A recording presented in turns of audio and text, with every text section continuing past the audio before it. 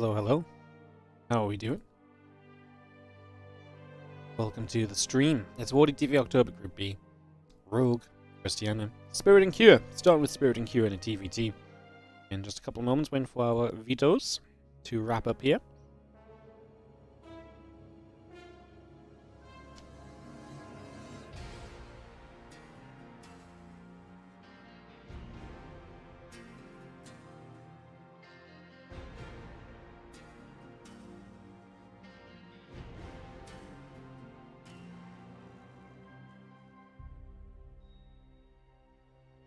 How is everyone feeling? Hopefully good. Hopefully ready for some StarCrafting. I've just been having a little bit of a late lunch, so don't mind me. Just scrapping together, being ready for the stream. Just about, kind of, maybe. Kind of not, still.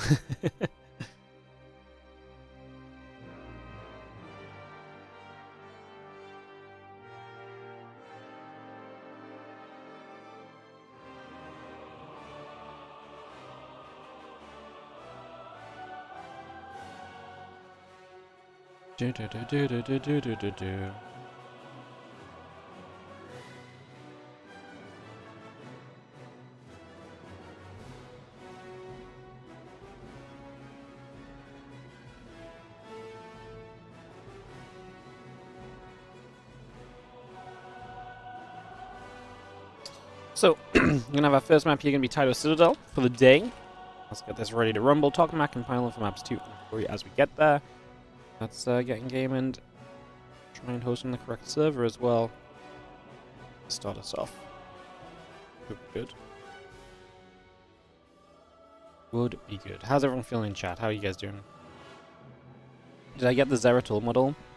No, I did not. I didn't even... I'm not following the tabletop stuff at all, to be honest.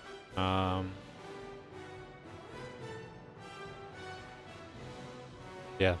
I'm not really,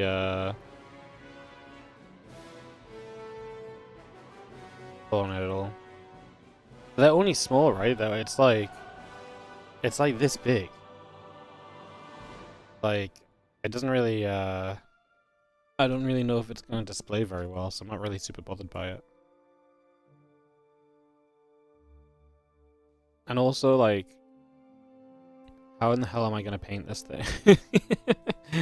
Like, it's kind of cool, but like, it's just small. It's 3.5 centimeters large. It's like an inch.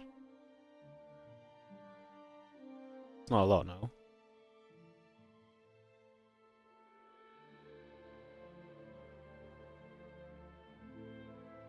It's like, is this big? Alright, if our players are ready, we can kick off into our first match of the day. Just waiting for Spirit to say ready, and we will go. The YouTube title says Group A. It's smart, isn't it? Never trust the YouTube title, guys. Also, why is it so difficult to change the title on YouTube?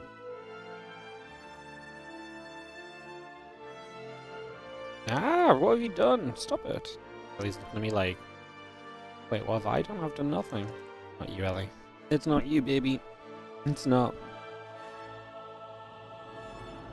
Stay saved. Waiting for Spirit to ready up. There we go. We can start off into this game, guys. Let's get into some action. Let's get into some games. Let's cast some StarCraft 2 Title Citadel, our opening map of the day. Let's get this ready to rumble and see what's going to happen.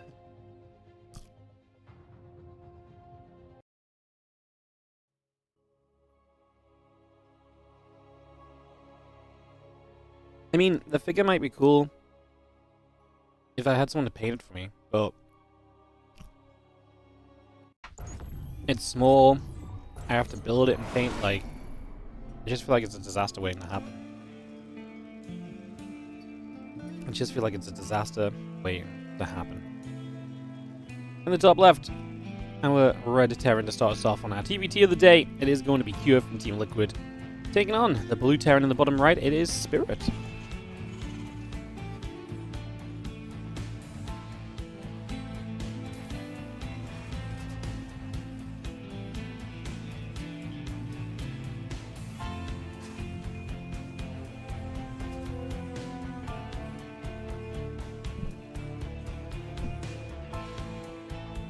What are we thinking, guys?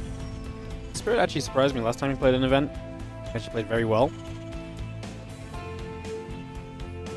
Was he in the same group last time, actually? What did the event maybe do? The TLMC?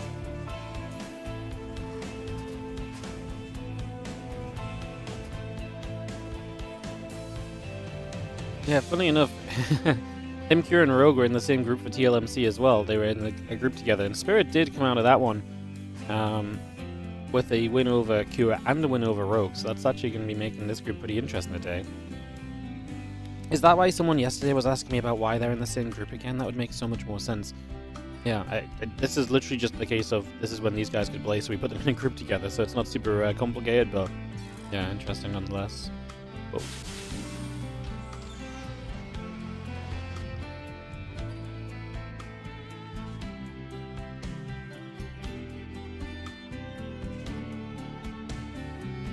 I was gonna say, I don't know if I'm lagging, but...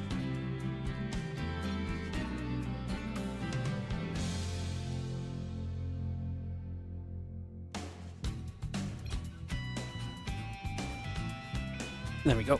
Oh, sorted! I was gonna see Marine popping out. And I was gonna try and get a grab on this, initial SCV, maybe.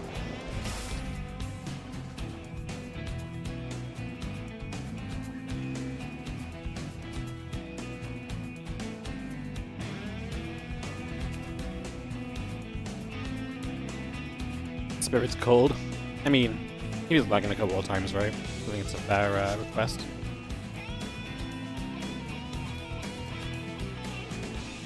To be fair, sometimes it's hard to know that you're the one lagging.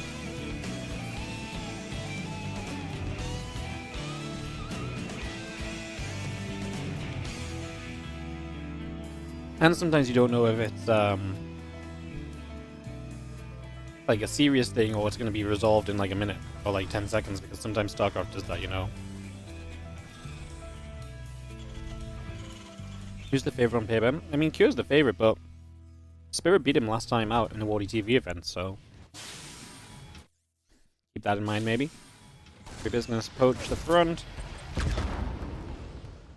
Bunker here. There are units on the high ground over here as well, so these Reapers should not be able to break in for anything. I like that grenade. That was well timed. Would have hit nicely if the units had tried to commit.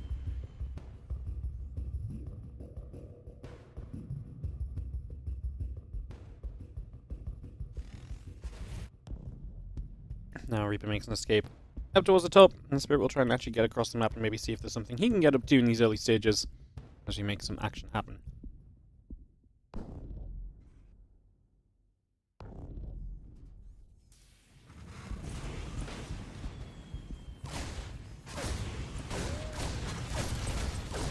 I'm just getting an SCV, which is nice. That'll be about all, though.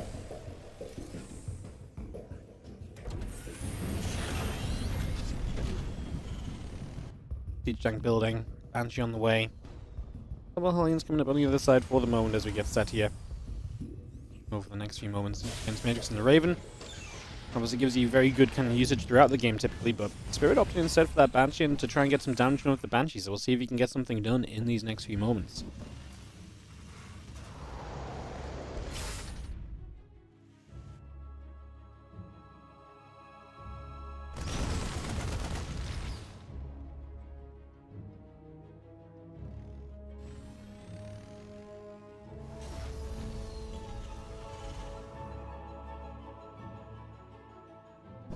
It's not like he's really immediately pushing out anywhere or anything.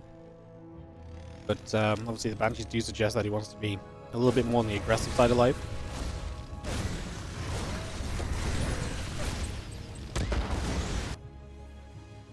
A skirmish there.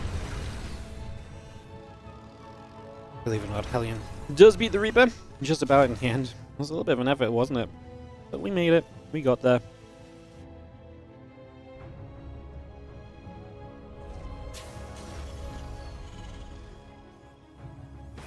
Now we have Liberators and tanks. Continue to build through from Spirit. With a stim pack on the way as well.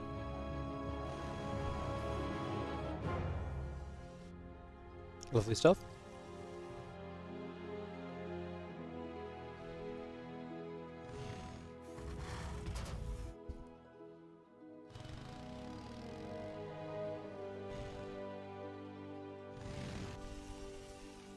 We're getting another Raven finishing, so again, really building heavily into that. But we do also have the Banshee showing up right here. Gonna get rid of a few SCVs.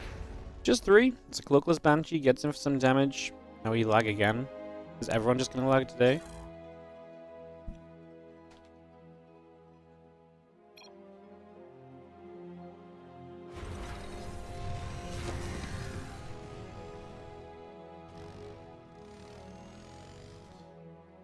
Spirit is pushing up toward the upper left-hand side with the Marine Tank Banshee.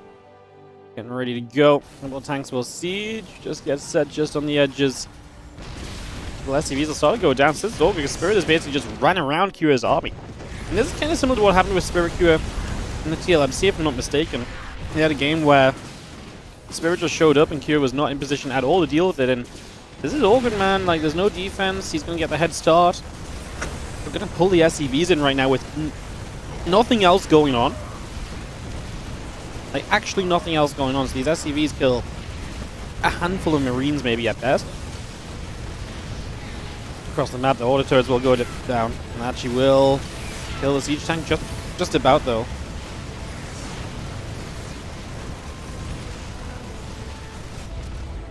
And Spirit's also just going to pull his SCVs in. Who's going to have more left at the end? I think it's Spirit. He's going to knock down here, break through the main easily.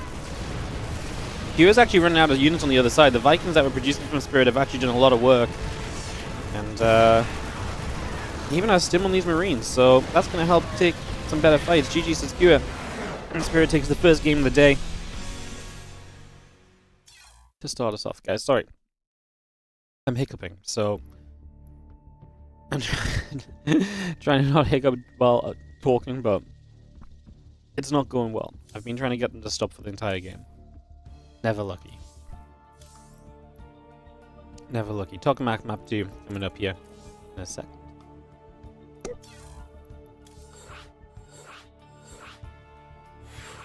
Spirit getting that 1-0 lead.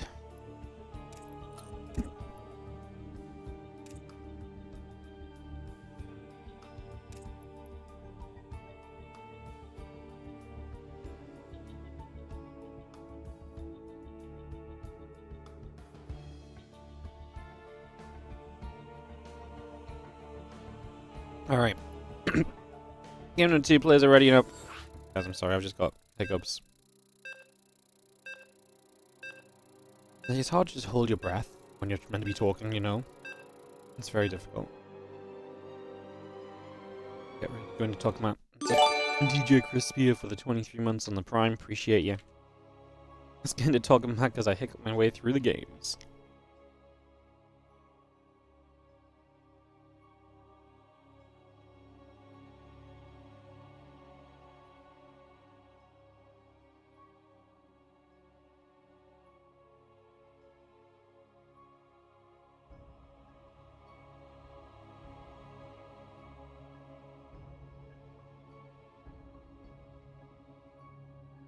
Now someone's lagged out on the loading screen, otherwise it wouldn't be taking so long.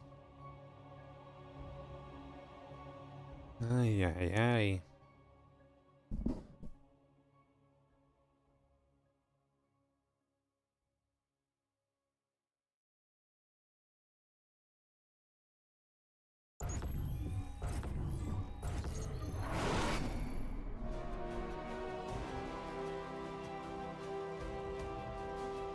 Alright, bottom left, missing his opponent's army. Last time around, it is going to be Cure.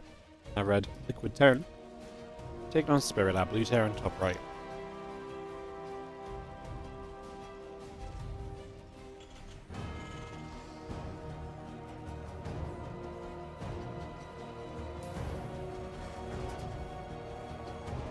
Getting into game 2, see where we're going to go.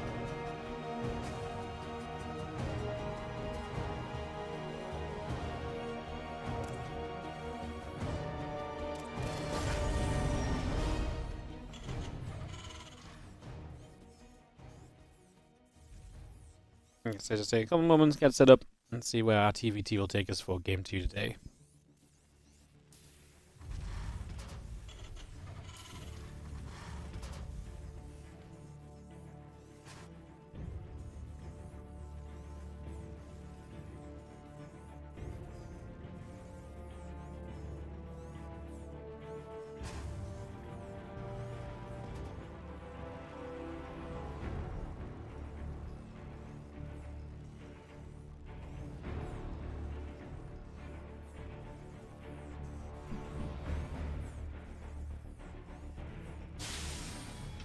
Barracks finishes. Reaper will be on the way through. Orbital command in production. Depot on the way as well.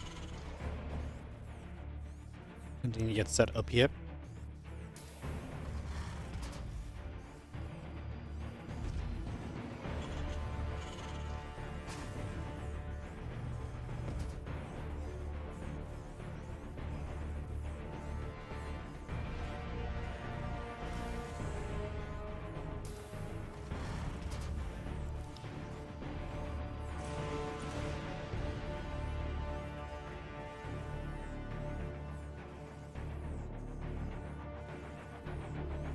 Sorry guys, I'm still just trying to fight the hiccups off.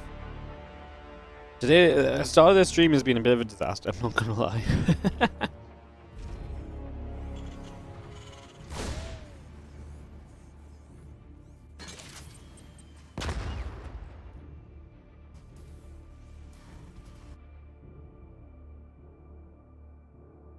He gets pushed back, nothing too crazy early. Pretty standard first few moments of a TVT here.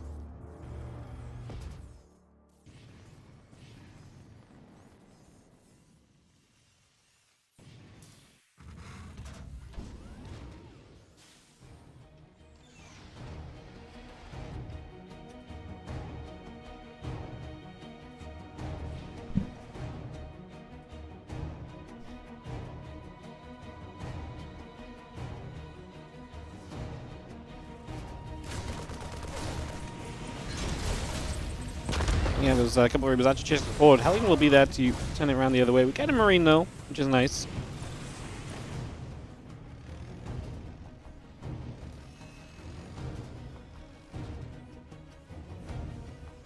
We'll grab as we see the command center building up from Spirits again. Is good CC underway already. Nice 3D build from Spirit. He's up a game. I don't mind the risk, I like it.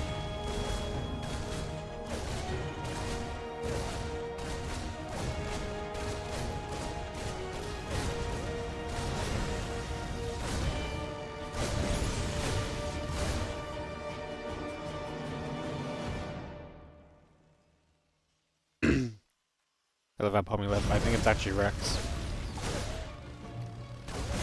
Didn't stop when Pommy left. American server is just not being people's friends today, unfortunately, as you are going to be seeing a little bit of bunker play. In the end there, Spirit gets out. Down a few SCVs, down a little bit when it comes to the worker count here, army count here as well. Seeing what we can do to recover from this in the next few moments.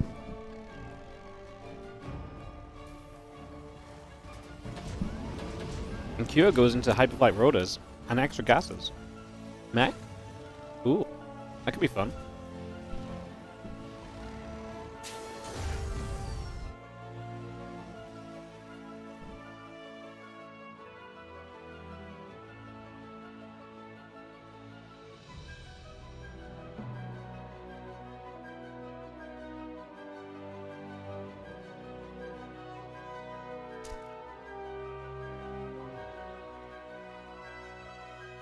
Mech is a fun, a different way. I say it's fun because it's different, right?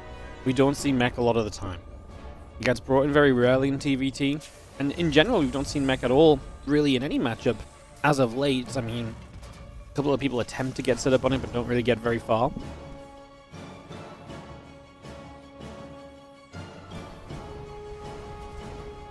So absolutely expecting a bit of fun here, because like I said, it's a little bit of the unnatural.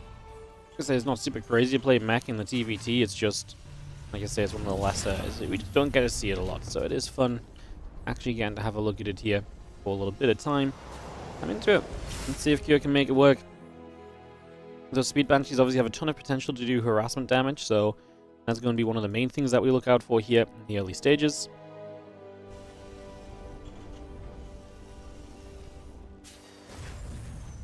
Having our command center finishing. Armory's on the way. I mean, Spirit did get that nice fast triple CC, as he does see the Banshees for the first time a little bit away from his base, so it gives you a little bit of preparation time, which is lovely. So that might help. Let's see. I actually like the interference matrix, takes away one-shot potential. It's actually very reasonable. So yeah, Banshees get pushed back. Obviously, the factory's coming through. We only have these 2 Banshees. We're not building any more, so it seems like we're just happy with the double Banshee. There is a world where you obviously could just keep on building Banshees and just never stop, basically. That clearly is not going to be the plan on this one as those 2 Banshees get back towards top.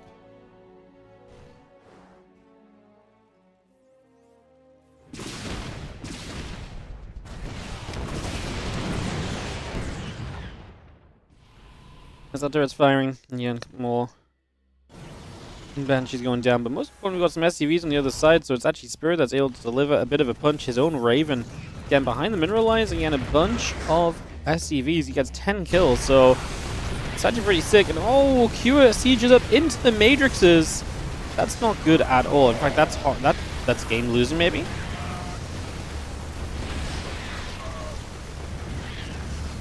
I mean, that was horrible. I mean, he basically was sieging and then got Matrix, so he couldn't do anything with the tanks. And they were committed to that position. That was a really awful little scenario. Stim packing +1 on the way through. The Vikings just going to go in after the Raven. We're seeing some extra units showing up from Spirit and looking good right now.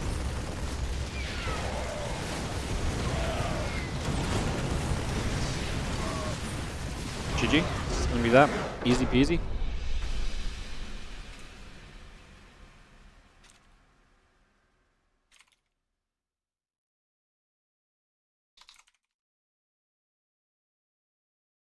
Spirit 2-0. What a shocker to open the day with. As Spirit will get off to a good start in this group. He plays Rogue next as well, so actually kind of an interesting scenario there. As Spirit has the chance to just have a super good start to this group, guys. So we'll get back with him in a few moments. Guys, I'm just going to take a couple minutes off camera. I'll be right back. I'm just going to try and get myself a new drink because I've drunk through it all trying to trying to solve the hiccup problem. I'll be back with you in a couple minutes when we get this next game ready.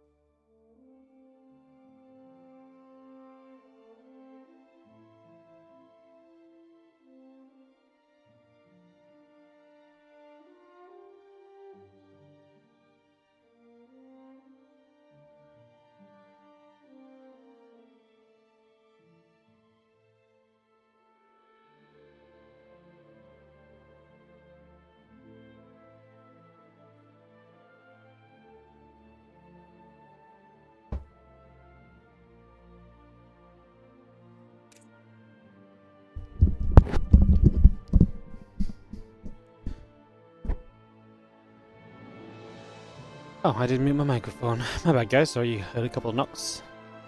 Just there, probably?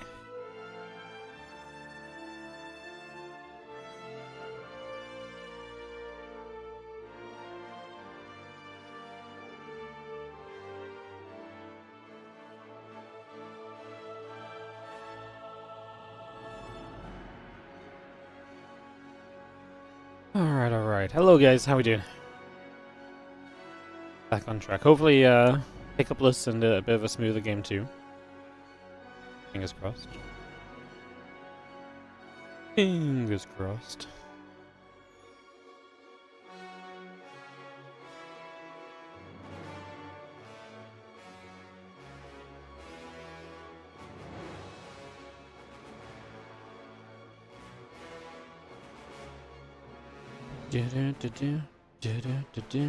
Ba-da-ba-bum.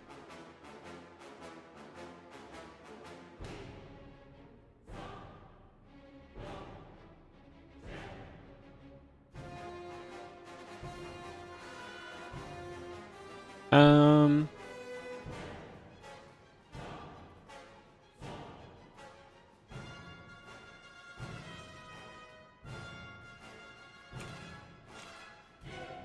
Yeah, we're just waiting for Rogue and Spirit to veto. I don't know if they're vetoing in private or something, but they were both here. They both saying things. My hair doing a day as well. Like, god damn it. Oh, today's just a. I had to do a bunch of stuff this morning when I woke up. Never good. Never feel ready for the streams after that.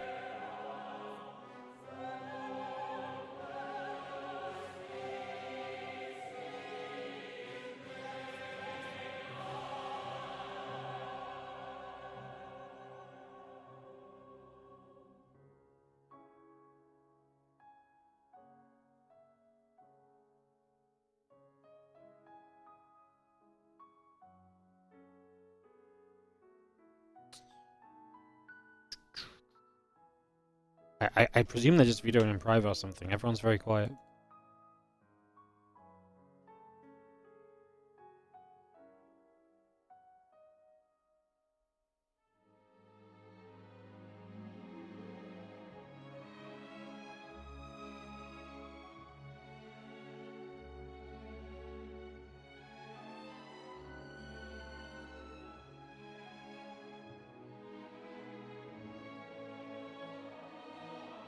Rogue's like, go. I'm like, bro, I'm waiting on you. He vetoes Pylon to start us off in this veto process. Alright, we'll see what happens to Spirit Rogue. Spirit bopped Rogue when they played in the TLMC, and then Spirit just beat Q here today, man. Like, Spirit's on a good roll lately. He's having some good games.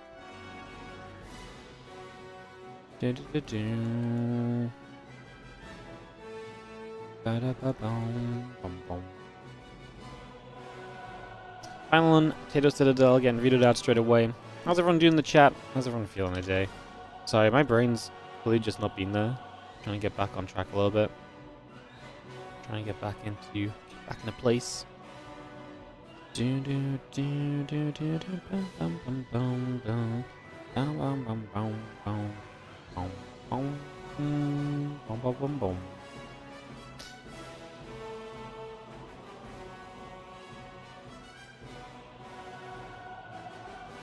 My rabbit gets vetoed.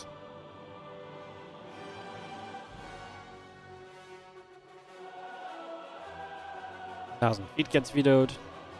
Or 10,000 feet. And we're nearly there, guys. We've nearly made it through the vetoes. It just took a little while. It's okay. Smoother sailing from here on out. Guys, today's not just WardiTV October Group B. Today's also going to be the OSC Mid-Season Playoff cast. So we're going to do another 3 best-of-5s when we finish the WardiTV October today. So we're in for a little bit of a longer day, basically. So you can sit back, look forward to that. Like I say, a few more games than usual. Which is always nice, I think. I think it's nice.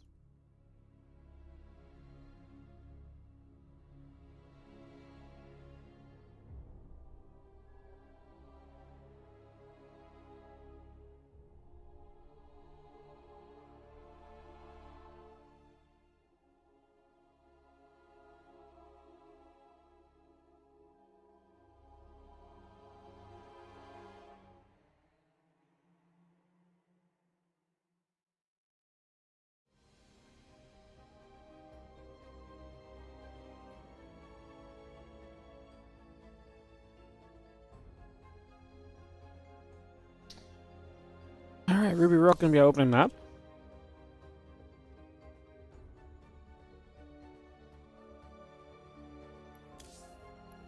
Definitely map 2. I'm not sure what map 3 is. Tokamak, maybe?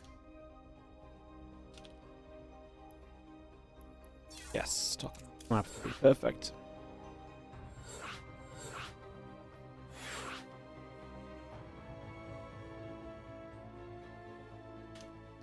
Drop the lobby link down. I'm going to be good to go in a few moments, guys. Thank you for your patience. Like I said, just working through in the early stages a little bit and getting set up.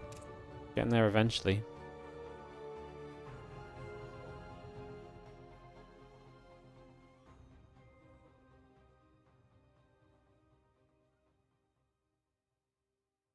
Go, go, go, go.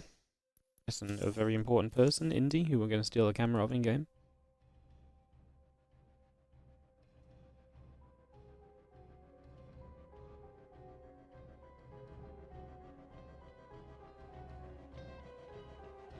Alright, GG, good luck, go, go. I think we're good, and let's get into our second match of the day, guys. Hopefully with a little bit smoother commentary, because we're not going to get held up by other things, essentially. Let's get into this as we go to Ruby Rock.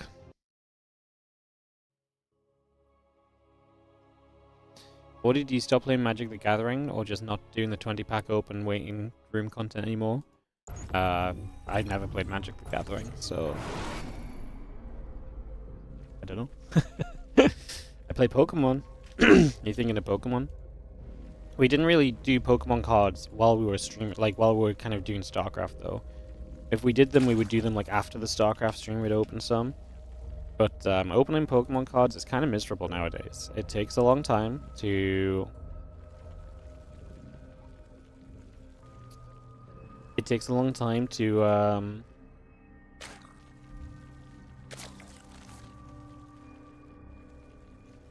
Oh, no, it doesn't take a long time. My brain's just frazzled apparently. Jesus Christ. Opening Pokemon cards is miserable because it's very expensive. Everything is impossible to buy. And, yeah, everything's impossible to buy. And by the time you open one box, it kind of feels really bad to open more than one box, because that box is just worth so much because you actually have a box of Pokemon cards. I've been low-key kind of hoarding a bunch of Pokemon cards recently. And, like, it's because, like, in theory, I want to open them, right? But I can't bring myself to open them because they're just worth too much not opened. So I keep buying them when I can buy them, but then I'm like, I open like a little bit of what I buy, but I'm like, oh, I feel so bad to open the rest. I only really want to open some if I really need some cards to play with. Specifically, like, I'm not even opening for like rare cards to play with. I'm like literally like, can I open like, you know, X amount of packs to get like the commons and uncommons that I need, so I don't have to buy the like 5-penny cards. It's miserable trying to play Pokemon right now. What's funny is that, so next week Riftbound comes out, and that's the League of Legends TCG, and it actually looks pretty fun. I played some like intro games of it and stuff at my local store, and that actually is pretty fun. So I was like, hey, maybe I'll get into this. It's like, you know, another card game to play, and it's just as miserable. Everything's sold out. You can't get any cards. Obviously, that's not out yet. But, like, my store's like, yeah, we're getting, like, 5 boxes. I'm like, you mean 5 cases, right? And they're like, no, we're getting 5 boxes. And we have to use 2 of them for the release event, because they have to give, like, 2 packs per person at the release event. And I'm like, oh, so you're not going to have any cards you're not going to have any. And they're like, no, we're not going to have... And why is it so painful to just open cards lately? It's like, this thing gives me joy. And it's amazing that it's gone to a point where it doesn't give me joy. I'm like, bro, just let me open some fucking cards. Yeah, that's painful. I've not had a good Pokemon card opening in like such a long time. Hey, what's up, Captain Hair, by the way? Before I forget, 68-month resub, I appreciate you. Sounds miserable. It is miserable. Like, don't get me wrong, I open a lot of cards, but like, so... Okay. TLDR, opening packs is always going to lose you money, pretty much, right? Unless you, like, buy one pack and you get super lucky or something, right? If you open a bunch of packs, you're always going to lose money. Because there's no way in which you're ever going to get enough cards that are worth enough to make the money back, right? So, I always used to enjoy opening packs anyways, though, because A, it was fun, and I wouldn't mind, say, like, you open, like, a £100 box, right? If you open a £100 box, maybe it turns into 60 to 70 pound of cards on average, and sometimes you get some better ones, so, right? It's like, it's maybe not so bad. And then it's like, but it's fun, and you get a lot of, like I say, a lot of the common and uncommon cards I need to play with, so I have a lot of those spare, so when it comes to building my decks, I can just go through my pile of cards and do what I need to do, and to me, that was a very enjoyable process. Now, if you have a £100 box of cards, the box of cards is not worth £100. The moment you buy that box of cards, you could probably sell it instantly the same day it releases for £200. And it only goes up from there. It's actually insane. So, like, it's all well and good opening £100 of cards and getting, like, £70, and hey, the experience was fun, and we got some stuff, and, like, you know, whatever. Like, I didn't pay postage fee on this and that. Whatever, like, it's fun. Opening £200, which is then in a month's time probably going to be worth £300, is really not fun, because then you're really just shitting away money, you know? It's insane. And then, like I said, I've not actually opened a good card in a long-ass time either. Like, I opened some of the new Pokemon set, the Mega Evolutions. If I had to guess, I opened like 4 ETPs, 2 booster boxes. Like, let's say I've opened like 130 packs of Mega Evolutions. I've had one, like, special card, but it was a bad version of a special card, so it's worth, like, £10. And then... and then there's this one card I keep getting, like, one of the rarities is full art. I keep getting this freaking full art Camerupt, and I'm just like, it's the most useless card. You can't play it. It's not good in any deck. It'll never be good in any deck. And I've had the full art version of this card, like, 9 freaking times, literally, and I'm just like, why do I have this camel so many times? Oh, it gets me riled up. So yeah, TLDR, I have a bunch of cards actually just sat in my room that I'm just not opening because it's literally miserable to open. The pull rates are terrible, the boxes are super expensive. I'm better off just selling them shut, and I'm better off keeping them for another month and then selling them, because then they'll be worth even more again, you know? So... yeah, and then, like I said, try to get into a new TCG, and it's the exact same problem, and that TCG's not even come out yet. Ah! Pain! Pain. Lings come through, a couple of SCVs going down. We'll chase for 3 workers there. And 6 minutes into this game, we've had a pretty regular amount of setup. This was the first real action of the game, which is why we've not really said anything. Apologies those of you who want to hear me talk about the builds and stuff, but it's just triple CC. Rogue's been playing very normally. Into the lair now, gets Bane speed on the way with the Carapace upgrade coming through, playing Ling Bane. And those couple Banshees turn around the other side. So yeah. There's not much going on in this game is my TLDR update of it. You haven't really missed much. We've just been ranting on for perfectly kind of fine reasons. Plans, a couple of Banshees coming up. What I was thinking, guys, is what if we just take all the StarCraft 2 prize money, right, that we put out to players and just buy cards with it? And then in like 2 months, I'll just sell all the cards and we can actually have like a tournament prize pool that's like 3 times as much.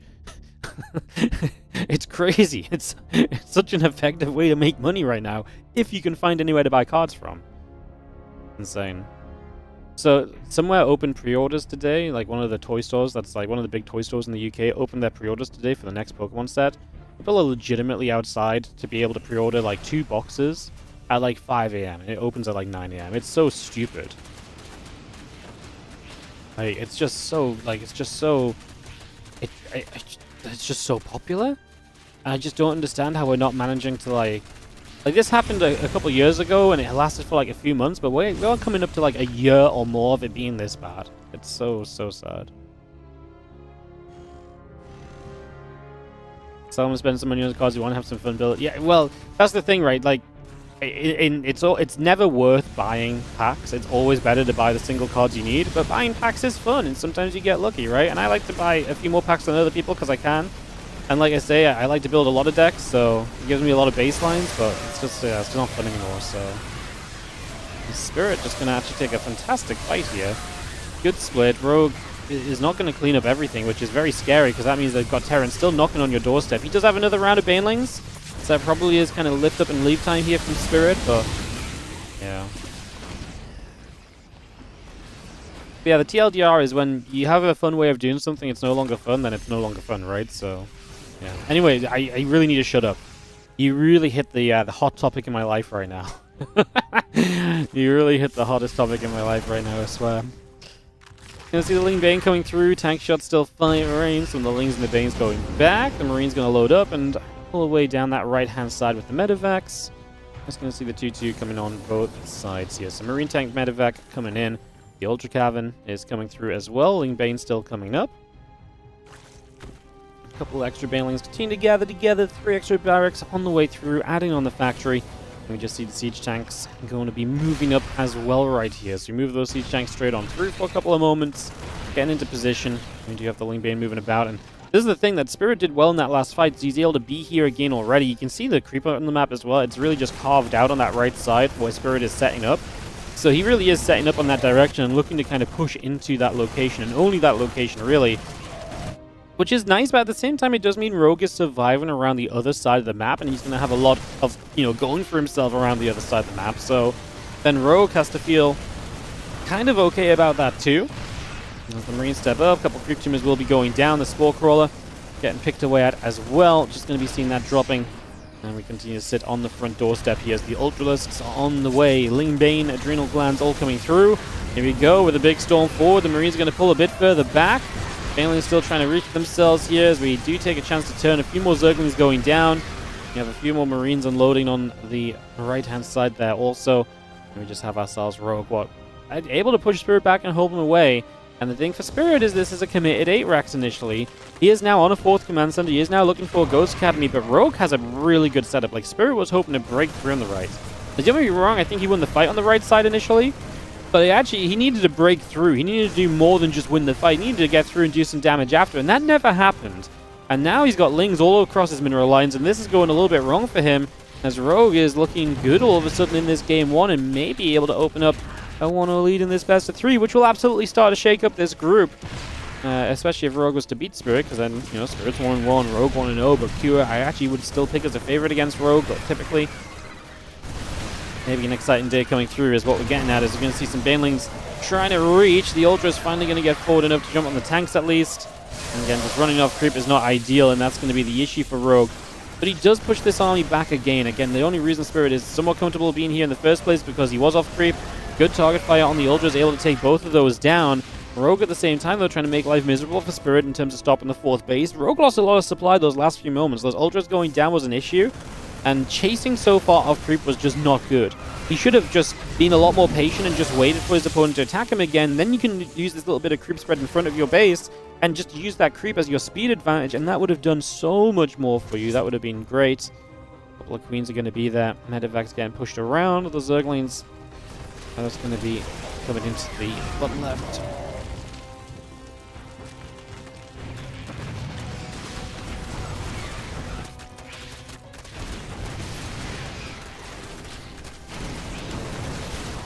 Ling's just going to get changed away. Ling's going to run into the SCV line.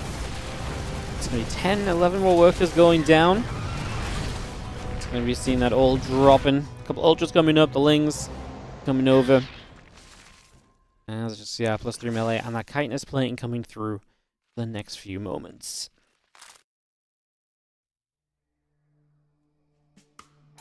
Spire and Spores on the way. Ling Bane Ultra on the way. As we get ready for another round of this. Spirit supply is not looking great because that 4th came up very slowly, remember. It came up on the back of the 8 racks.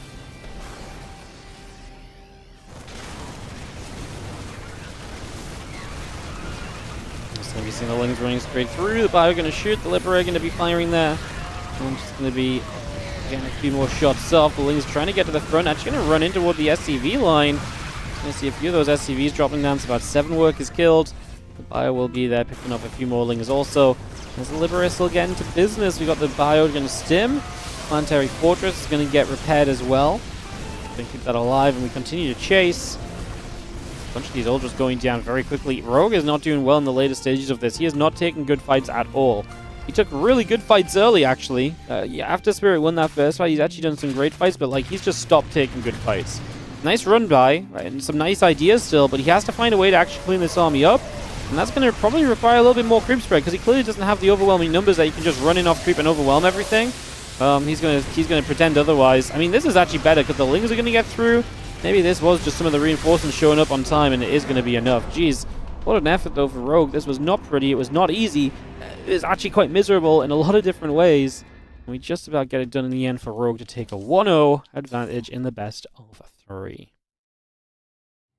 Ooh. Well, that was definitely a start.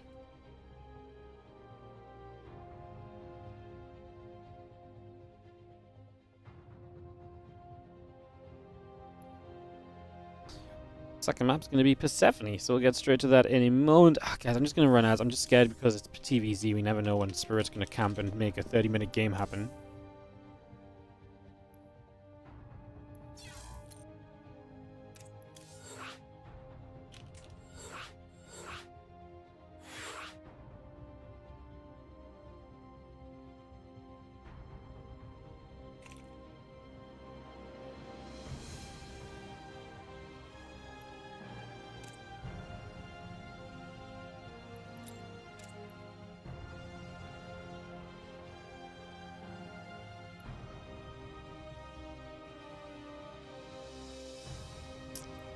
Go go, ready and go go, and we are kicking off into Persephone, guys. All right, let's head on into it and kick in to game number 2 with distinctly less Pokemon card discussions.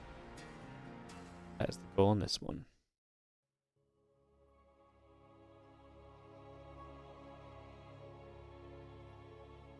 Do do do do do.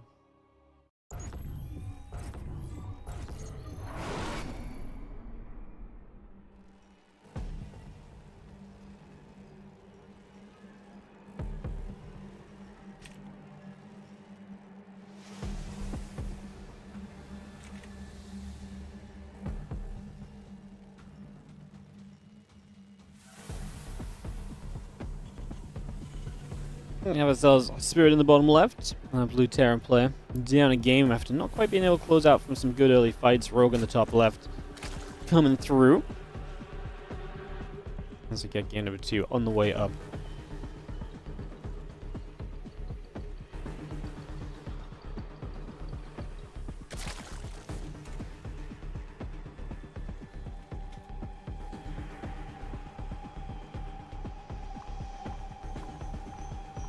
Maybe Proxy Rex here from Spirit, of course, is because I'm out here running ads in case it's a long game, and Spirit's like, cool, I'll Proxy Barracks, make sure we don't have a long game no matter what.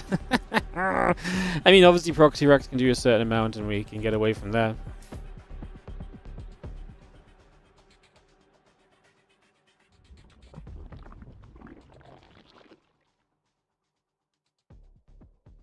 Hatch gas pool, all coming up, couple of barracks on the way in, the SDV coming over. Extra drones in production as get ready to rumble.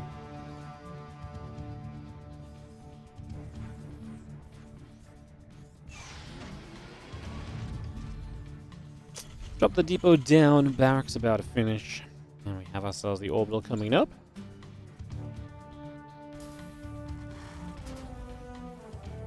Overlord will check on through. Let's take a chance to move on over.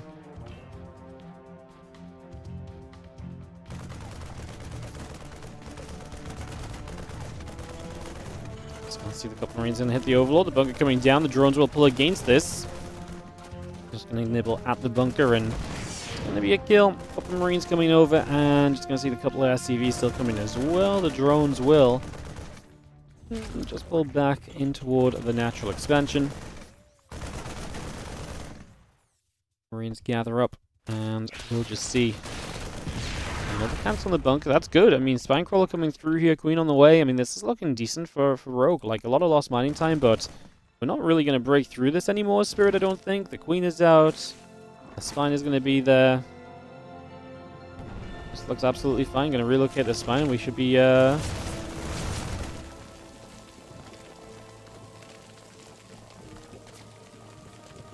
looking to try and get something done. As soon as you get the bunker coming down. That factory coming across.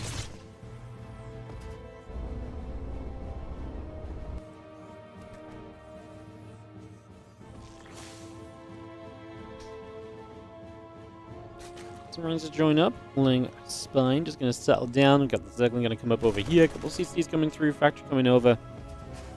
Going to be having a single Ling going to nibble at the SCV. Get a few shots off, so a bit of damage being done. Again, the factory's still coming by. Drones and the Queen coming up as well. Add the Ling speed on. Going to be triple command center very soon here from Spirit, so just going to double expand out of this. Rogue sees everything with the Ling. Obviously, will be camped a little bit into his natural because of the Marines out the front, but what I do wonder a little bit is there a scenario here where we can take a third hatch? That's the big question. Can Rogue take a third hatch, and what is the process of taking that third hatchery?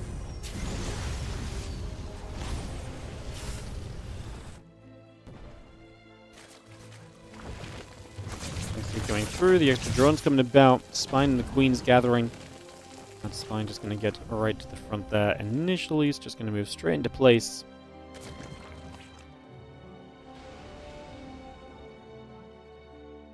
But yeah, we're just going to back it up. Link speed's about to be done, so it makes sense. And now that these units have backed away, it is time for Rogue to get that third hatchery down.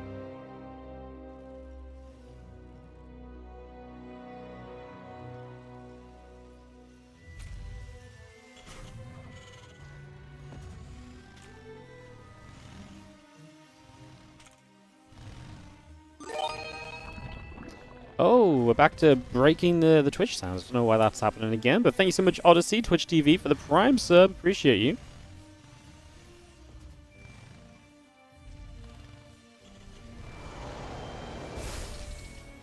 Viking Hellions coming around. Marines is going to be sat around. Stim still coming up. The Tech Lab and the Racks coming through. Viking continues to get in after the Overlord for a few more moments.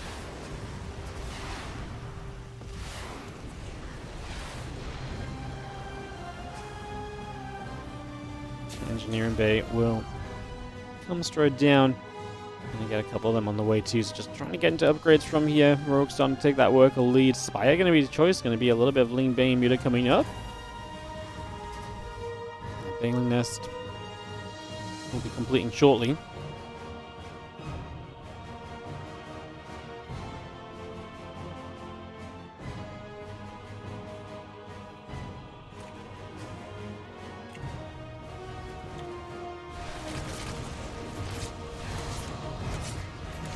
Second shoots, Queen just going to get a few more shots off, still going to chase that Viking after the Overlord.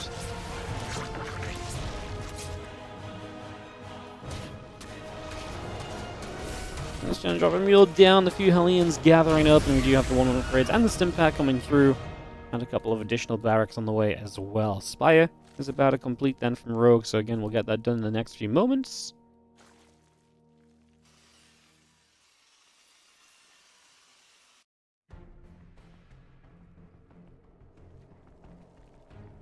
Balance speed halfway through. A couple of reactors coming up, bunker on the way. Each tank and Marines just coming by as we get settled into place. Those mutas all coming up, the Baneling speed about to finish. I'm excited for some Ling Bane Muta, especially Rogue. He's typically a very fantastic Ling Bane Muta player as well. Should make this very, very cool as the 1-1 upgrades and that combat shield all coming along for a few moments here already.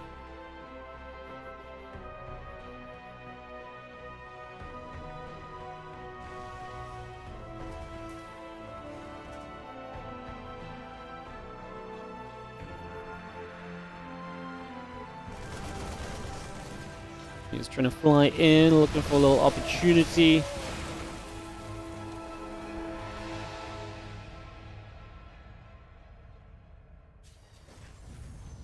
Still got the 1-1 the combat shield coming in. The Marine tank, Medivac, continue to come on over.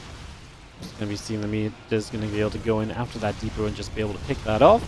Again, the 1-1 upgrades, the +1 flyer attack still coming over. The Marines will be there. The meters get turned back the other direction.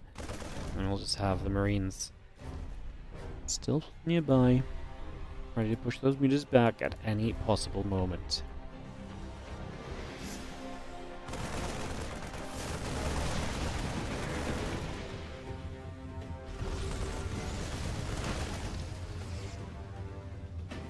A lot more Ling Bane still coming through. The melee upgrades all coming online. Get that flyer attack upgrade. Big push from Spirit. This is the scary moment for Rogue, where he's not really had much chance to do much with Mutas yet.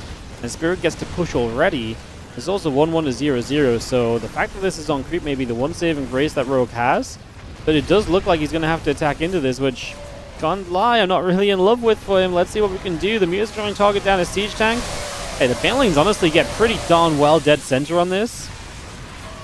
Honestly, very good fight from Rogue. Wow.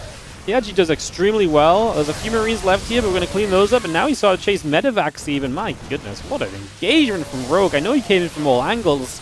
It was on creep as well. Obviously helps, but he really did the right things. The Mutas diving in fearlessly to get rid of the siege tank as well. Remove some of the additional splash that was likely to come on in. Very nicely done. As the Lings run through, the Mutas still chasing. Medivacs will do that thing to try and keep these Marines nice and alive as well. I'm just going to be seeing the armory coming down in the back of the main base as Spirit looks for the next step of this game, but yeah, because he was committed to that attack, he has not started up that armory before now. He was not thinking of 2-2, and now he's going to be equal in upgrades, and some of the deficits that you have as the Zerg in this game are very quickly dissipating because because of what he just did, because of that cleanup.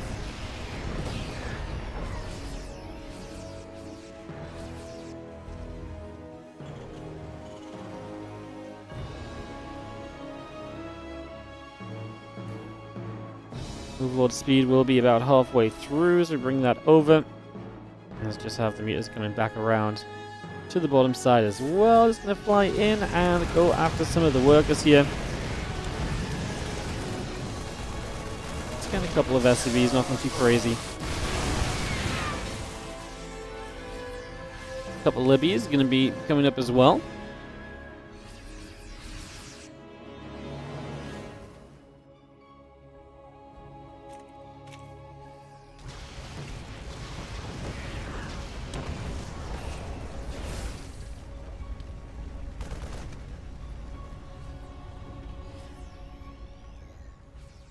T2 upgrades coming up. The Infestation Pit is about halfway done as well.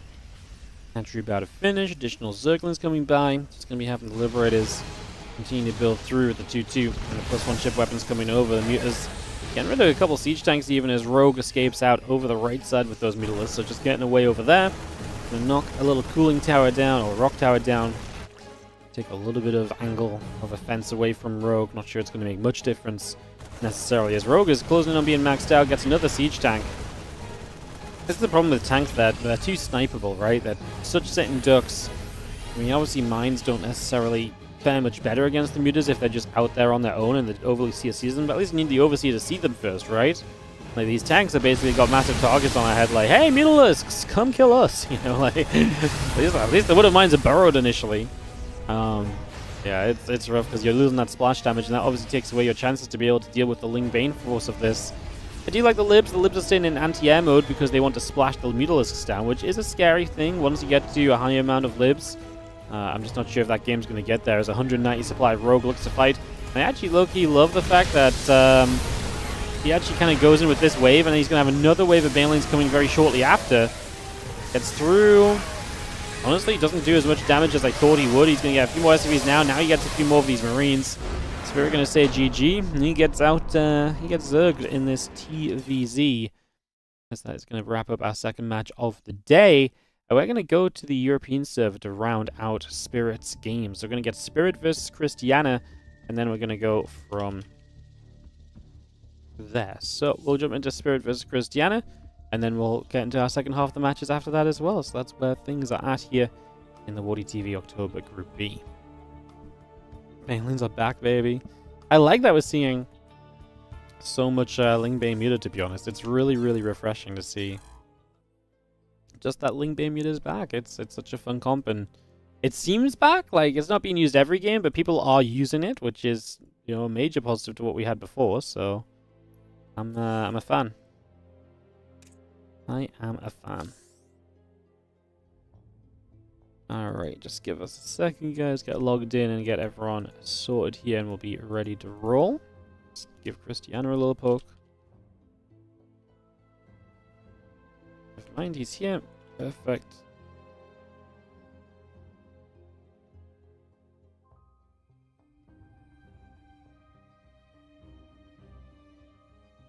Perfect. Alright, let's see if Cristiana can upset Spirit, perhaps. Obviously, this is an important one. You're 1-1 here as Spirit, so win this. You're in a great position to move through the group. You lose this, and you're in a terrible position to move through the group. So, see which one it's going to be. Let's just take a couple moments to go. Guys,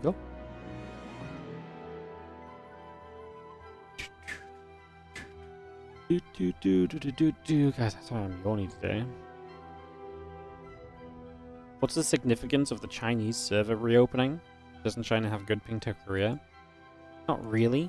But it's more the fact that the Chinese server is being supported again means that the Chinese community is going to be more into playing StarCraft again. It's not necessarily. It's not about the pro level, because actually it's not really about the pro level. It's more about like the Chinese community taking part, and the Chinese community is a pretty big deal. They've ran a lot of events in the past, and since the Chinese server shut down, they stepped back from running events. So, yeah, I imagine it's got probably a little bit of something to do with that, to be honest. If I had to make some guesses, you know. So that's why it's exciting. It's just like a revitalization on the Chinese scene, and the Chinese scene has a lot of, like I say, I don't think it's going to impact pro play in terms of like there's a bunch of players that are going to be like, haha, I'm back. But I think it'll improve pro play because we'll have more stuff from the Chinese community casters to cast ourselves, for example. So yeah, I can't wait to get back to casting one best of 3 a day or something in their new drawn out format. Pain. They were the OG guys who were like, you know what, let's see how many days we can actually make it StarCraft tournament take for no reason. Classic.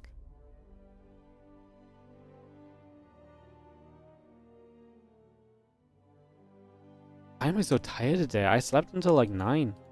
Like I slept longer than usual. I feel so tired though. I'm sorry guys, I'm just yawning. I'm trying to keep myself awake over here. I don't know what's going on. Don't know what's going on. Torches, Taito, 10,000 Red Rabbit, Tokamak. One more veto from Spirit, and we'll have a map pick from Cristiana.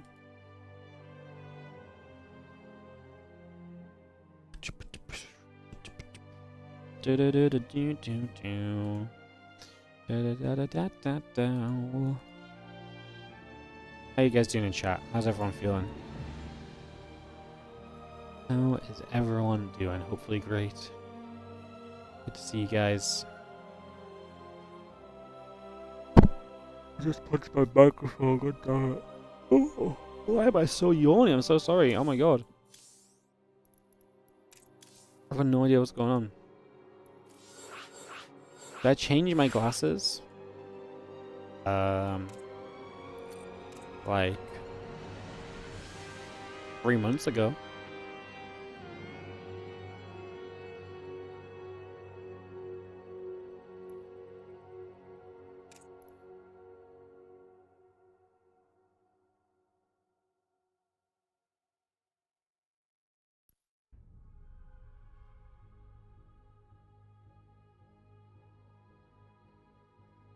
Run into our lobby. Sleepy Wardy. I don't know why though. Like, just hitting like a moment of deep Howard.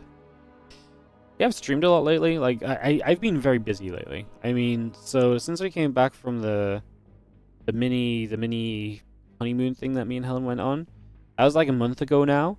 And since then, we've streamed every single day, apart from 5 days, and on those 5 days I was traveling and away from home. So we've been grinding, to be fair. We've streamed 115 hours over, so in the last, this is over 30 days. Go. Oh, look at this side. Streamed 115 hours over 30 minus 1, 2, 3, 4, 5, 6, 7, 8, 9. We streamed 115 hours over 21 days. Or thereabouts. So it's what, like, been averaging like 5.5 hour streams. It's pretty sick. May just be I need a day off. I might just need a day off. We had a shorter day yesterday, to be fair. The day will be a bit longer. Tomorrow will probably be a bit shorter again. But yeah. New marital life taking its toll. Yeah, this ring, it weighs me down, you know? Every day I wake up, I'm like, ah, I was going to do so much today, but yet, alas, I am legally bound. The love of my life. What a shame. Alright, top right side. The orange Terran player is going to be Spirit. In the bottom left hand side is going to be our red Protoss Cristiana. As we get into game number 1 of this best of 3 TVP Poland versus Poland matchup. What's up, Big Rick TV? Thank you so much for the 30-month resub. Appreciate it. Guys, we are getting closer and closer to the 700 sub count. So if you want to help us out, get towards that sub count, do consider priming us up. Do consider subbing up. And again, it's nice to see that we're getting so close to that goal. We've been pushing back towards 700 for a while. I'd really love it if we could get to 700 and truly maintain 700 subs until the end of the year. That would be amazing. It gives us so much more potential to kind of just run events, have the prize money to set out for events and stuff. And the best part of that is that when we can run events, we actually get to do more streams, then we can, you know, do more convincing people to sub. So there's a great kind of, you know, lapping circle of benefits there. So if you're enjoying the stream and the content, do consider subscribing. I appreciate it. Bad player colors, you're colorblind. I'm sorry, they did not. I didn't look when they started the game. Apologies. I'll try to get them to change for game 2.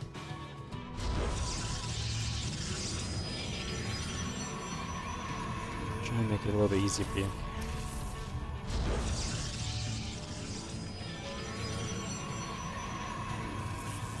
What's up, Siege412 as well? Convinced! Hashtag convinced on the 10-month resub on the Prime. Nice. See, sometimes the lucrative tones of me telling you guys to click the sub button is just all it takes, you know? I'm out here putting hundreds of hours of StarCraft 2 in front of you a month, but all it really takes is me to be like, click the button. And that's where the magic really shows up, you know?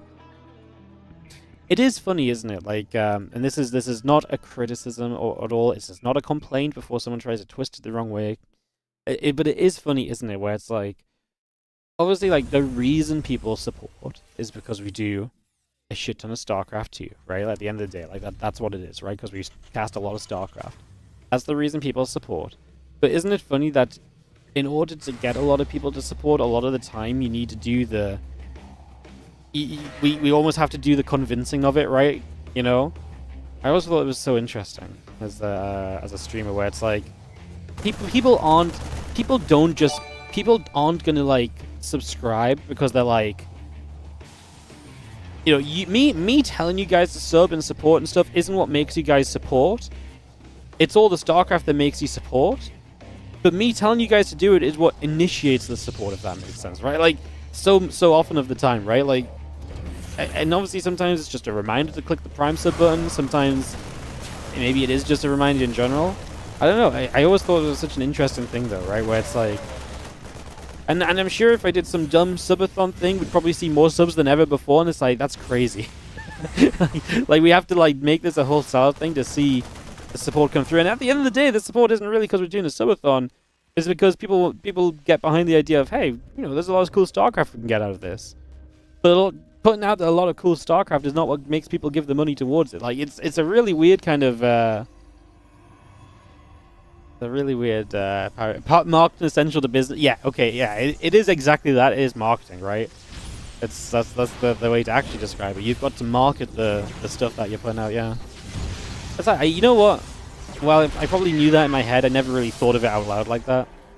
But it is very true. It's a great example of the importance of marketing, I guess. Thank you, Balls of Fire, for the fresh new Prime sub as well. Appreciate you, buddy. Thank you so much. Channels you follow on YouTube, but you never think about liking the vids. Yeah, no, I mean it makes sense. Sometimes you need the, like I say, sometimes the, like I say, it's just interesting, right? And you know, I'm someone that's always been interested in like the marketing side of things and so on and so forth, and how it all works, and like seeing it all kind of, you know, add up and so on. Invisibles with the 5 gifted subs. Thank you so much for the generosity. Going out to Fear SC, Niche SC2. Sync86, NELAs, and Easy Phil. Thank you so much for the 5 gifted subs. We are a cheeky 1 sub away, or 100 bits away from kicking off a hype train, guys. If that's not a marketing excuse to sell out and convince people to give us more money for StarCraft, I don't know what is. So if you got that resub pendant, give it a click. And let's get this hype train out the station. I don't know if I'm awake enough to do the hype train seller, but I will give it my best shot. We only have like 9 seconds though, otherwise it's a fail. So we might be on the wrong side of this. If you do see Bio gonna fight and a couple of pros going down, let's actually talk about the game a little bit. As a couple of Widowmines are putting in work, man. 7 workers going down. That's gonna be 7 probes killed. Really effective start from Spirit there actually to get in initially. And that's way more damage than you really meant to take at this stage. Depowering Cristiana early, and Cristiana poking around with those few stalks to try and see what else he might be able to do over these next few moments. As yo, Emmas, thank you so much for the Prime sub as well. Appreciate it. Thank you so much for priming us up. Thank you, thank you, thank you.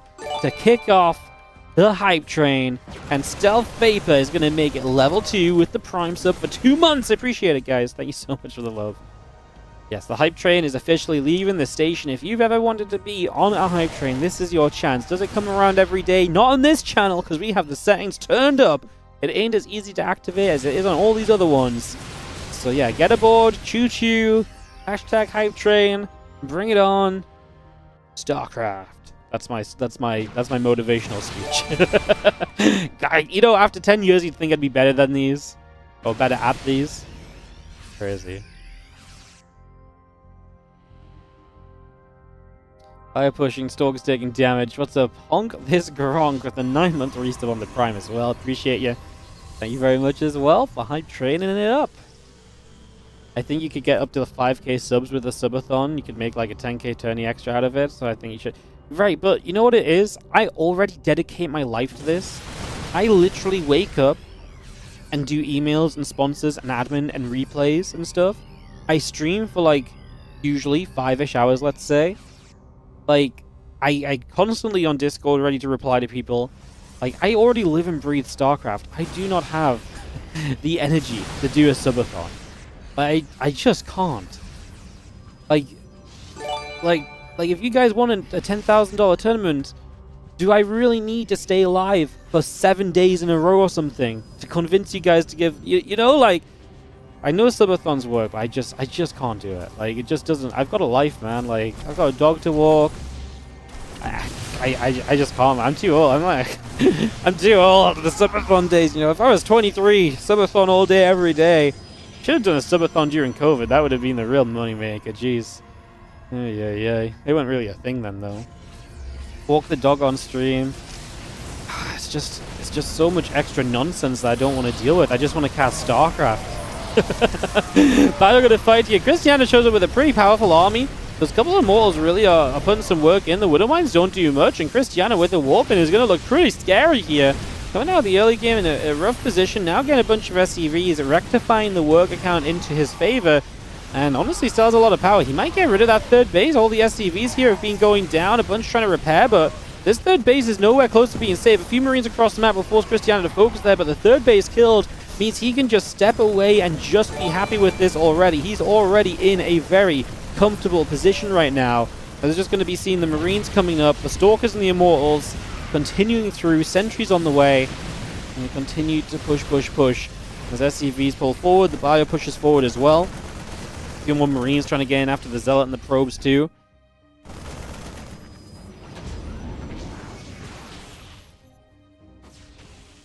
$21 dead SCVs. I mean, you get some pros with the Widowmines. Cristiana is weirdly not super far ahead in the numbers.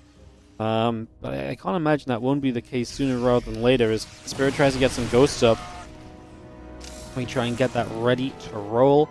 I will catch up on the subs and the shoutouts very soon, but thank you so much for very nearly even getting to a level 3 hype train. Oh my god. Today is the day, maybe.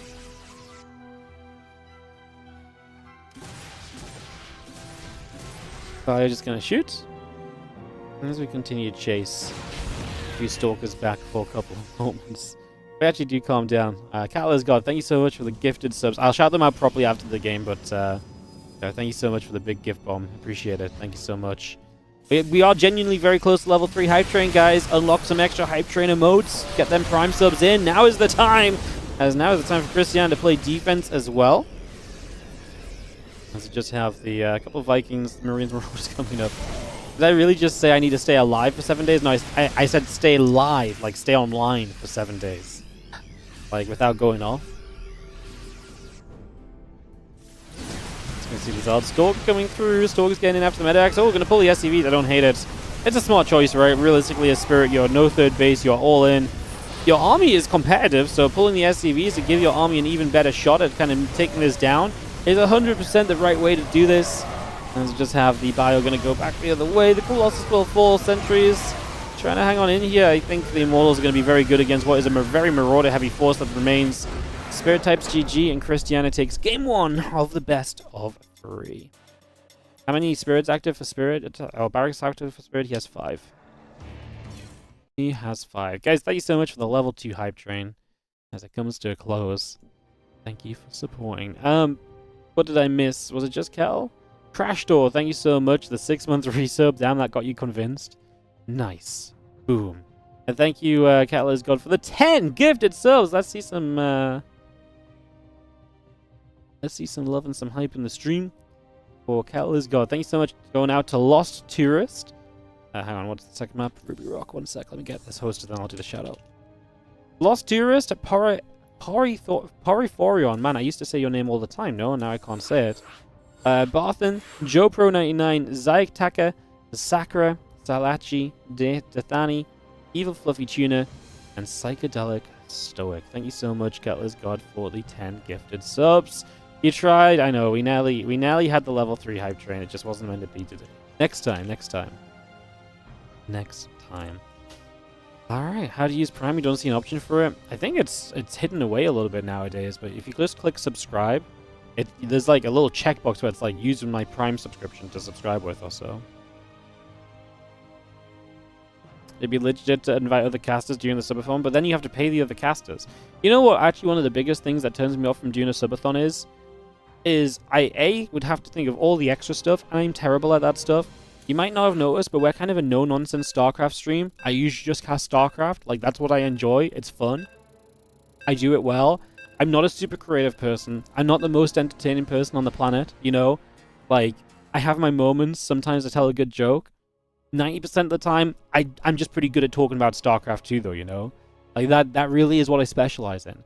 So first of all, I'd have to figure out all the other stuff to be entertaining around being able to talk about StarCraft, because I don't know if you realize, but talking about StarCraft is pretty draining, and I don't know if we could realistically just talk about StarCraft 2 for, like, you know, 12 hours a day.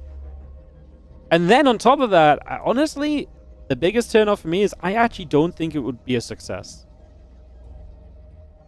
I honestly don't think it would work. Honestly, like, I'm absolutely terrified that it would just fail. And I actually, like, completely believe it would just flop. Because I don't have... I just don't have, like, my stream is so different to a lot of other streams. Like, we're not a personality streamer or anything like that. Like, we are... I'm a caster that casts games of StarCraft 2. So why would, like, a super long stream where we still only cast, like, 5 hours of StarCraft and we do a bunch of nonsense... You know what I mean? Like, it just sucks, no? To me, I don't know, like, to me it just doesn't work on my channel. Like, it's not built like that. Marbles for 14 hours. I mean, marbles isn't easy either, though, because you gotta cast and shout and make marbles exciting. Otherwise, it's just boring as well.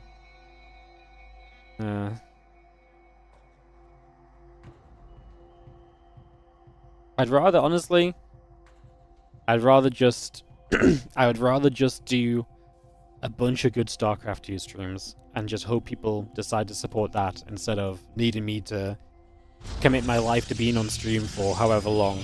Because there's a number that goes up and a countdown that doesn't go down if you keep sub. Like I know that's not the world we live in. I know that's not how it works, but I just don't think I can do it, honestly.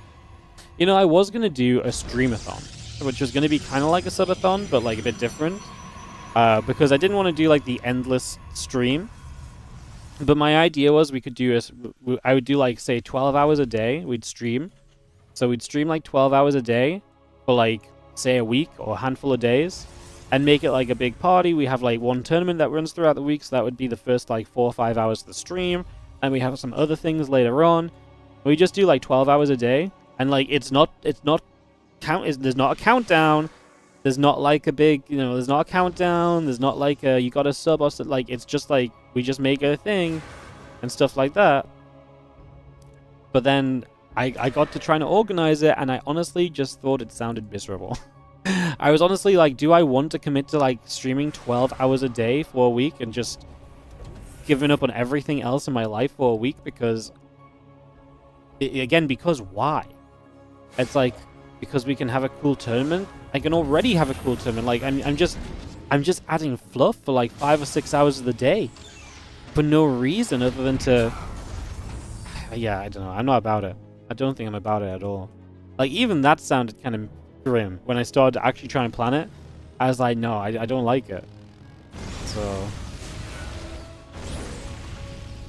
like I said, at the end of the day, we're here to cast StarCraft, so let's just cast StarCraft,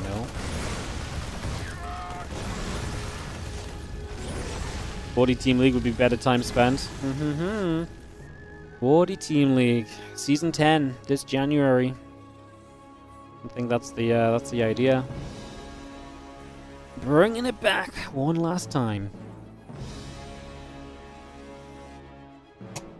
Because how can you end anything on a Season 9? Even if Season 9 was like literally 6 years ago or something.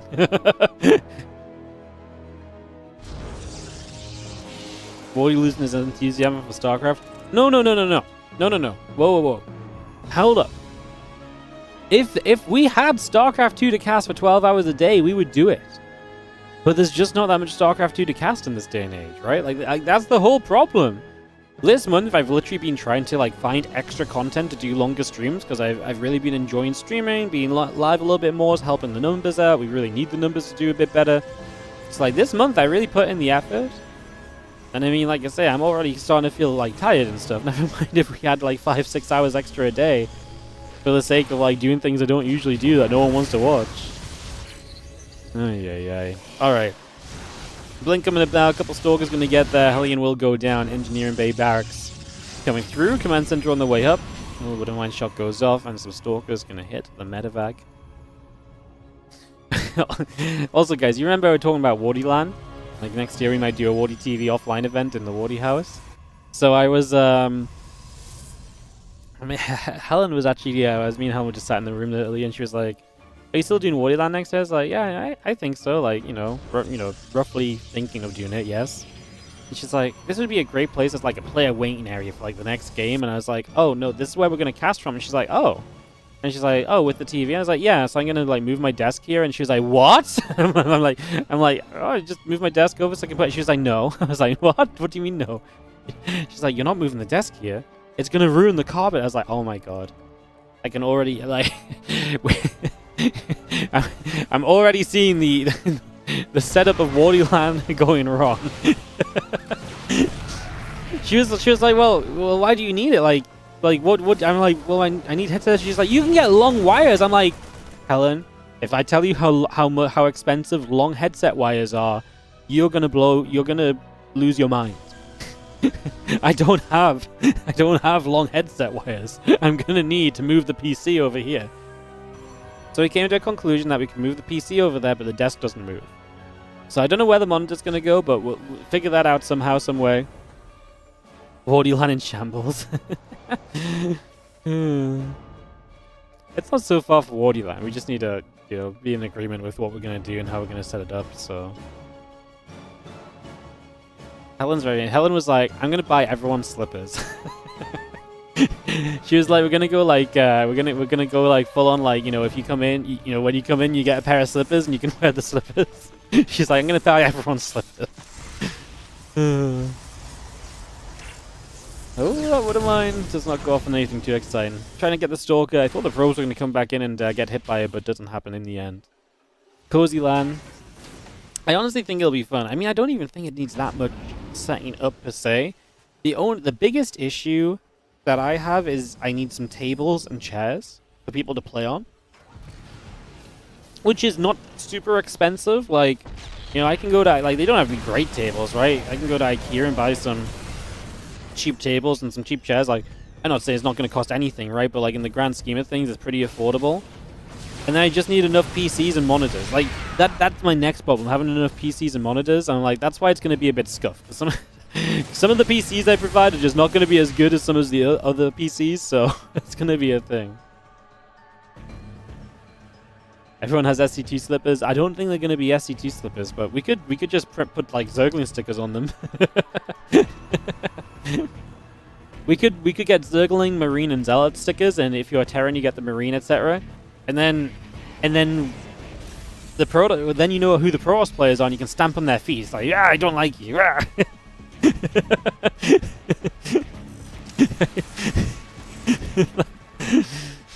Oh my god, how did that Widowmine not hit the massive probe? The one split away was perfect.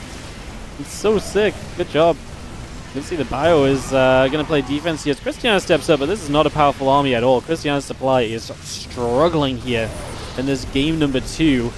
Marine Marauder coming up. The Zealot's going to charge through. The Immortal Stalker going to be right there as well. Storm on the way, +2 attack on the way. Get the couple of Widow Lines, going to burrow up in this mineral line. Bam. Bam. Probes going down. More Stalker still on the way through. Krystianer's just going to say a GG. Man has had enough of that. So he's going to get out of here. Spirit's going to take a second game. We're tied 1-1 in the best of 3. I remember the base trade TV slippers. You know what? I kind of do now that you've mentioned it, but like, not like no, but yes, if that makes sense, right? Like, I don't, but now you mention it, I'm like, that does sound somewhat familiar. Good game 3 on the way through the map. It's going to be Persephone, guys. So we're going to go all the way to game 3. Is this a full best of 3 without ads doing it, by the way? Like, this is crazy. We had, I don't know how, but we ended up with so much ad time free that we don't have to run ads at all until next map. Perfect. Amazing. Love that for us. But I don't, because that probably means we've had really short games, but yeah, I mean, for once we can talk about not running ads instead of actually running ads. Yeah, when you guys get ads, what usually happens is then I start talking about the fact we have to run ads, so it's basically just as bad as having ads. This is what you usually miss out on the, oh, we had to run ads, or in this case, we didn't have to run ad talk.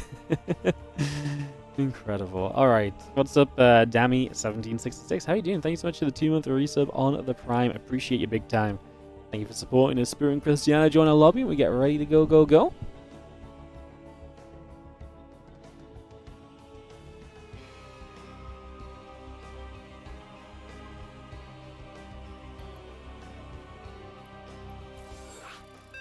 And what's up, Newblet123? Thank you so much for the 3-month resub on the Prime. You guys are really flowing the subs in. Like for real. I know we obviously had a couple big gifties as well. So thank you again to those. But like, the primes are flowing, the subs are coming. Today is the day. You know what? I'm gonna declare it. Today is this what? Maybe if we just declare it, it'll become a thing. You know. So I'm gonna do it. I'm gonna do it. Hang on. First of all, we'll set the scoreboard up. Spirit top left, Cristiana bottom left. Okay. I'm gonna declare that today is 700 subscriber day, guys. The stream will not end until 700 subs.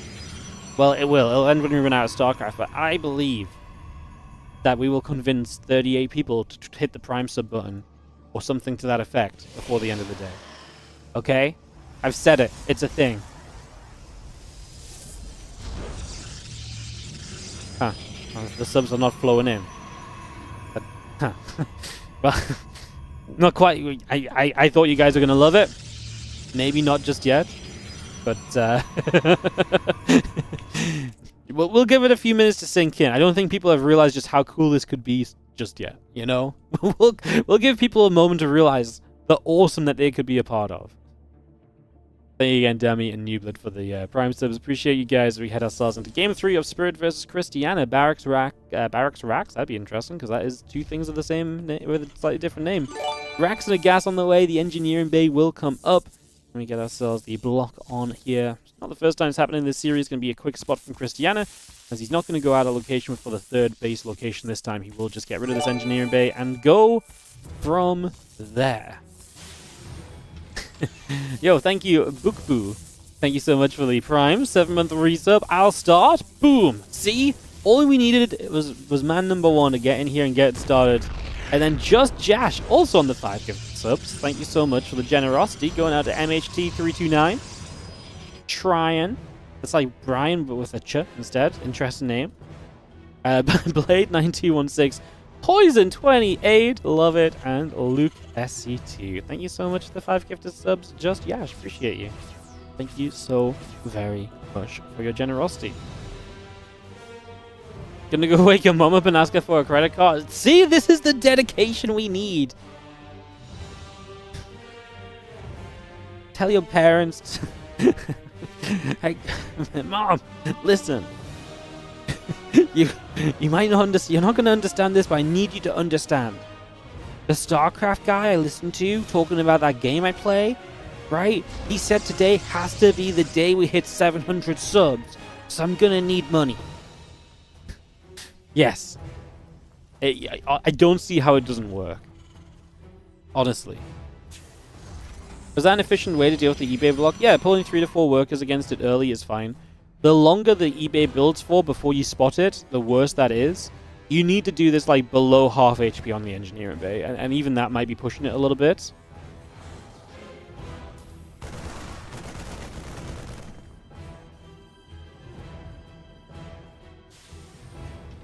Darkshrine coming up, Stalker probes Warp Gate all coming through. We're just gonna have ourselves a couple of Adepts gonna step across. A couple of Marines begin to go down. Is it better than getting a Zealot? I mean, yeah, because you deal with it faster, right? So you get your natural down on location more quickly, no? I would guess. Like, the Zealot is something you don't typically want to build anyway, because a Zealot is something that just doesn't have a lot of value, so... And like I say, you have to wait for the Zealot to build anyway, so I would say that's kind of the case. I'd say it's pretty good here. Blink on the way through, the Dark Shrine and a couple of extra gateways coming about as we take a few moments. And we set ourselves into some DT pressure from Cristiana here in this game 3. Big game, because winner of this is obviously going to have a really good shot at maybe kind of advancing through still. The loser is going to be in a rough place, because Cristiana has both the Koreans to play.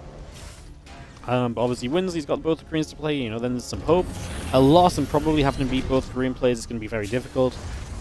And Spirit is 1-1. If he loses this, he's 1-2, and that's obviously very difficult for him as well. So, and then he'll not have the head-to-head against Cristiana, who might also end up 1-2, although if that's the case, then Rogue and Kira advance. Anyway, like, winning this really is a very important game right now in this 4-worker.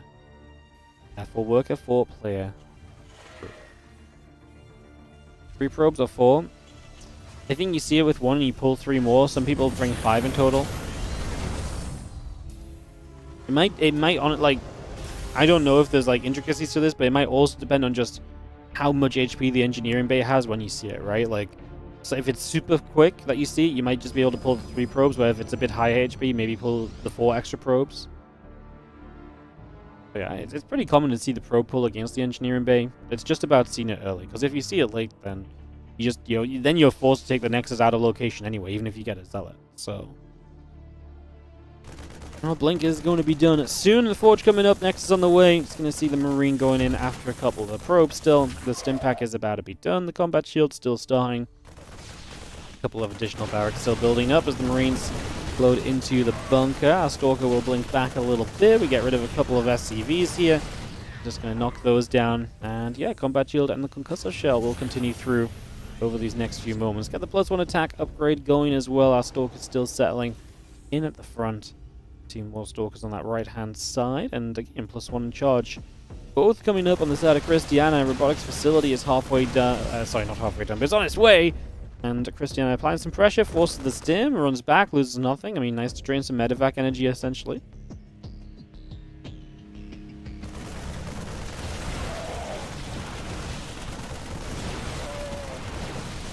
Couple SCVs get picked away. 3 workers going down. Just going to be seeing the +1 on the charge come through. Extra Stalkers still producing.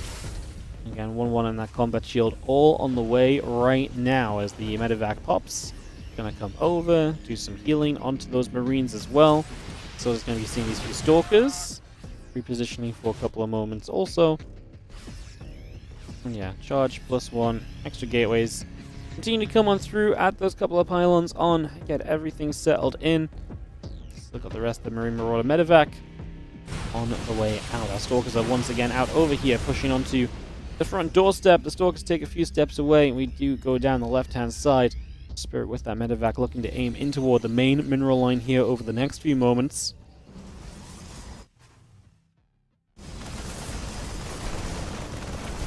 And look, those Marines start to stim up as a Stalker warps in on top of the Marines. Not ideal. All the Zealots getting shot at. We're going to lose a second one of those. Now another Zealot warping in is also going to go down. A few probes falling back over. Not going to be able to do too much just yet. Medevac does boost the Marines out up the left-hand side. Stalkers continue to go in after the orbital. The bio will chase.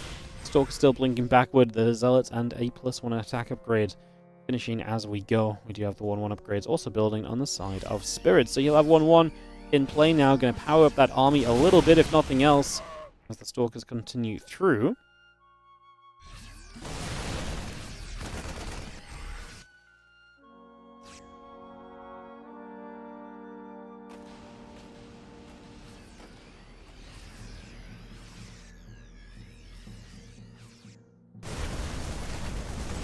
SCVs just going to wrap around, repair the bunker up. A couple Archons and Stalkers showing up as well. 9 SCVs going down. You're not going to be seeing nice damage done initially, but we're also across the map, and there's a question of whether Cristiana will be able to have enough to play defense here. Zealots swapping in, but a lot of those losses being taken as well. So damage being done now, jumping onto the Nexus, pulling back against the Zealots. Zealots on both sides. I mean, Spirit doing a good job of minimizing what the Zealots can do. Running one way, running the other, just trying to make them miss shots. Again, the more of that you achieve, the better off you're going to be. Because Zealots continue through. Actually, going to start clearing up this army. Good job in the end from Cristiana. Wow. Saved the Nexus as well, so that's a really impressive hold considering how it was looking at first. One Archon is on the wrong side of the map, unfortunately, is not quite where it needs to be or is meant to be in the grand scheme of things right now. So not ideal over there as the bio continues onto the Archon. We're going to turn, swing, and take a shot. Take him down. Archon will in fact fall. Again, additional Dark Templar, the Zealots, and the Templar Archives all continue to build up right now. We have the +2 attack upgrade building as well. Ghost Academy about to finish. And a couple more Widow Mines building through with Marine Marauder still coming up. The bio will be there to turn the Stalkers out the other way. Krystianer. Is he okay here? I mean, he's got a good amount of army. Again, he just needs to hold on. He's got a great economy, and my problem is that the splash damage lies in these Archons, and these Archons should never really be able to do too much because it's very hard for them to play catch-up on the bio. Stalkers are blinking after medevacs, but the Zealots just aren't tanking enough. I mean, they're just getting bullied because there's no damage output. Like, the Zealots are great. Like, you can't step forward into this fight as Spirit. But if you're just having to warp in Zealots every single time, then what does it matter? Right? And now we see Ghost in production too, which is going to be huge for Spirit as well. A major addition to the army composition. As he gets back to his third base, can Cristiana hold on? I love the Robo base, something to kind of tech up in this game. Teching away from the Archons and the Zealots as well. I said Storm, but there's no Temple Archives. Sorry, there's a Temple Archives. Oops, I thought all the DTs came off of... all the Archons came off DTs for some reason. But there's no Storm. And so my real thing is I actually like the Robo, because if we get to a couple Colossus here, that could be great. What I don't love is how dead we are before we get to those couple of Colossus. Like right now, if you start 2 Colossus in the production tab, that seems terrifying. Your alternative is to maybe start 2 Disruptors. Better because they come out faster, but not exactly going to save the day necessarily. Widow Mines do a lot there initially, and we're back into hoping that these Zealots can do enough. It's going to buy you the time for the Robo Bay to finish. Still down about 40 army supply, half the army count. And again, they're very ahead on workers, but now the Ghost show up as well makes it even easier to get through those Zealots. We're going to start warping in a sentry or 2 because we need to buy even more time. And what the hell are we going to build off the Robos, Cristiana? He has a teeny tiny amount of money. I'm not sure if it's going to be enough. We start 1 Colossus. 1 Colossus isn't going to change things. Obviously, no Thermal Lance in play either because the Robo Bay just recently finished. So we still need to start up the Robo Bay. Thermal Lance upgrade, otherwise those Colossus are going to be very tough to get in the fights properly. And you can see all the issues that are just stacking up against Cristiana right now. He did a lot of work, and I love the Zealots across the map, by the way. That's a fantastic move, because that's the sort of thing that can really disrupt, a Terran player who realistically here is not exactly looking, well off right now. Colossus! Oh my god, Colossus might actually spawn. The Robo does finish, and then the Robo dies, and then the Colossus dies instantly as well. Cristiana just cannot for the life of him get enough army supply up all at once to truly fight against this Terran army. He just can't get enough. He's killed a bunch of SCVs recently, and now we're at 33 SCV Terran. Stalker Sentry's trying to make the last bit of a defense here. We're getting low on medevac energy too. Maybe if there ever was a chance, this was it. Snipes onto a few of those Zelds going down the ramp. The Ghosts are surviving. Spirit is into the main base. A few more warp-ins, but we're just 50 army supply behind. It's not enough from Cristiana. He's just never been able to stabilize the army count. And without that army count, there's just no way he can do much of anything here anymore. 16 dead, 17, I'm counting dead SCVs, or probes I should say. And Spirit is going to get the 2-1 victory over Cristiana in the end. GG's. Spirit wraps up his day 2-1, both in the score against Cristiana and the score across all of his matches in this group. And jump on over to the NA server, guys, for our next matchup, which will be Cristiana versus Cure. As we go into Cristiana Cure, Rogue Cure, and then Rogue Cristiana to round us out today. So that's what's coming up. That's what's happening. We'll take a couple of moments to swap on over to that NA server and see if Cristiana can pull it back as he takes on Cure. Then, like I say, Rogue a bit further down the line. Run some advertisements. Again, thank you for the subs, guys. Appreciate the support. We're now at 670, so it's like sellout day is working out so far. Sellout day is working out so far. Like I said, jump back to NA, get this ready to go. Cristiana at Cure as soon as these guys are ready to play. Cure got West Central West earlier, so he's gonna get that's gonna be Cristiana Central West Central for this opening matchup. It does mean Cristiana plays West Central West against Rogue though. Typically when there's 2 Koreans and 2 Europeans in the group, both Europeans will play 2 off-server matchups, and obviously in those off-server matchups, if we have the chance for one, for basically one, each player to play once on West Central West and once on Central West Central, we're going to do that. So it was a coin flip to randomize which players got, which matches would start off being kind of Central West Central or whatever, and then everything else just matched up from there.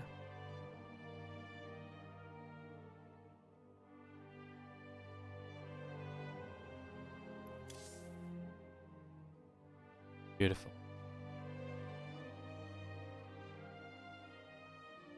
Oh, I am so yawny, guys. What's wrong with me? I just don't even know why. Ugh.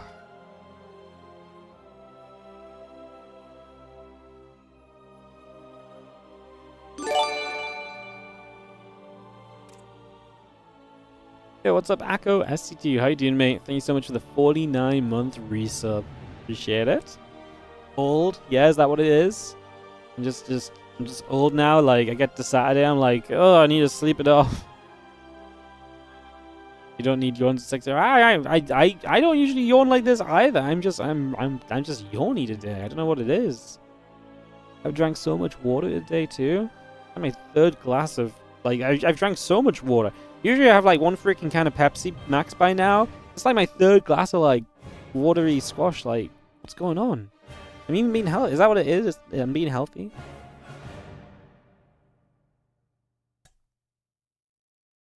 Instead of drinking fizzy drinks, I'm drinking water-based things, and it's just backfiring on me. Pain. Preparing for the clocks to go back.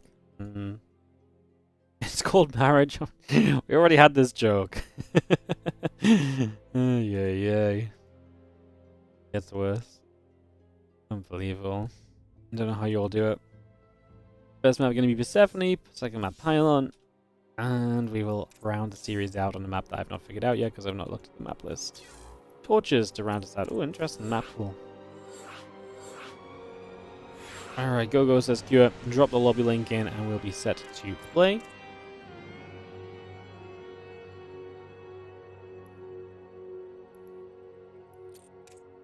Try and click things properly here.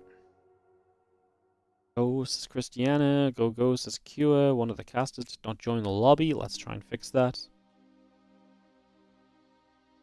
Again, thanks for tuning in today, guys. Good to see you all. If you're enjoying and you're on the YouTube channel, I'm going to make a quick mention to obviously take the chance to hit the like and subscribe button over on the YouTube. We appreciate it if you do. It's always extremely useful and helps us out so very much. So do click that like button if you get the chance to. Let's try and get above 100 likes today. And let's keep it going. Like I say, appreciate if you take the chance I've been big on the analytics lately on the YouTube. I've been seeing how it all works, and we are still at that. I am determined. I wonder how. I don't know if this is genuinely possible, but I wonder if it is possible to actually break. Because right now on YouTube, every single day that I check, we're between 49 and 51% on the amount of people who are subscribed and not subscribed on YouTube. Hence, you know, if you're on Twitch and you're wondering, being subscribed on YouTube is like following on Twitch, right? So it's just free. It's just, you know, means you follow the channel basically. And I was genuinely wondering, do you guys think if we push hard enough, we could genuinely get to a point where the subscribed versus non-subscribed percentage shifts from around 50%? Like, is it possible to push that towards like 45% of people unsubscribed? Because like, I feel like we've had a really good surge lately on subscribers on YouTube, so I feel like a lot of people are resonating when I'm like, hey guys, let's change that number, let's get it done. Don't be the 1 in 2 people who are not subscribed right now. And then like, but like, it doesn't move, you know? I see the subscriber count go up, but then the percentage doesn't move, you know? I wonder if it's possible. Probably. I wonder what other people's percentages are. I wonder what the average percentage is for like YouTube live streams on subbed versus non-subbed viewers. I don't know why I didn't think about looking that up before now. Huge percentage of viewers that just don't have an actual account. I'm absolutely certain it is as well. Someone mentioned this the other day and that makes so much sense. But which probably does kind of make it very difficult. But yeah. More subs equals more unsubbed viewers? What? How does that work? I'm not going to make people to sign up for a YouTube account to sub to me. if you haven't gone through the effort of making a YouTube account, I'm not going to I'm not going to convince them to do it just to click a little button for me, you know, like it's not that big a deal. I mean, honestly though, if it's a lot of people that just don't have accounts, isn't that kind of crazy as well though?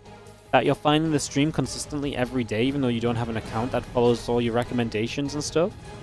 It's kind of interesting too, no? A 50% rate of subscriber on videos is insane on YouTube? Really? Well, then I wonder what happens if I go... So that's my lives. What happens if I go on like an actual video? Let's go on a video that didn't flop like the last few days of videos. I go to like this one. Sorry, FPS is going to drop for a second here while I do some figuring out.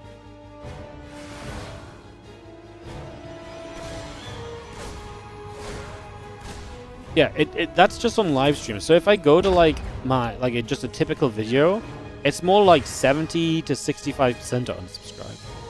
So we have actually on the live streams we're doing great. You guys are loyal on the live streams.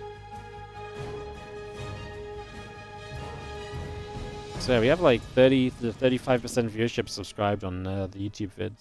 I mean, so the YouTube vids haven't exactly done great lately. I wouldn't say they're reaching a lot of people, so that might be why, but that's so interesting. Maybe I'm just doing a great job of telling people to like and subscribe. Who knows? Oh, we got the adept kill. That's nice. Maybe I'm just doing a great job of telling people to click the buttons, you know? Maybe that's what it is.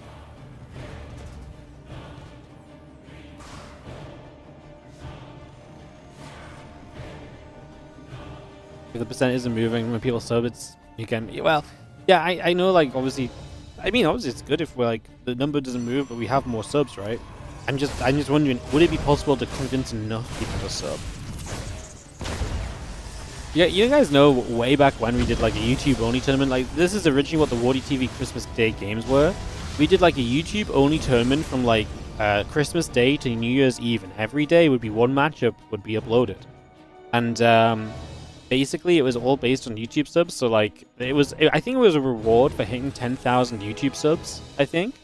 But then for every, and like in the build-up to get into 10k YouTube subs or something, we would reveal like a player or something like that. Like, it was a thing. That was when the YouTube channel was like really on like a growth spurt as well. We actually took that and turned it into the WardiTV Christmas Day games, which now is what we stream on Christmas Day, 8-player tournament. Bunch of prize money, one day, everyone plays, bunch of best of fives. It's a lot of fun. And then, and it means because obviously now I live stream as well, I also don't have to upload every match to YouTube, which is good because people hate it when I upload a ZVZ or something to YouTube. Not that that happens a lot. But, yeah. It actually worked as well. It's like, yeah, guys, you subscribe and you get to find out one of the players. People went to YouTube and subscribed. That was also years ago, so. Alrighty, we are here in game number 1 of this best of 3. I'm really yapping today. Honestly, I was yapping a lot yesterday as well. I don't know if it's just because it's a WardiTV event. It's one of my own events. Like, it's not like we're sponsored by anyone. It's not like anyone's like super reliant on us doing a great job here. So I'm just having a good time yapping with chat. But like, I have been very yappy with chat the last couple of days. So I apologize if you're more into the intense StarCraft only talking. Let's try and do a little bit better at actually talking about the game, shall we? ZVZs perform worse than other matchups instantly, by the way, go off topic. Yeah, not just ZVZ. Any mirror matchup on YouTube does terribly. Like, even if it's several versus right, terrible. Like, mirror matchups are so bad. People do not click on them.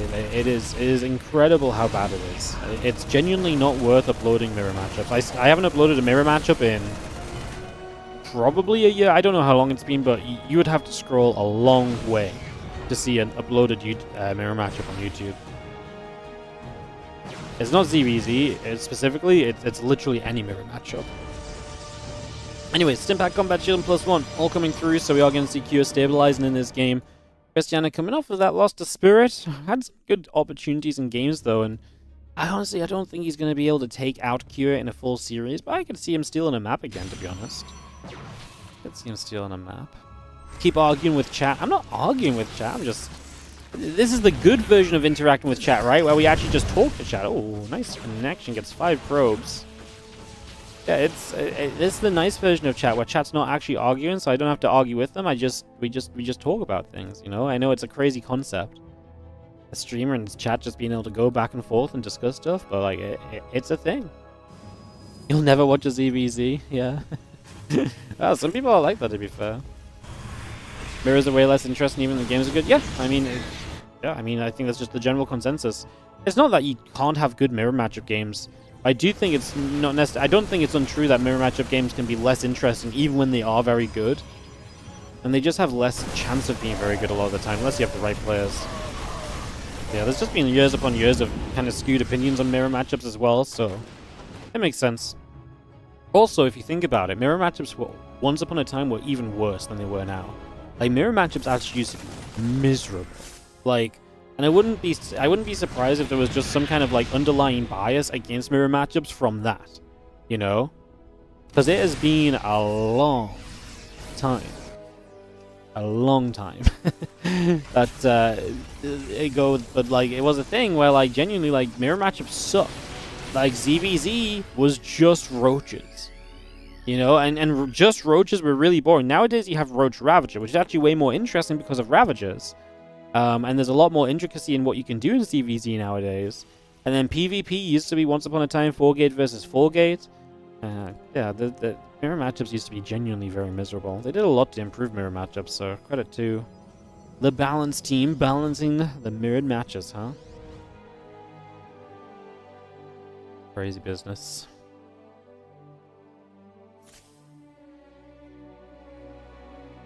Marine Marauder, a couple of Vikings coming over. Just going to be seeing the Prism getting ready to unload as the Zealots will get in after some SCVs.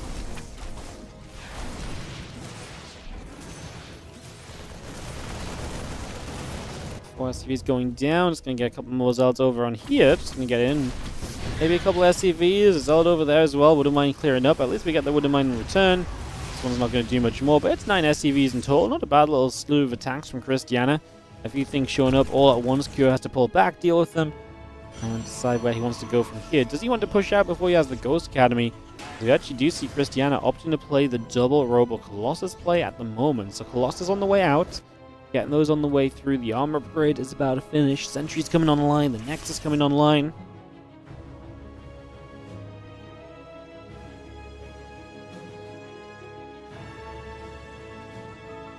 Viking, Engineering Bay, and Armory all building up. Just going to see the few ghosts coming up as well.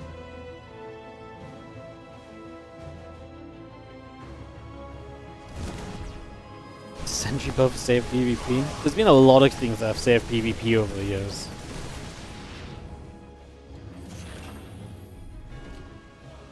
There's been a lot of things.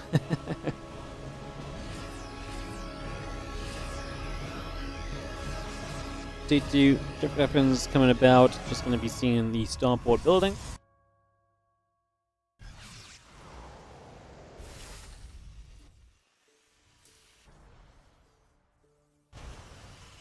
+2 and thermal lance on the way on the Protoss side of things as well, so we get that on the go. Get that building up. Just going to see a few more Stalkers, Zealots, Colossus, and Archon gathering together here right now as well. So we push down as Cristiana, looking to get down to this bottom left-hand corner of the map, and look to put a little bit of pressure onto this base of Cuba. He's going to have a lot of the good tech units out. Ghosts and Vikings are all on the way already. So we're just seeing the Widow Mine connecting. Stalker taking a little bit of damage. Fire going to get there, knock those rocks down. Actually does block the reinforcements of Cristiana away a little bit. Widow Mine going to get to splash in at the front. Second one going to go off on the Archon, which is nice. Just removes the shields of that pretty much immediately.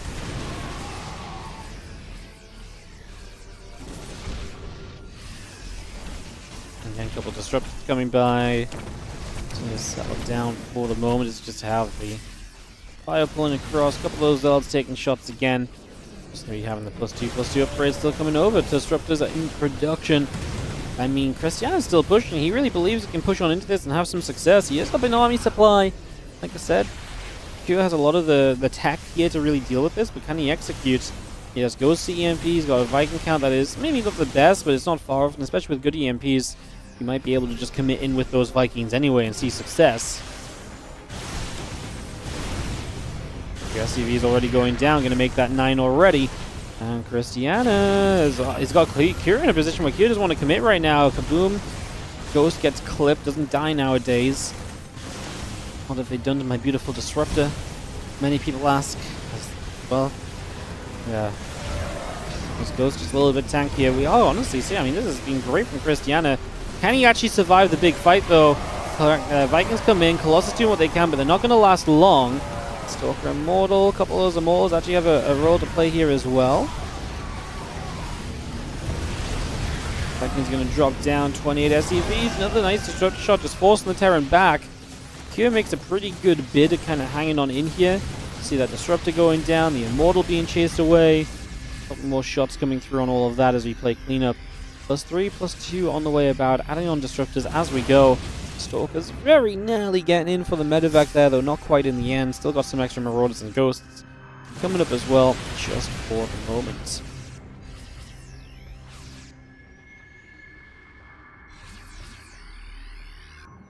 I don't know why Kyo waited for his ego to be destroyed before engaging. I think he was just waiting for a few more units to pop out. A few more units, trying to get the right fight.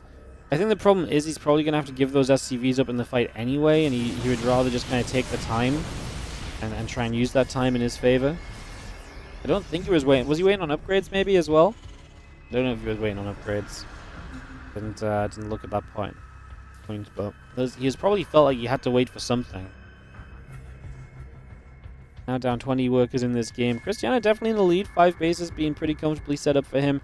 That top right base is going to be done soon.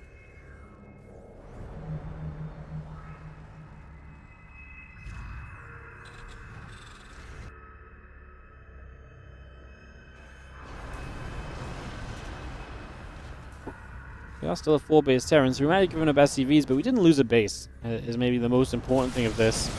We can get back on track if given the time. The question is, how much time does Cristiana give? He's maxed and he wants to go. There's a 20 army supply lead here. Just going to get ourselves the few Zealots on the side. Just going to go back the other way. Army still gathering together even further.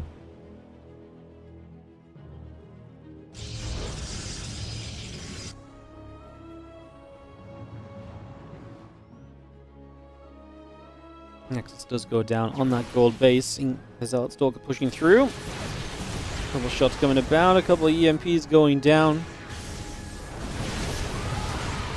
Disruptor shot will fire and just trying to find a little bit of value, not quite getting enough. Another Disruptor, going to be short of the mark. And the Stream Marines having to pull away right now. +3, +3. Continuing to build, the Disruptors coming about, the Zealots in production. 5 more Marauders coming through as the upgrades continue to build. Just work our way through this set of rocks. Knock that down, open it up, and make our way... Oh, it looked as though we were maybe going to make our way forward a little bit. Instead, now going to pull over to that left-hand side. And power up a Guardian Shield, the Disruptor shot trying to fire. You can see the bio coming through. Good surround. Units on the right side going to get a lot of the Disruptors quickly. The Disruptors that explode, wow. If you actually want a case to complain about Disruptors not doing much, that is the sort of clip you show, because that was Disruptors connecting and had no impact. And that might just be because, honestly, the rest of this army was getting pushed back heavily anyway. It's not really the type of army from Cristiana that should be looking for kind of straight-up fights, no? And like, it should be looking to kind of fight here, fight there, pick off a few units, run by at the same time. Attacking headfirst into a very large army supply of Terran, who is not on as many workers, so has way more army supply than you could ever have, is not going to be it. To the point where Cure didn't even respect the Disruptors. Like, he just stood in them. And it was absolutely fine as well. GG's. Yeah, it's not the right fight to take for Christy. Like, I'd say like the Disruptors look bad, but the Disruptors look bad because it's not the right fight to take with Disruptors. That army is not meant to take a fight where you walk in and just trade while getting surrounded. Like, it doesn't... You're never gonna look good if that's the case. Never ever. Pylon coming up for map 2.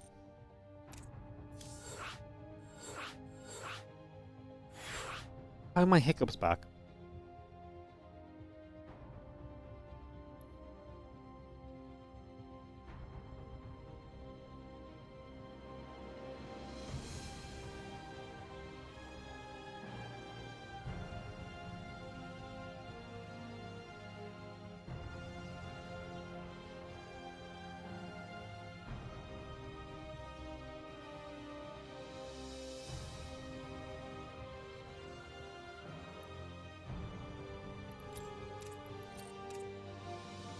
And breathe. Surely that beat them.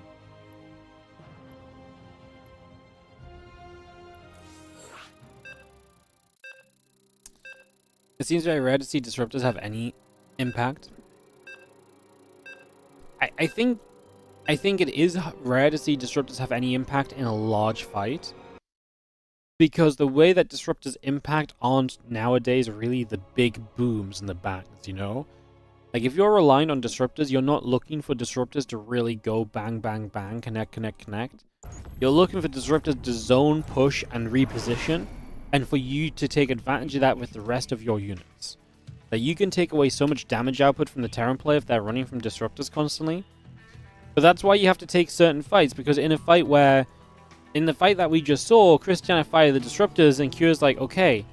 Well, that's fine, but I can kill everything here. So he's not going to care about the Disruptors. In which case, if he's not going to care, then you're not going to pull back. Then you don't see all the benefits of the Disruptors really kind of come through, right? Is what it kind of comes down to. So, yeah, I think I am actually on the train of that maybe Disruptors need to be a bit better right now. I actually kind of believe it, honestly. But I still want to think about the fact that I do think Disruptors have got their role in the matchup. It's just a very interesting place to be. Disruptors feel like the worst option right now between Colossi and Storm, but I think that's always been the case, right? And what I do like about Disruptors is that it does feel like they fill a different role to Colossi and Storm. Like, you don't just open and then go Disruptors. Disruptors are like an additive, and they're a quick replacement. And eventually, if you get to the certain army composition in a certain state of the game, then you can play mass Disruptors. But it's very rare you're going to mass Disruptors from the very get-go. Because you're right, they're not a Colossus and they're not a Storm. But that's because right now they're not really designed to be a Colossus or a Storm. So, I guess I don't disagree that maybe Disruptors could be a bit better. But people are still making them, okay? So, people are still making them right now, which means that I think they genuinely know that Disruptors can have their use as well. It's just a case of being, actually using them correctly, right?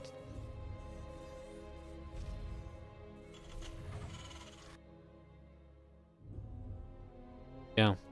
They're actually a very interesting unit right now. Yeah, massing them when I actually think maybe we should take the supply cost of a Disruptor down a bit again.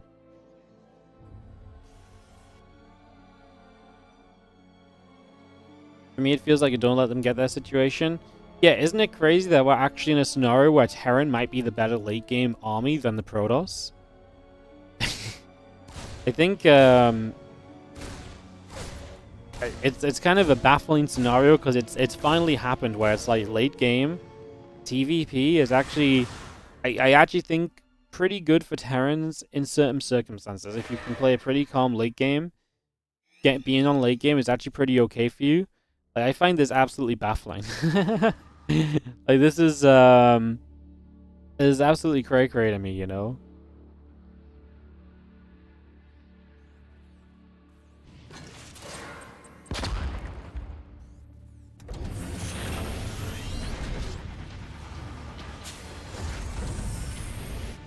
But to be fair, I think it's fine that Terran are stronger late game right now because Protoss are still very good mid game. Like Protoss can still take a very good amount of tech while taking a lot of bases and being very ahead on the eco with very strong spammable units with their gateway forces being good in the mid game. Like mid game still feels good for Protoss, so I don't think it's terrible that it's better for Terran if the Terrans get there, which is still, like I say, a bit of a challenge lately. So I mean, it's funny because I said this the other day and some people freaked out. How is it fair that a race can't play the late game? Which is not what I said. I think it's preferential for Terran, but I don't think it's unplayable for Protoss. And I'm like, it's so funny because I'm pretty sure these are the exact same people that have probably just been telling Terran players to win before it gets to late game for the last 10 years of TVP in return, right? PvT is such an interesting and volatile and heavily talked about matchup at the moment. It's very interesting. As you are going to see, Cyclone going to lift into the medevac. Now we're going to try and fly the other way. This was bad. Cristiana losing a lot early game and obviously now getting punished a little bit for it as well, as we can just stand here and fight. Again, Blink coming up, robotics facility coming through. Got the Stalker and the Nexus coming about right now. I'm just going to be seeing the extra reinforcement coming in. The siege tank here as well. Krystianer's got a battery that's already out of energy pretty much. He's got Stalkers that are still blinkless for a little bit longer. If you can shove that tank a little bit close to the front, he is going to be A-okay. He's going to be looking good. I do not like this at all for Cristiana. This position seems to be getting away from him rather quickly right now. As you siege up, the gateways will begin to take some damage. The shots start to come out, and away we go. Oh, with the blink out, we actually come around the back and we make a play. Nice Cyclone stays locked on, has the vision despite the blink. And so that will be one more Stalker going down. But we instantly lose a Viking middle of the map to those Stalkers. Siege tank there getting shots off. The problem is all the Stalkers over here. What's actually defending the natural?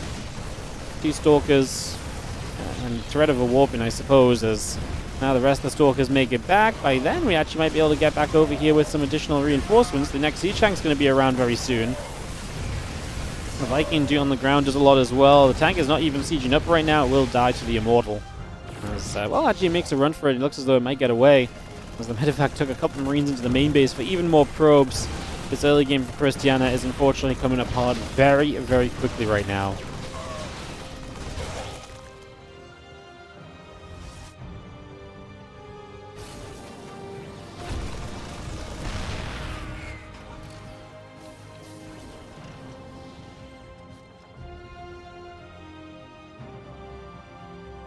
Set up and Liberator Marines continuing through. That stim pack coming online as well.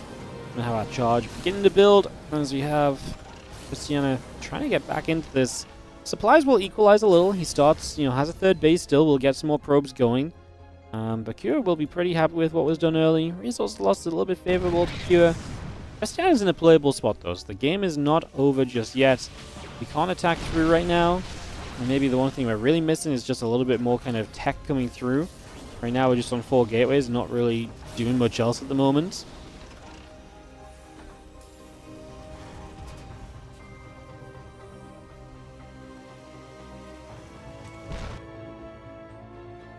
Liberator makes a little bit of a play. Moving through for a couple of moments. Maybe see it heading up the left-hand side. Trying to take position. Just for now. Liberator will fire. A couple of those probes begin to go down. 3 workers dropping initially. A couple Stalkers are going to get there. And that Liberator will indeed drop down dead.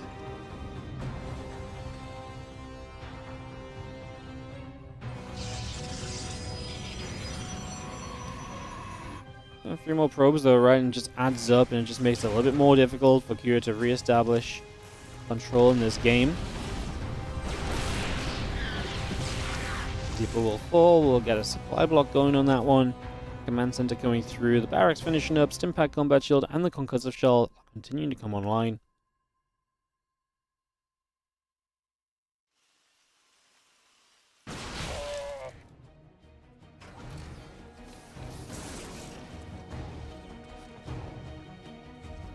So looks like a couple more hits in, we're going to see the bio. Pushing straight through. Undermine's joining up, Marine's going to get a catch. Not fun for Cristiana, who, again, trying to play a little bit of recovery from the early game. Losing units not going to help. Recalls those Stalkers. They're terrified they're going to get hunted down. So even having to drop the recall on them here does not exactly feel brilliant for you. Does not feel like what you want.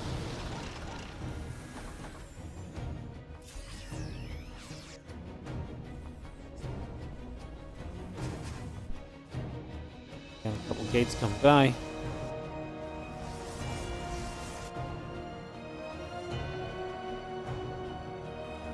Just fall back home. Krystianer just realizing that he needs to play as safe as he can right now. So get as much home as he possibly can, retreat in, and just try to reset because his position has definitely not been great throughout this game. I don't know if it's gotten any better anytime soon for him either. So in a bit of a rough spot at the moment as the bio still comes across. The Widow is moving up. And a couple of Vikings, Marauders, the armor upgrade. Coming back right now, the Ghosts Academy is coming online. Zealots could have had a siege tank there, maybe. That might have been a good moment for them to do something. We cancel the 4th base as we just show up, and that's obviously not a position you can run into and surround on as Cristiana, so nothing to really be gained on that as the Prism flies into the natural expansion here, and we'll be ready to unload a few Zealots in the next couple of moments. So if we get in, SCV's in some trouble, and okay, there is bio nearby though. Dive forward, the tank's right in the front, going to take a brunt of the damage, but how much bio is left afterwards? Enough to kind of run away, but we actually lost a lot of the tech units. The mines and tanks cleaned out. So just the bio getting away from that. We're chasing here as well as Cristiana, so he sees the chance to take down a few more units and to take a little bit more advantage of this. I love that he doesn't chase forever, because I think the longer you chase here, the less likely it is that it's worthwhile. So happy to see him turn it around, but not bad to kind of keep this game alive for himself at the moment.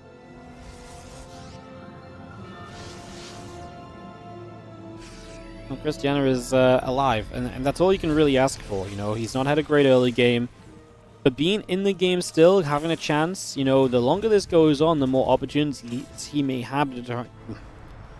For some reason, too many words in my mouth at once. The more opportunities he may have to truly step back into this game. You know, as the game goes on, maybe there's more run-by potential. Maybe there's more chances to get a jump on a few units, to grab a medevac that Kira's trying to drop.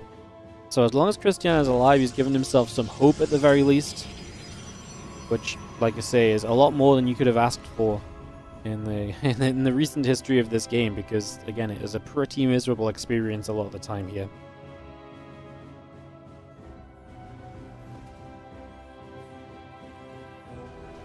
Well, Vikings on the way. The armory is coming up. Additional barracks all coming through. Take a few more moments.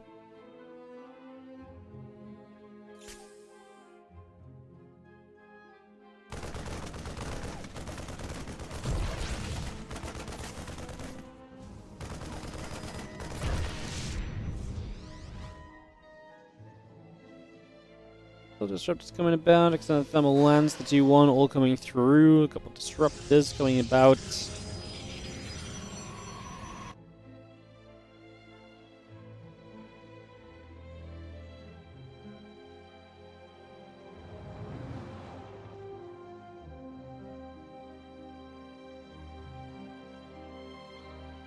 Going right down to the bottom. Marine Marauder Viking, all coming about. Just going to see the couple of Zealots coming over. Disruptor on the way. Had a Nexus on as well. Planetary Fortress is about halfway here from Cura right now. So, trying to get that 4th base set up and established as Cristiana, actually the one with some control. Going to run it on the right side. Love the bunker. It's such a good time buyer, right? Even if it doesn't get repaired here, right? This is like 5, 6, 7 seconds where Zealots are fighting these Marines. That would not have been the case otherwise. So it just gives you time to get other units there, and essentially all you lose is a bunker instead of like 6 SCVs. So much preferable kind of situation. And good defense from Kua. So again, shows the value of that bunker and just a few Marines inside to help out with the defense. Absolutely worth it when you're in a scenario like this. Now you're having to camp units over there in case of another run-by, which is coming, so you're not wrong to have the units there pre-positioned. It's good preemptive thinking from Kua, but it also means it's much tougher for you to kind of move around the map, because, yes, right now that army, that run-by was coming, but that's not necessarily always going to be the case. And how long do you keep units there just in case you're going to be under attack soon? That becomes a very big and difficult question overall, as well as the bio comes across, knocks the Zealot down on the watchtower.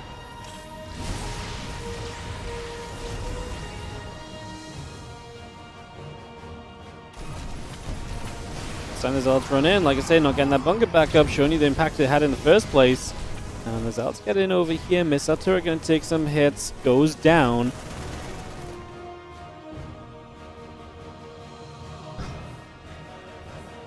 Rest of the Zealots still gathering up, +3, +2 coming through. The command centers and the fusion core coming online as well. Continue to bring that by just for the moment.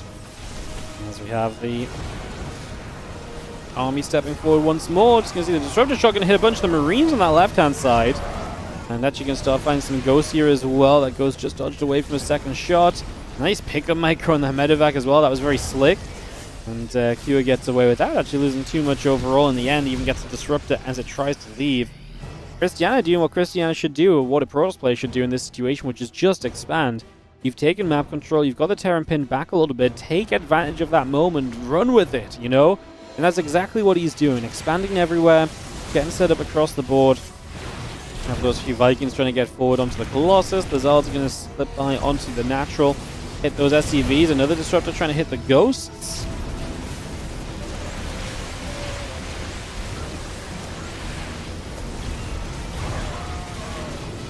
Shot after the Disruptor shot, still trying to come through. The Vikings chasing the Colossus down. At the end of the day, all the Colossus gone, and now the Disruptor is going to try and zone and buy you a little bit of time, which they're kind of doing. The Vikings land and will actually get rid of one Disruptor. Cristiana pushed all the way back home and has to really stop and reconsider his position in these next few moments. On the right side, we're going to jump onto a pylon, jump onto that Nexus, get rid of that.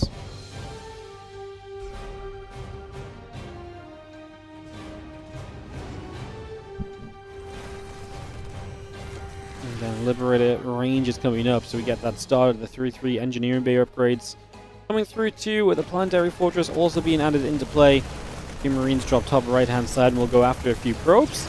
A couple workers going down. We recall to deal with that. The recall very nearly got picked off. We'll actually lose quite a few of these stalkers that were just low HP and unable to get away from stim Marines there as they take out the medevac first. Correct call, but like I say, not a cheap cleanup. Cristiana, that Disruptor shot, good split from Kua last second. Gets away, a couple of Marauders there. Will take damage too, and that one will be some kills.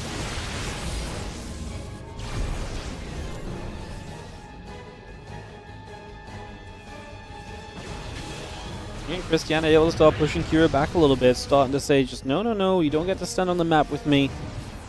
He's actually going to kind of push him away, and Cristiana still has good bases, you know, like he still has a very good base count so far, so I'll be pretty happy with that. A couple of Disruptor shots coming through already. Colossus will get rid of the bunker. Vikings going to get there. Colossus goes down.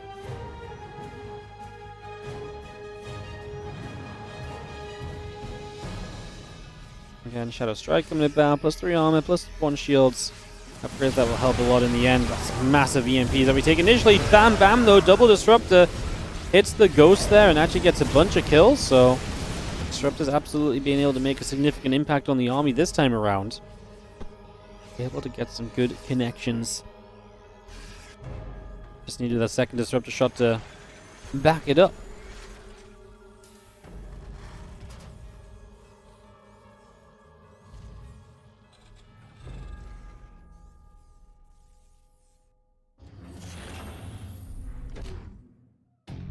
Takes 3 Disruptors now.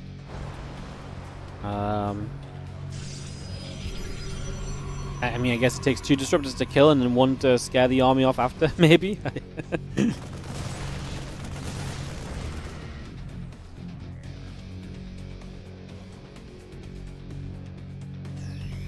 3-3 about to complete. There's the armor upgrade, the +3 arm, the +3 shields and the armor getting close to being done. So better upgrades from Cristiana soon as the bio gets across. I'm really impressed, honestly. Felt like this was a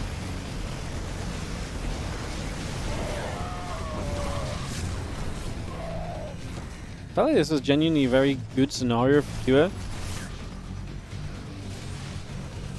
Let's see the bio coming around. Finally gonna take some damage. And a few shots off here as we connect in a little bit. It's gonna be seeing the command centers up in the skies. And Cristiana gonna clear out a bunch of that at the same time. It's time for Kua to clean out a bunch of Cristiana. And Cristiana, what are we gonna do? I mean, he could dive through toward production, like he's right near the main base. Might not be a terrible idea. Just walked in a bunch of Dark Templar as well. We'll see how he utilizes those. He's just gonna run. I don't love that he's just running around targeting bases, because there are other command centers that can float across land places and get stuff done. So I don't feel like we're truly removing bases from the map right now. Like we are, but very short term it feels like. So unless we're gonna kill every CC that's around, dive into that bottom left. I mean, base over here from Cristiana gonna go down. I think he should have gone into the main. Like when he first could have gone into the main, there were gonna be very few reinforcements in there, because he was so quick to start off the base trade situation. So I think if he'd ran into the main base, like, don't get me wrong, it's scary to ICMP, stim to chase. I think the DTs are mostly going to get out of that if you go down.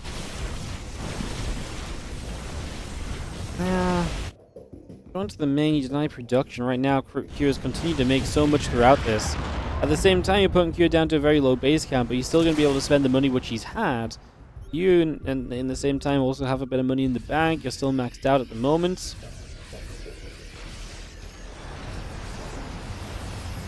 What you meant to say, never base trade a Terran? Base trading a Terran is actually not as bad anymore for Protoss, because you have recall. So you actually have a lot more tools to reposition with than you used to have. Base trading a Terran never went well because they could just lift up and fly elsewhere, right? But like now that you have a way to get back home, what typically happens is as the Protoss, you trade a bunch, and when you're happy with what you've taken out, you recall home to suddenly defend. Now, that didn't happen here. But base trading Terrans is not as miserable as it once used to be because of that. Just different tools that are available compared to the past. If all those DTs go down the main, that's really rough. I mean, that's a lot of Dark Templar. It's a big commitment, and they've committed in here for what, like a group of very baseline structures. 4 DT get recalled out, but that's not a lot compared to what went in. Trying to run in over here. The Liberators count on putting in work. Disruptor's going to zone the Terran army back through that choke point. The Liberators have just put in work here. Horrible fight for Cristiana. Not the position to go for at all.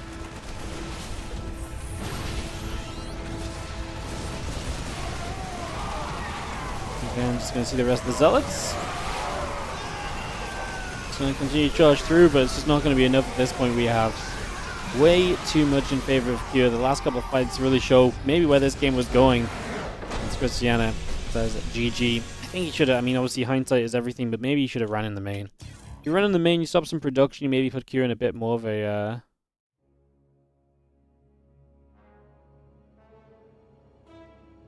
yeah, a little bit more action. Alrighty, guys, we are going to be wrapped up on that series. We're going to go to Korea and get ready for Rogue versus Kua. So Kua looking to... Well, this actually gets interesting because Kua obviously lost to Spirit. He's now 1-1 in the group as well. Like I say, Spirit is 2-1. Kua is 1-1. Rogue is 1-0. Cristiana 0-2. Cristiana will play Rogue in the last match of the day. It's not looking good for Cristiana. See what happens to Rogue Kua, and then see how Rogue Cristiana pans out from there.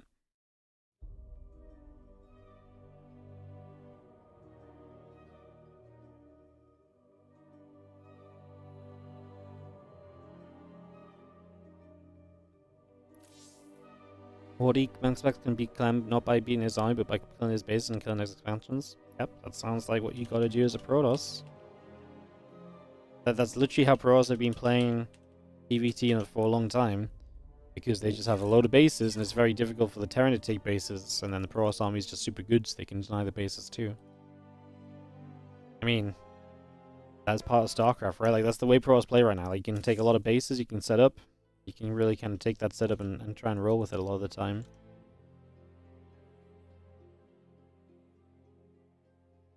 Alright, gonna start getting some videos done. Get this underway. What's up, Ducklands? Welcome everyone from the Ducklands stream on the WardiTV October Group B right now, with Kira Rogue coming up in a couple of moments. Getting this underway in a second. Hope you guys have had fun. Like I say, we're ready to go into Kira versus Rogue in a moment here, and then Rogue Cristiana is our last matchup of the WardiTV October event today. But we also have some OSC mid-season playoff action for you guys, so we have 2 best of 3s and 3 best of 5s still to go. So we've actually still got plenty of StarCraft 2 coming up for you all. Lots of games coming in very, very soon. Guys, I'm just going to nip BRB like 2 secs. I'm going to come back. We'll get into the game. I'm not going to put the break screen on. I'm literally just going to run downstairs and put the heat on. So that'll be 2 minutes. I'll be right back.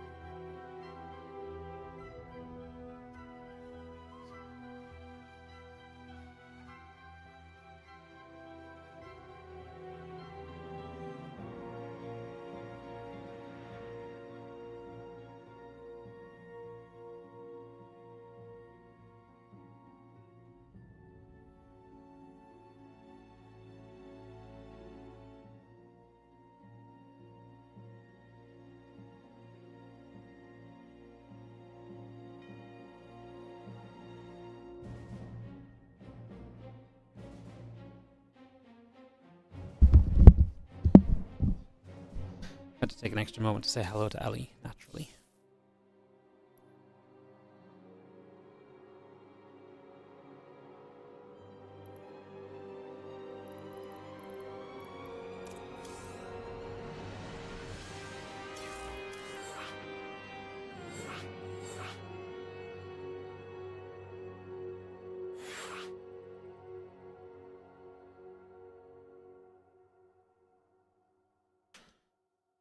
Alright, let's get the lobby link up, guys, and we are good to go. Just double checking what our next map will be.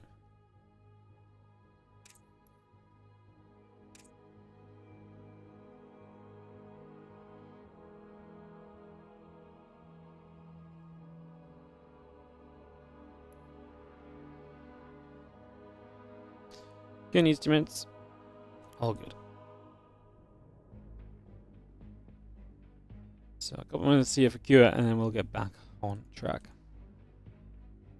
Until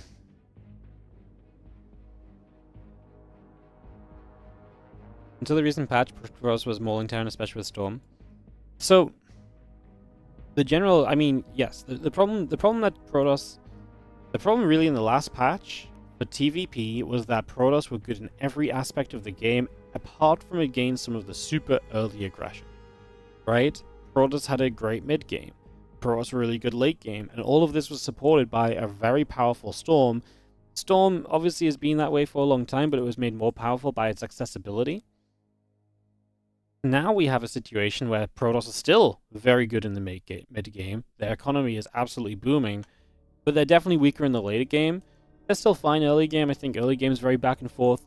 I actually think early game's pretty fine. Like, Terrans are not SCV pulling anywhere near as much, obviously, but they are still doing some of these aggressive, like, 1-1-1 pushes that sometimes see success and sometimes get denied. I actually think that part of TVP looks pretty healthy.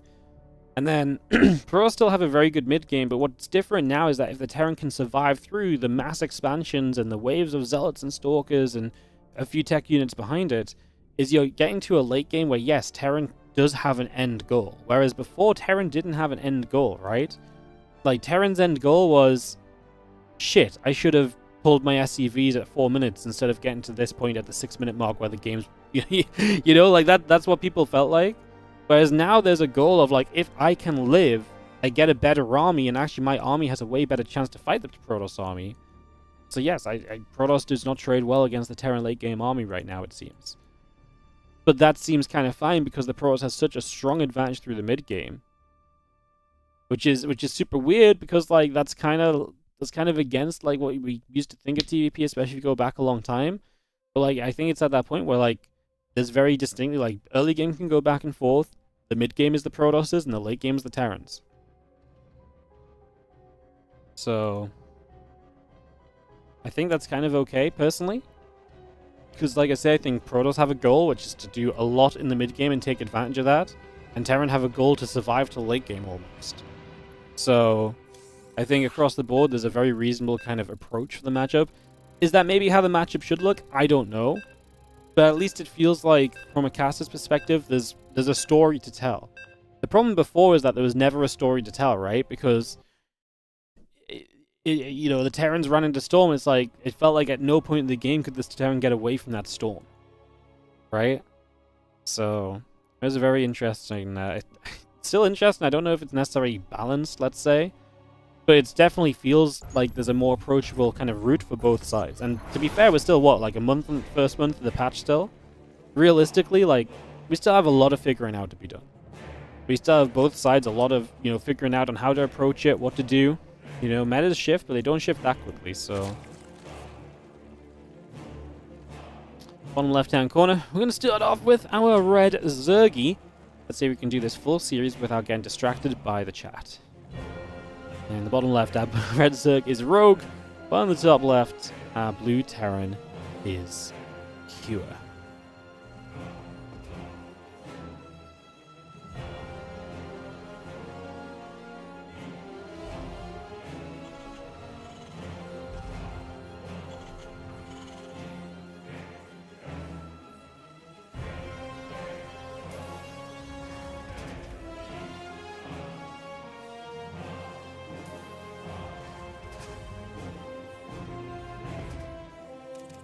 So, Persephone, gonna be our map to start us off. Big best 3 Rogue is 1-0, Cure 1-1. So this is a big one. You lose this as Cure, you're 1-2, and you're out actually, because then Rogue would be 2-0, Spirit's 2-1. So Cure must win this series if he wants to advance. Kind of a crazy situation we perhaps find ourselves in, but that is because he lost to Spirit at the start of the day. That loss in the TVT having a big impact all the way down here.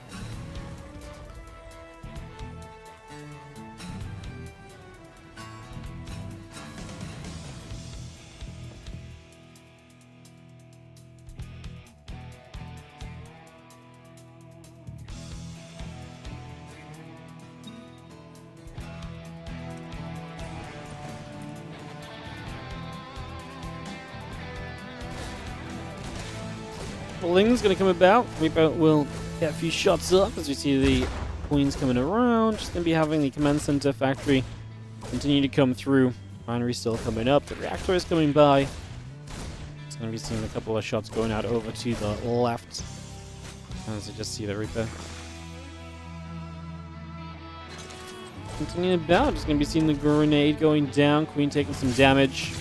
It's going to be seeing the factory continuing through. Orbital command coming up, reactor coming over. I'm just going to be seeing the barracks onto that reactor. Factory going to swap to the reactor as well. And the barracks gets the tech lab started. There's a starport, there's double gas as well, so we're going to be seeing a little bit of the tech here before we go to triple CC.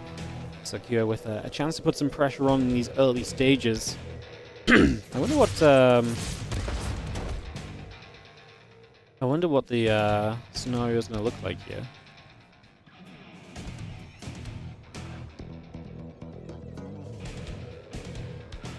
Just because obviously you're looking for some damage. It's going to be a Liberator and then some Hellions. So trying to poke by, run by with Hellions, and then we're liberating it up afterward.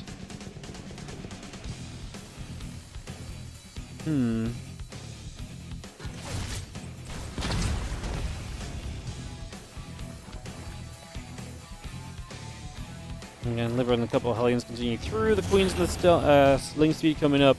Get those few drones on the way as well. It's going to be seeing the Reaper and the Hellions. Just going to be coming down to that bottom side. So there's a lot of Hellions being made here. Vancouver Not too surprising, just wants to try and poke through a little bit, get that Liberator out. I honestly, I started commentating this TVZ a little bit as a TVP, because I'm reading people discussing TVP in chat. I had to remind myself it's completely normal to keep building Hellions in the Terran versus Zerg matchup. I'm sorry, guys. Am I, like I said, getting a little bit tired today, apparently, and also apparently my brain a little bit off track, but yes. A little bit of something there. We do see Liberator, Marine, Stim all coming through. Secure getting established with all of this. Lings, Queens, and the Carapace upgrade coming online at the same time.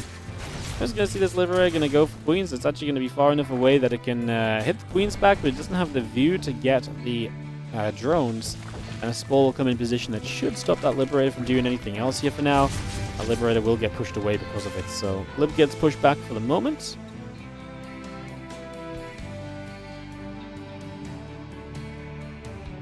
Again, Engineering Bay is building, the barracks still continue through, and we will just have our Hellions. Going to take a moment on the Healing Shrine here on Persephone. I really wish we could keep this map for the next map pool. I don't know about you guys, but I actually think Persephone is a really good map that provides pretty standard games, but just feels different with that Healing Shrine that actually gets used. The layout really works well. I actually think Persephone is going to be the map I'm most sad to see leave the map pool if we replace all 9 maps. I think Persephone would absolutely fit for another season. Like, it's not a map that gets played every single series, but it's also not a map that, like it's just got a bit of interest to it. I kind of like it. Hellions get healed up. Obviously, we did get a bunch of drones there in the end. It's been 10 drones killed this game. It has taken 2 Liberators, but hey, we got the 10 drones eventually. They were kind of later drone kills, so less impactful than if they happened early.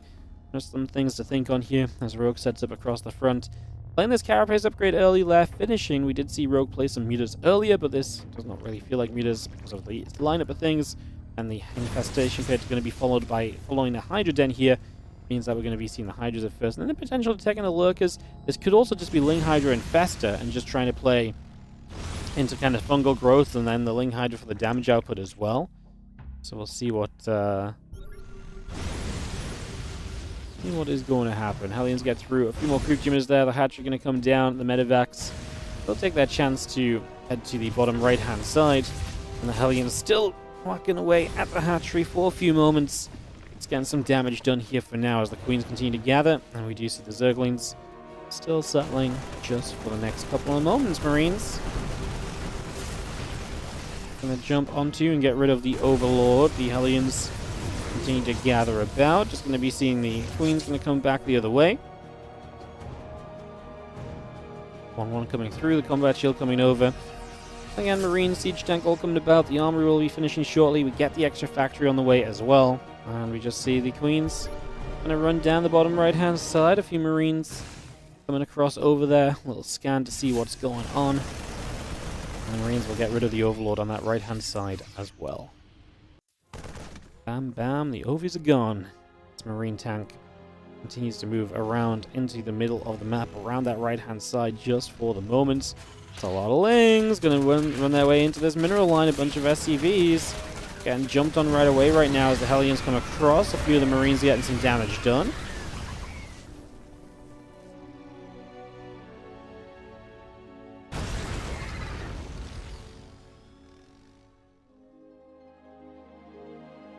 Again, Hive, Lurker Den coming through, get the Hydras and the Infester building up, and get a little bit more Ling Hydra still coming about, upgrades still on the way. Possible augments a part of that. There's a few Hellions morph themselves into Hellbats here. The Marine tank continues to go down the right side. And Q are looking for a push into this bottom right base. Lurker Den just not ready yet. We've got a fungal growth to help.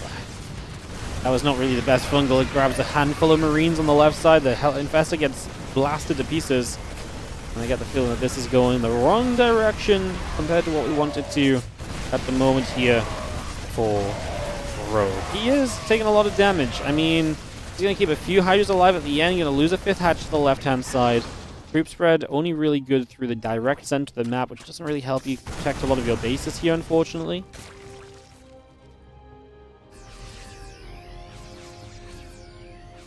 T2 still building on those engineering bays. Marine, tank, medevac coming up and online. The barracks is still coming over.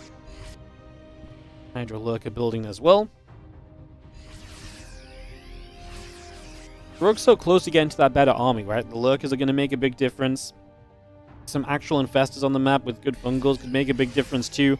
That was a very cramped position where Rogue was definitely running across and trying to save the day. Last kind of second, like out of position and being forced into position. I just have those couple medevacs doing some healing as things here will get caught by those Marines. I mean, Cure has a lot of supply in his favor.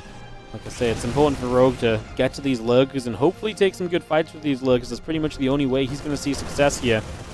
As the Marines try to show up, but the Hydras will say no, and they get pushed back as well. So the medevacs pulling away over that left-hand side. Going to get hit by the Queens in the main. They have transfusions to keep each other alive. They will do exactly that. We will get one medevac as well. Nice. Once again, it's a push down the right side, but the Lurkers are there, and they actually get good connections.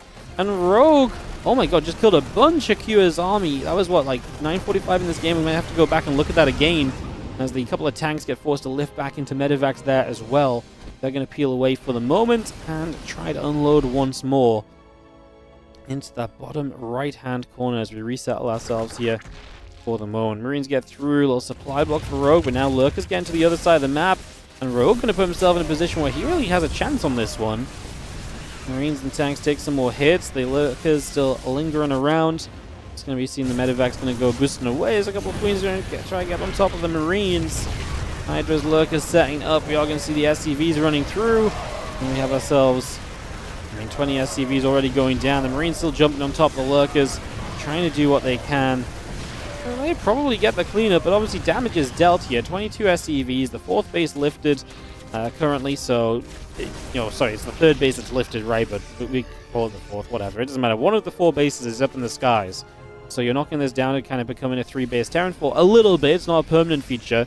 This orbital can fly back into location, but it's some good damage, and Rogue keeps this game alive here on Persephone. We are absolutely in play to see where this goes.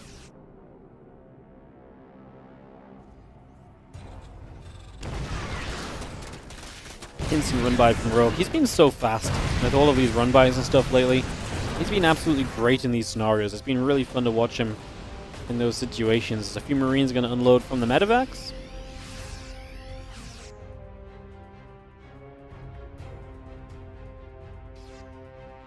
Grade 3 upgrades still coming through. Got the Hydras on the way up. The Baneling Nest is not far from being completed. Now Bio coming down that left-hand side. Going to go in after a creep tumor on the edge. The Lurkers get a few shots off. Ling's still producing by.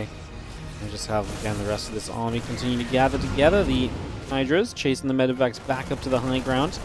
Going to unload over here. The Overlords will take some more shots.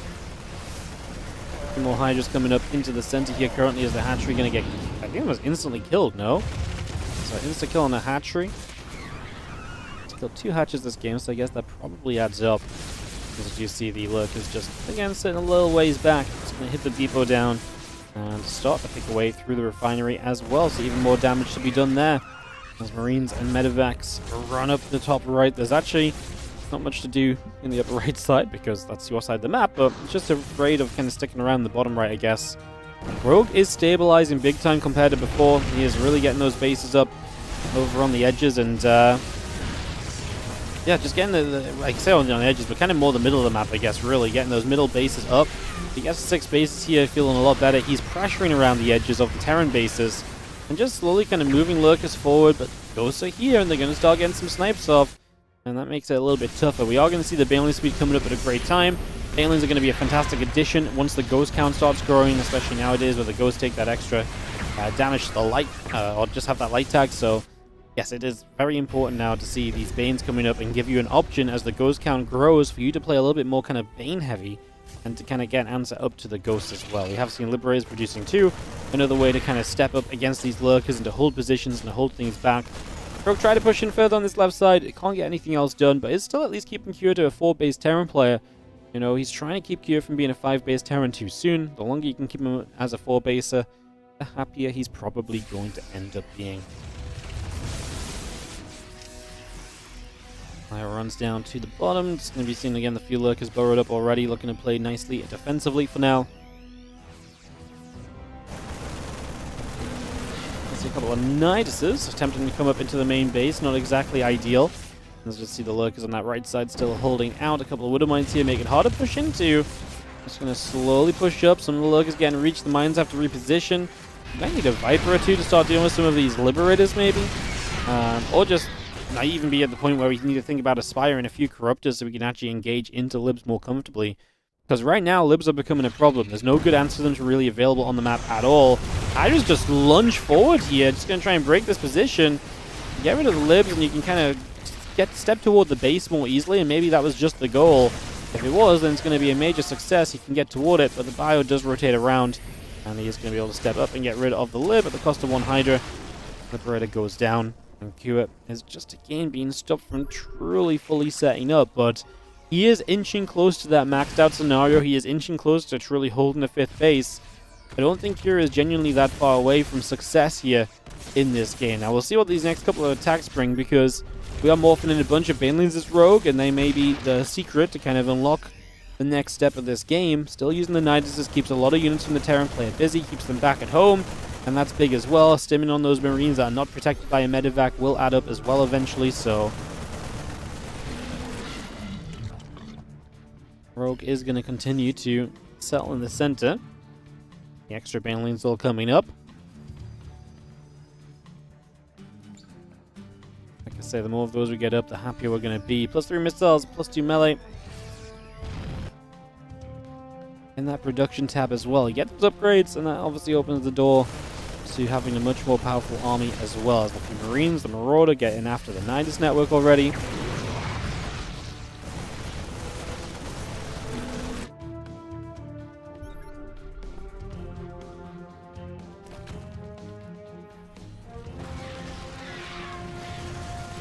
Lings is going to get on top of the siege tank. It's going to go the other way. Rock's going to go down.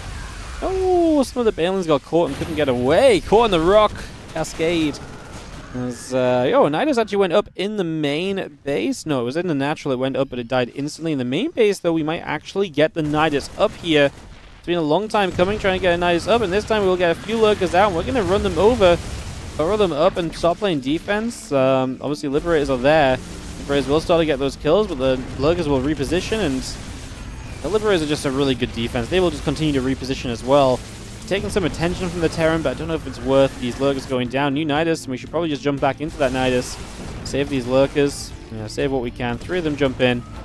And the Bio will come through and play cleanup for the moment. We'll see Nidus is popping elsewhere. And so Rogue definitely starting to be able to get those Nidus up. But Cura is now maxed out. He's a much better Terran than before. Now it's Hydras that pop out of the Nidus, though, and we're going to get rid of the base. The lurkers, the Liberators don't protect against the Hydras as well as they do the lurkers, and that's a lot of Hydras as well, so everything that was in the base again overran, and that's why it's impossible to let lurkers go up and have a good time after. Now we're getting caught on creep. The base being there gives you a bit of creep spread to work with, and a bunch of ghosts got caught by Banelings already.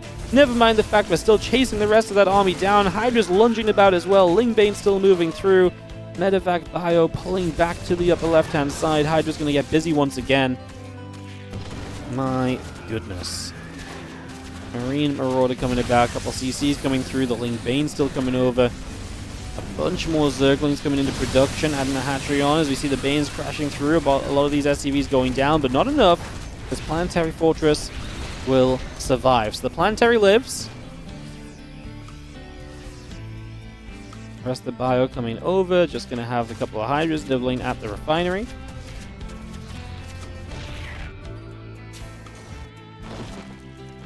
Top command center into the front. The Nidus is going to back away. The rest of the Bio coming down the right side currently. Some Lingbane looking to get a catch here, and if you can't split away, that's trouble. I was going to say, we're going to try and lift into the medevacs or what, but not even.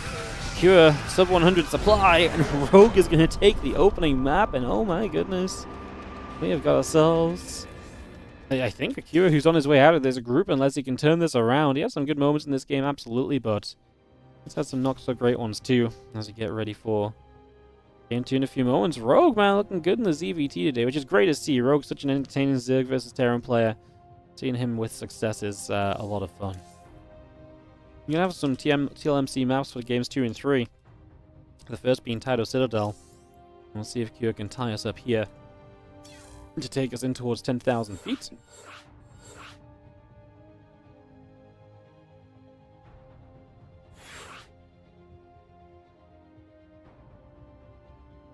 Do, do, do, do. Ba-da-bum, ba-da-bum. Alright, move everyone around. Just wait for Kyo to join us. It should be good to resume, guys.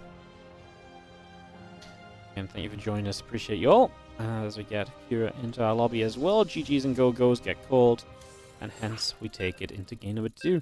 Great job from Rogue. Like I say, he had some troubling moments, but he kept himself calm, he kept himself collected, and he put himself into a winning position in the end. GGs and well played from him. Get game 2 coming up here in a couple of moments' time. Taito Citadel will be our map. Let's see what happens as we go into our second game.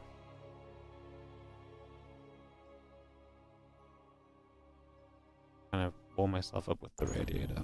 Don't mind me. If you see me going over here, this is where the warmth is. Trying to utilize it. It's that time of year. It's genuinely just gotten cold the last few days. It's cold now, man. It's cold. Top left corner, we're going to start with the red Terran player, repping Team Liquid. Down a game in this best of 3, and if he loses this series, he's out, by the way, so he's in a must-win game right now to protect his tournament life. It is Cure against the blue Zerg in the bottom right corner of the map. We've got Rogue.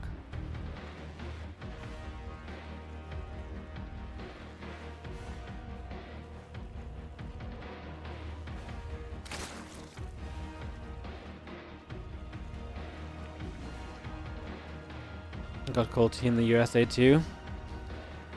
It's kind of weird because I really felt like the temperature kind of held on for a long time here.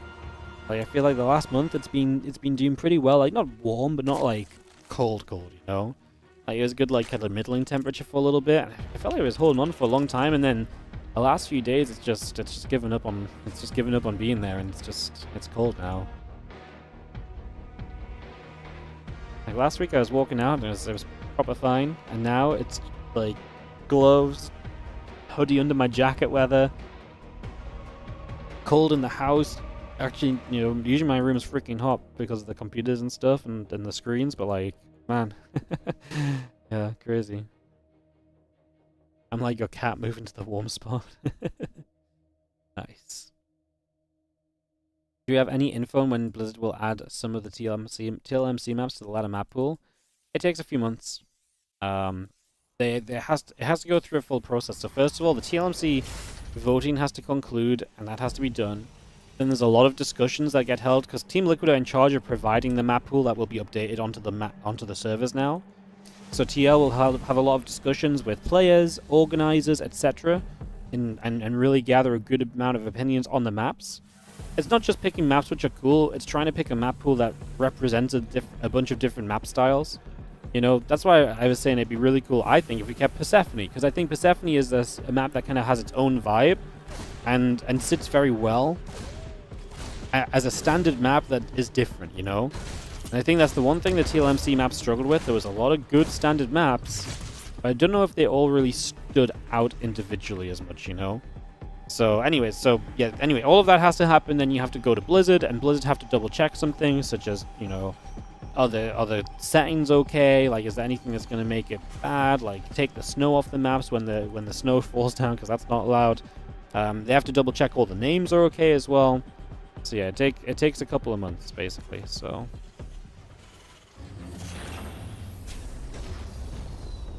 it's just a little bit of a process. Isn't TLMC voting over? Yeah. Did other results out? Did they release the voting results? I didn't even see. I might have missed this.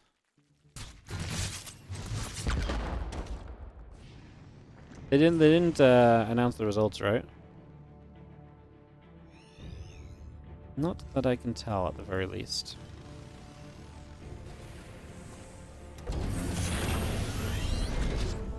They've not announced the results. Okay, cool.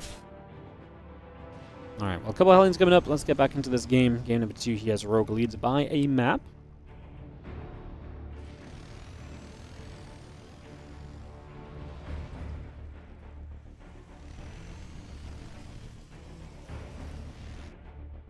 Got Banshee on the way from Kira, a little bit of a safety net here as we get settled in.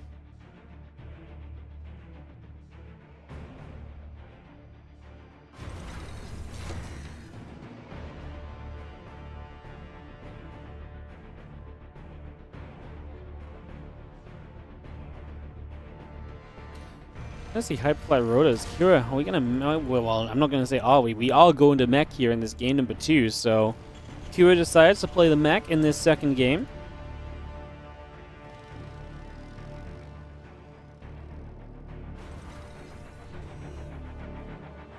Carapace coming up, drones and some queens on the way by. Just gonna have that Banshee in there.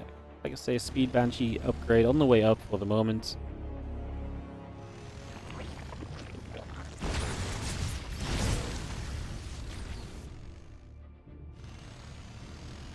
Aliens in the center, another factory or two just going to come down as well. It's going to be a 3-factory setup. A couple of spores building up on the side of Rogue. Going to get those on the go. The drones coming by, Carapace coming over.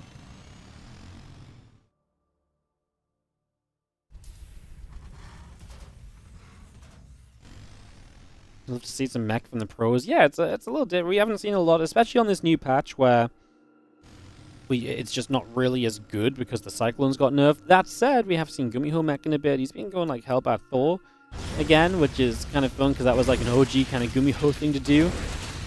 That's been pretty fun as well, as you just see the Ling's going to nibble up at some rocks here. The Queens are there. And the Banshee's going to come down the right-hand side to make some action happen as well. Let's see what they can do heading towards some mineral lines. Rogue currently playing the Carapace upgrade, currently playing towards the Bane Nest. Lair finishing soon. As he figures out what this is, we'll see what he diverts his game plan into. We'll see what he wants to commit for.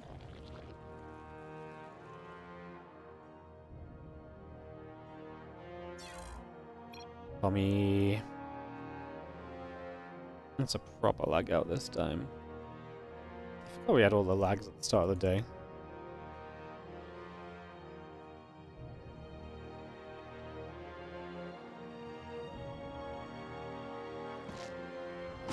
Alright, well, we get back to it. Hopefully just one and done.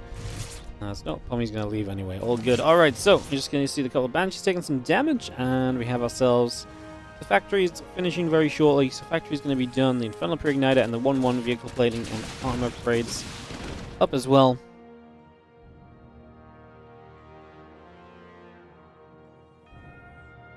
I do see speed on the Bane Nest. I mean, have we not really figured it out yet from Rogue what he's playing against, or does he just think he can actually get away with just Ling Bane? You know, for a long time against Battle Mech, Ling Bane Hydra could deal with it, but it was kind of about swarming it and taking control against it. Obviously, the speedy Banshees are not kind of a complete telltale sign of it as well, so it might just be he has not picked up on what it is. Right? Like, he might just think he's still playing versus Bio.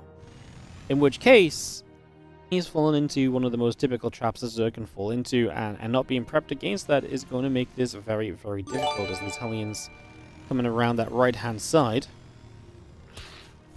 Okay, thank you, by the way. Gizbro coming in with a 2-month resub on the Prime, just to keep the dream of pro StarCraft alive. Hold that thought, because these Hellions are getting rid of the dream of keeping pro Zerg players in this game. We're not going to push them back. Didn't get many drones, just a few Zerglings to try to play defense. Rogue on his way to the Hive. I mean, now he definitely, just in case he didn't know before, he definitely knows now. So it does seem like he's pretty happy with this. But yeah, thank you, Gizbro, for the 2-month resub on the Prime. Thank you for supporting. Your subscription, your Prime, helps keep the dream of Pro StarCraft alive as well. Again, we can't do these events without you guys. There's a WardiTV tournament. The prize pool comes from you guys' support. Whether it's a Prime sub, whether it's donation, whatever it is, all helps this to happen. As Rogue getting a surround on Blue Flame Hellions, he's just not quite... I don't know how he didn't get a full surround before. I felt like he had it. I think the Hellions just broke through the shot of fire that they sent out. In the end, we will push this back and clean it up. Efficiency-wise, maybe not the best deal we've ever seen. 3k to 1.6k lost. But if Rogue can mass expand and mine, maybe that's okay. That a weird map where you actually don't have as many bases available on this map as you might think. Like, when I load into this map, I think, oh, cool, nice big standard map, right? But actually, you are 7 bases each, and that 7th base is one of the bases in the middle, right? And that's kind of like an awkward base to hang on to, so it does make you wonder a little bit, like, is this map actually going to be good for playing later game on? And maybe that's what Kua likes, a map that doesn't have endless bases and doesn't have a lot of, you know, locations to combine from. Not a lot of mech we can really do much about right now. Neural Parasite coming through, the Adrenal Glands coming up, the +2 melee coming about, the Neural Parasite coming over as well. couple of Banshees are going to hit the gold base.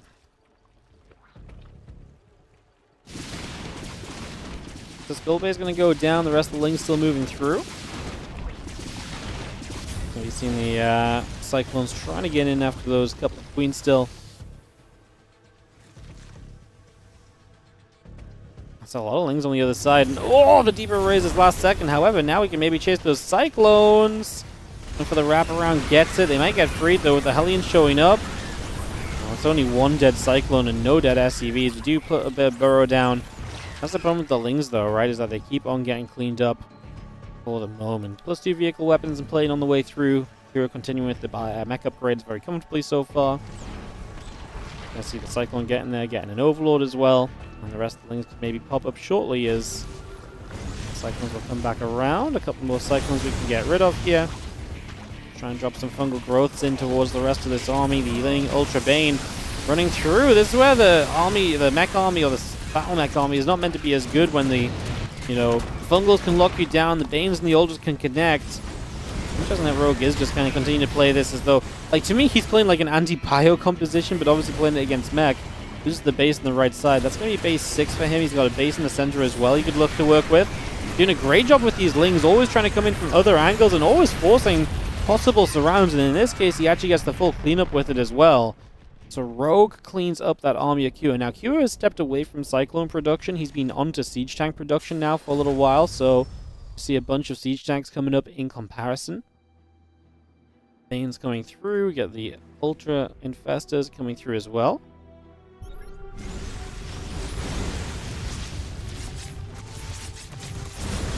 He's going to get there. A few of those drones still going down. 13 workers being picked up. Going to be seeing the Hellions. Going to get a few more drones as well. 17 workers killed. Ultra still getting busy. Ling's going to run into the natural. Ling's running up toward the main base. Still running by, looking for even more of those SCVs. As we see, the Ling's getting into the main. So again, good run bys, keeping Kua busy. Obviously, the problem being you just lost 17 workers of your own. I love the burrow as well, just forcing scans to come down, just forcing him to kind of pay a bit extra attention to what's been burrowed, or to the fact that something has been burrowed at the very least. Doing a great job there to kind of really extend what he's able to do. I like it. It's been a cool game from Rogue, but I don't know if it's been enough just yet, because he's still playing to me a suboptimal composition versus mech. It's a scary place to be. He needs to keep up with the fights. There is definitely work to be done right now for Rogue, but see what he can do. I mean, it feels like he should not really win many fights from here. He needs to kind of knock down bases. Kua's becoming a 5-base Terran. He needs to really get rid of some of these bases sometime soon. Otherwise, the economy that the mech can just rebuild off of is going to be very difficult for Rogue to overcome.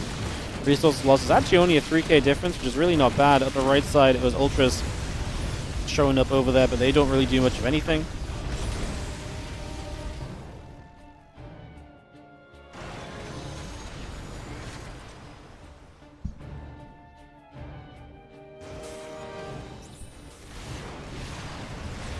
Spy coming up. Well, Banshee's going to be hanging about. Just going to be seeing the Hellbat and the tanks coming down for the moment. Libra setting up. The Bane Ultra, I like it, man. Honestly, he's making attempts to get rid of those bases. We also got to get rid of the army in the center. Is Rogue just missing spellcasters? 11 infested, but not a Viper in sight. Viper 2 might be good here. As Planter goes down, there's nothing nearby to replace it, so that is a base knockdown for the moment. Rogue still actually, I mean, he's sending, these Lings in over here, still hitting this base.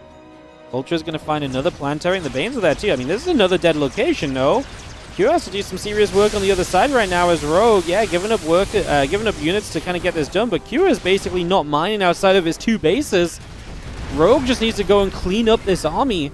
Like I say, that's more easily said than done, because what Q has outside of Rogue's base is powerful, but I mean, Rogue has forced some of it to stay back at home. He's getting some mutas on the way up. That's very smart, because there's not a lot of anti-air. Unfortunately, the Liberators will be acting as some anti-air. I think Rogue 6 mutas ain't going to do it, but I would not hate it if he actually just waited for, like, if he can just buy time and wait to bank even more mutas up. The more mutas he has and shows up with all at once, the better this is going to be. So, we'll see if he can keep that as a surprise, maybe. I'll say mutas are going to finish. Infestors are just lurking, by the way. They do have Neural Parasite available. Could be a big deal. Mutas pop out. Okay, they show themselves. Now Kira knows he needs more anti-air, perhaps. Infestors are going to drop the Fungal Growth on the air units to try and give the Mutas a chance to survive through this. More Mutas are building. We need those Infestors to get through. The Ultras are going to run into Siege Tanks. Don't love it. We really need to get rid of those Liberators. We're going to Neural Parasite a Liberator. That's cute, but it's not enough. Rogue does not have a way to fight this army. GG's. Good attempt, but it's not good enough in the end. And Kira takes it to 1-1. So you get a scratchy throat. As we got to the end of the game, apologies. As we'll go to a game 3. Exciting business.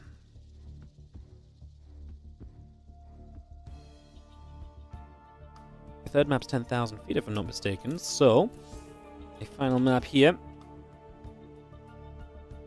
And we'll get that underway.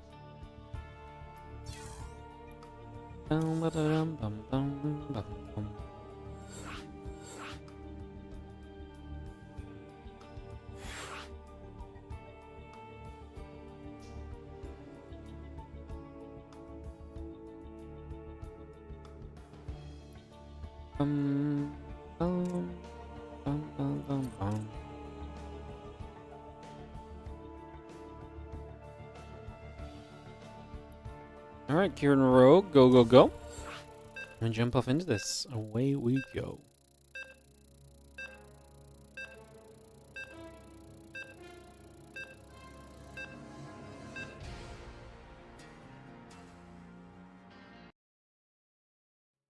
$10,000 feet, guys. Let's go into our third map and see who gets the win. Like I say, a must-win game for Kua. He loses this series, he's out of the competition. Rogue, a win here would guarantee him a spot in the playoffs. A loss here, and then he has to go see what he can do versus Cristiana, which would probably still decide things.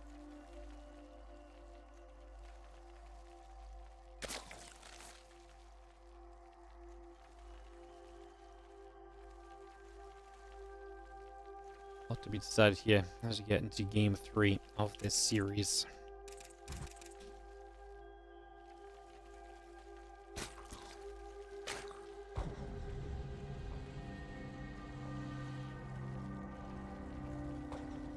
Drones coming about, depot on the way.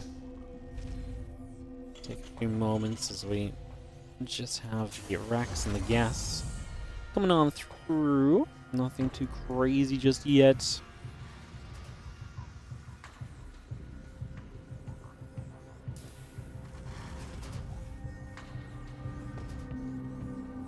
I kind of like the game from Rogue, honestly, but he really just never... I wonder what it would look like with some Vipers. Like, the Muta switch was interesting. I think the Muta switch could have worked, but he just needed more Mutas and more time. He needed a way to get rid of the Libs initially as well, maybe.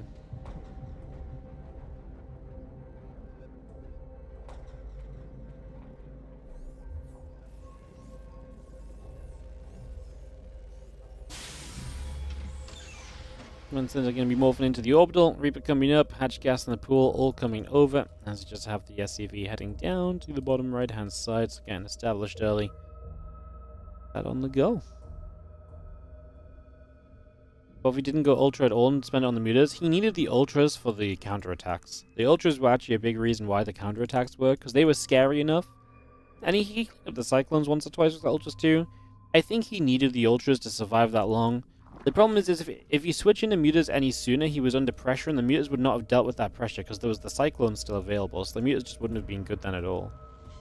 So, could have gone Hydra instead of Mutas. I think at the point he made Mutas, it was his best choice because he wasn't really in a position to win a ground fight straight up, no matter what he built. So I think the Mutas were a good idea of like, hey. I've done everything else. I just need to clean up this army, and his Mutas were like the trick play to try and clean the army up. But a couple of Vikings, the Liberators that were obviously out just to help on the ground anyway, were defense against the Mutas, and just 8 Mutas ain't it, right? Like, if it was like 20 Mutas all at once there, like, I could be a big believer, man. Like, Kira's not rich enough to kind of build Thors. He doesn't have any Cyclones. Like, there's a real opportunity. So maybe some of the final Ultras may become Mutas a little bit sooner, right? Like, maybe then we're talking. I think that the concept was okay. I think the idea was possible. It just wasn't quite there in the end with the timing that Cure pushed down when Rogue felt he had to play defense.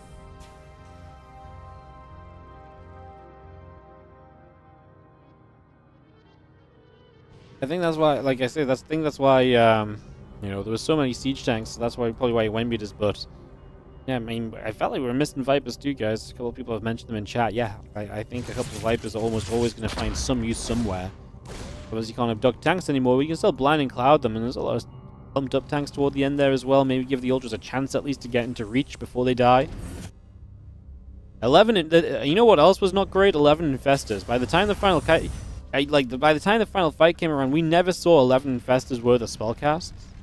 So if those 11 Infestors maybe invested like half and half into Vipers instead, because like I understand why he has a bunch of Infestors, but he never got to use them. So that's something else that just was so minimal. Like he casted like one Neural, he casted a couple Fungals that were like eh. Like I say, 4 or 5 Infestors would have done the same job as those 11, to be honest. Gonna see the Hyperflight Rotors again here from Cure. He's not taking additional gases just yet, though, so I wonder if he maybe plays a little bit of the mind game of like, hey, I'm gonna go Speedy Banshees, and then the next thing you know, he's, you know, switching into Bio instead of Mech, and so it's, you know, it looks the same as the last game, but the follow-up is different, so maybe just trying to lay out a baseline kind of trickery, or layer of trickery here for the moment.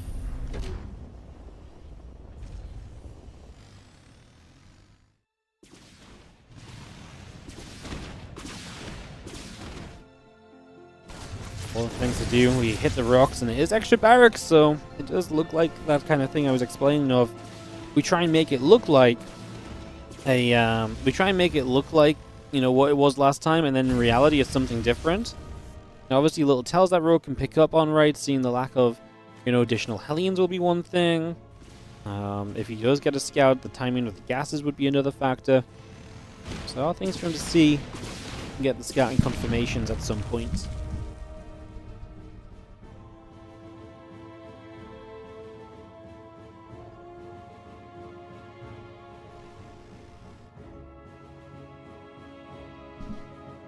Hyperflight Rose just coming right on through. A couple engineering bays coming up. Stimpack on the way. The Queen's going to get underneath the Banshees.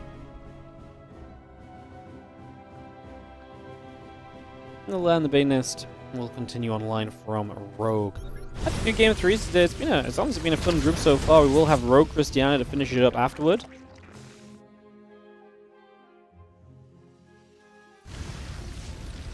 Aliens, the Reaper. I'm just going to try and come through.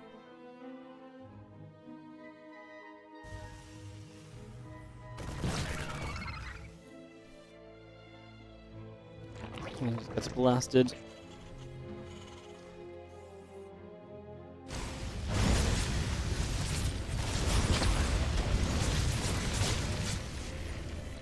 Queen's going to be there, Reaper taking some damage. It's going to be having again the medevac tank Marine will coming through. The 1-1 upgrades on that Stimpack coming along also, so bringing that up, getting that online. Infestation Pit, Hatchery. Additional Lings coming over for the moment. Melee upgrade and Bane Speed continuing to produce. Just having the Banshee still hitting. And a couple of drones going down.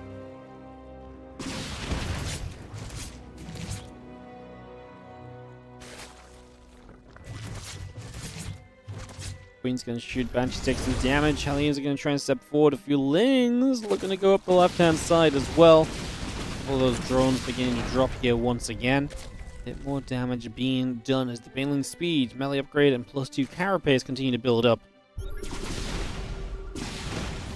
Banshees. We'll turn around and get rid of a little bit more creep. 8 drones going down thus far. The rest of Bane's morphing in.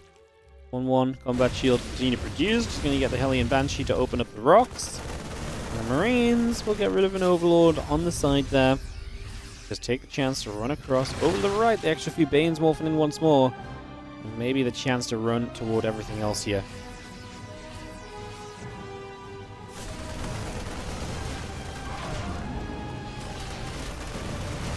Got that Ling Bane taking damage. The Marines going back the other way. The Hellions up to the top side. Going to hit the rocks right now.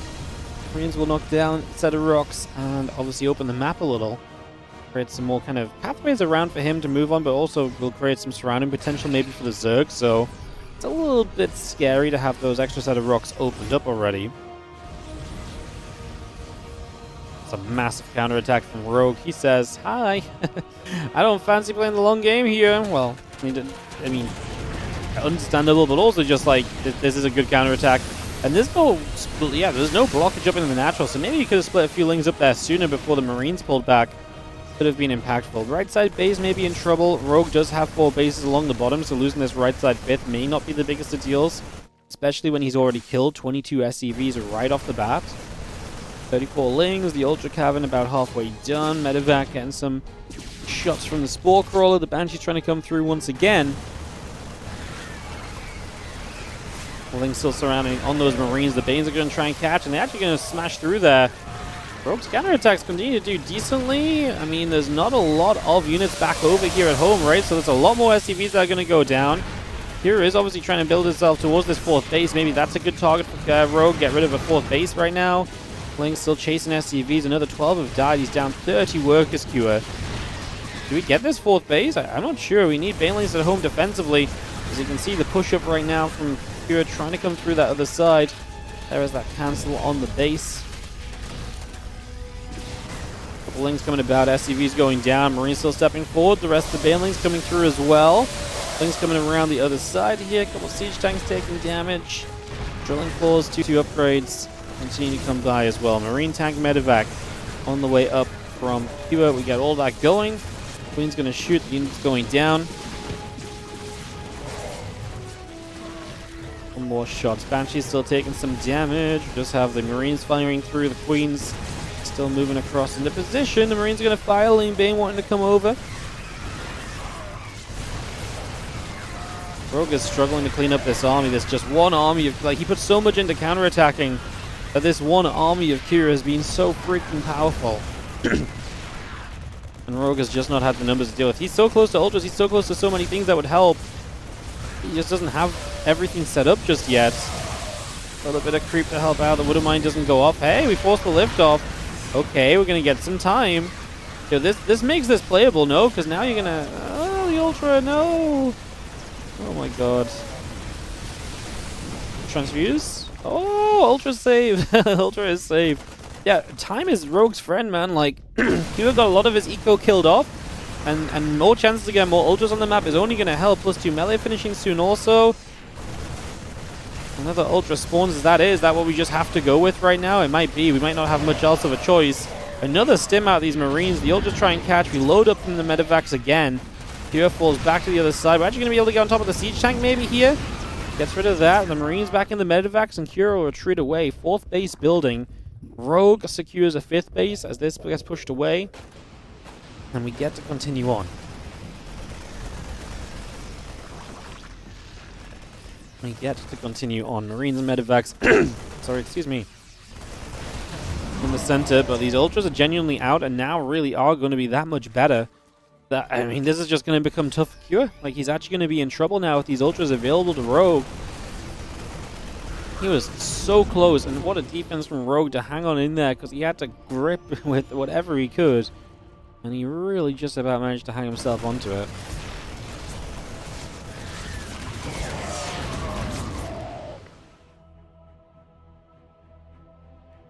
Block since this coming through. Goblin Fest is coming about. The Overseer building. Get some more Zerglings on the way as well.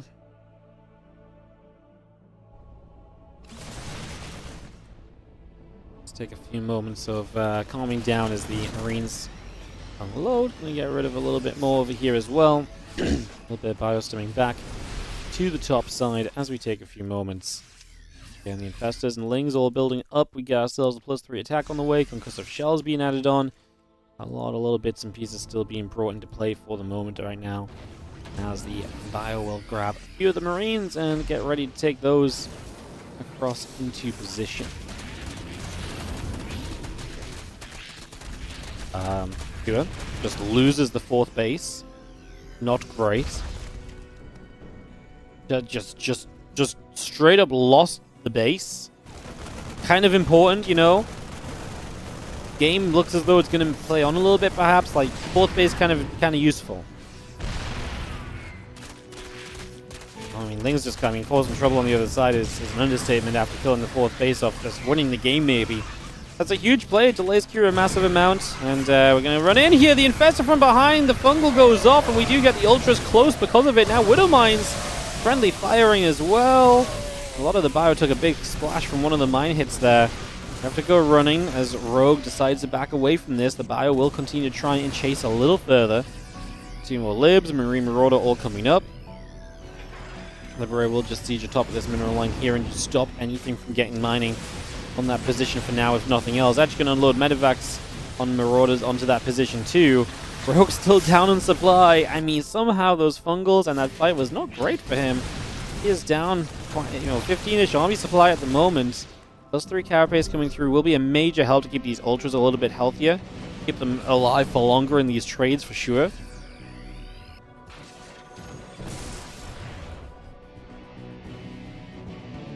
Seconds will get to the top side. Moving over, the Liberator firing at the Overlord. Faster. Reduction. Medivacs loading.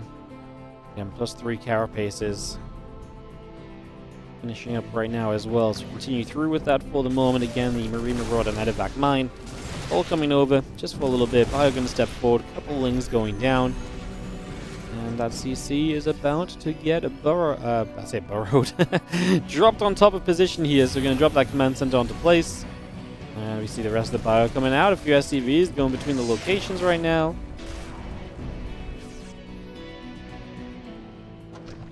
And Spire halfway done. The Ultra still building. You're just going to see the bio in the mines to the right. We're still counterattacking his Rogue. Ling Ultra going to show up. Guess what? He wants that 4th base. Chomp, chomp. Cure? Okay, actually lifts it this time. I was going to say he should start to repair it soon, right? SCV's going down. The Ultra running into that natural does cause a little bit of trouble. This Ultra gets away on the right side as well, so we deny the 4th base a teeny bit longer. Rogue keeping Cure from getting settled down. That right side base of Rogue looks like he'll be in trouble. There's army on the map. He's going to find a Cure instantly, and he will get rid of it, so that's a quick cancel. No problem. Spire about to be done here as well. The Ultra that was retreating from the top side gets caught by this army too, so unfortunately a run-in that was unexpected there. Does not go your way. One mine's going to pull back the other side. Just going to get the Liberator sieging as well. A couple mine shots trying to come through. The Infestor going to waddle forward on the ground underneath. Going to see where we can get to also here. The bio still pushing down the right, looking to get some catches. The Widow Mine's going off. Zergling's getting turned around. Forcing a lot of these Widow Mines to unburrow and reburrow. The units that came down the right side became a little bit separated here. We could unpop that Infestor, find the Fungal Grove, and he is going to stop the retreat. We will get away with the Medivacs in the end. No follow-up Fungal or anything, but still a good opportunity to push Cure back as Rogue makes the play on that right side. We now have, again, a couple Ultras coming about. Ling still in production, plus 3 melee producing. A couple Widow Mines will just go after some Zerglings as well.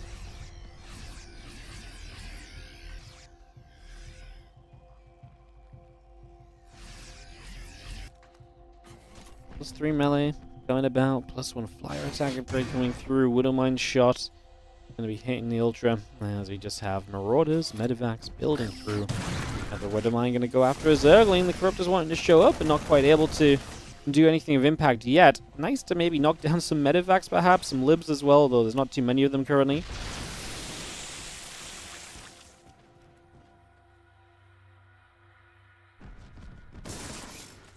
Ultras just joined up together here. There's going to be another Widow Mine we kill off. We'll try and chase the others down.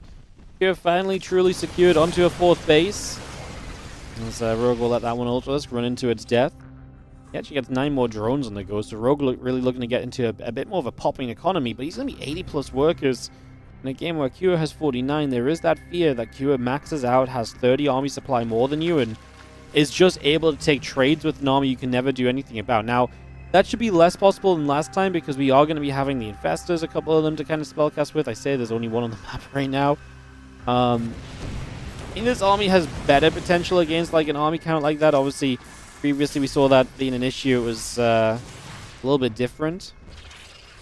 So we will see. And maybe Rogue doesn't give us that opportunity. Does he run in on this right-hand side here? A little bit bio coming back over in this direction. We are going to see a Widow Mine going off. Bane Ultra moving its way through. A couple Widow Mines trying to set up as well. Bane's still chasing, and Fester catches a fungal, really only on a couple of the medevacs though. And I think if we just get rid of the 4th base here, that alone would be a win for Rogue. Even if it's expensive, he loses some units in the end of it all. I mean, you just can't continue in this game as Q if you don't have a 4th base. Like, you need the money. He's getting a new CC up, but again, it's an investment to build into that. Corruptors do find a couple of medevacs in the end as well.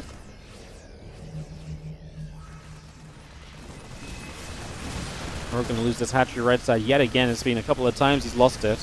He does have all of his other bases set up, though. Currently a 6-base Zerg obviously feels fairly comfortable against a currently 3-base mining Terran player. 90 minutes deep, so mains and naturals are all dry of money as well. The 3rd base is barely hanging on. So again, Kira's income is nigh on 0, which means his army's not going to get much larger, which means he's not going to get that kind of maxed out over army supplying kind of Rogue situation. As Rogue runs through, Ling Bane coming up, the Corruptors will chase, the medevac's pushed away, the Ultra's running over as well. Let's see, a Widow Mine shot there goes off. Medevac. Corruptors might just commit here. The Ultras are just going to run into this. As Rogue just decides it's time to send this, the Corruptors will work their way through whatever is nearby in the skies. The Ultras are not being stopped by a single thing. GG says Kua as he is eliminated from WardiTV October. 1 and 2 will not get you through. And unfortunately that means Cristiana is eliminated as well. We will still play the final matchup, which is Rogue Cristiana. Cristiana could still, in theory, maybe make 3rd place, which is a prize money difference, so maybe not, because he lost the head-to-head to Q, so maybe that's just doomed anyway, but we'll play the last match no matter what, so we will jump into that and get ready to go there. So it will be Cristiana Rogue coming up to round us out, guys. Let's get that ready to rumble.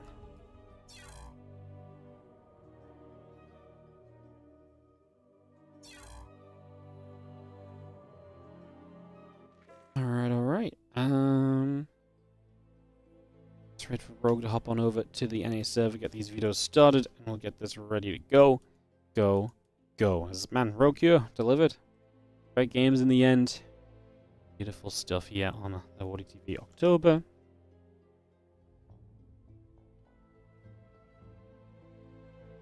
And we get ready for Rogue Cristiana.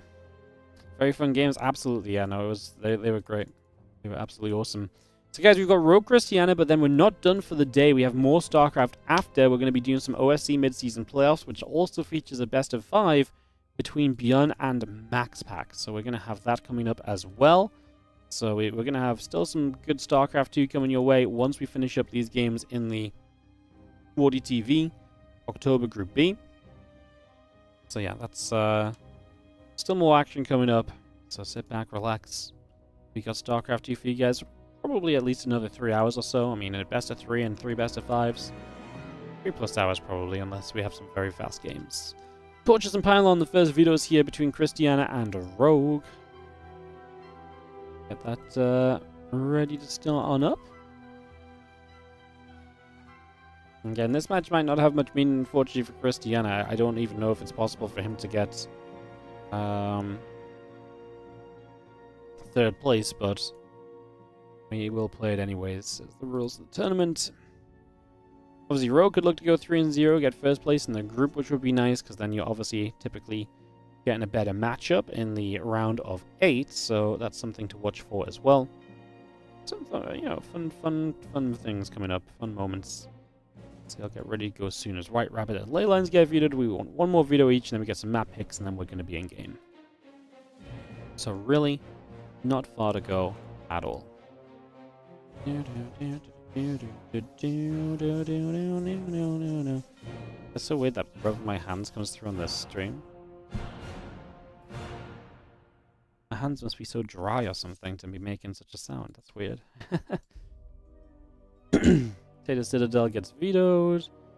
And 1 more veto, map picks, and we're away. Very nearly ready to go. Tokmak vetoed, so that's going to leave us with 10,000 feet. It's going to leave us with Ruby Rock, and it's going to leave us with Persephone.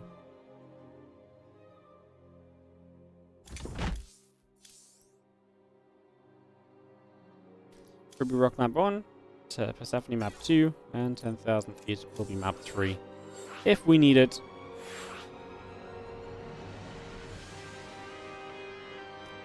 Alright, let's throw the lobby links up. Get ready to go. We'll be off into Series 6 out of 6 on the WardiTV October, but like I say, we've got a second tournament after, so we will have more StarCraft coming your way. So if you're not, throw Cristiana, and then we have a combination of games. So I think the OSC matches are Beyond Max Pax, Rogue, GG Machine, and maybe Skillus Goblin. I think there's a PvP in there. I think. Yeah, I think so. We'll see, but yeah, for now, just getting in game ready for Ruby Rock right now, and we should be good to go in a second. Just waiting to see if one more caster is joining our lobby. We'll get set to go. I'm not sure what order we're going to do things on the OSC Mid-Season Playoffs. I don't think it matters because it's lower bracket and upper bracket combined, so we probably can just start with... Oh, Wikipedia has an order set already. In that case, we'll just do Wikipedia's order. We're going to start with Skillus Goblin, then Spirit GG Machine, and then go from there. Right, we are ready for Ruby Rock. Let's get this going. Let's kick this off and see what happens. Game number 1, I'll have a best of 3 as Rogue looks to get a 3-0 on the day in the group to be first place guaranteed. Lovely stuff. Let's get loading into action.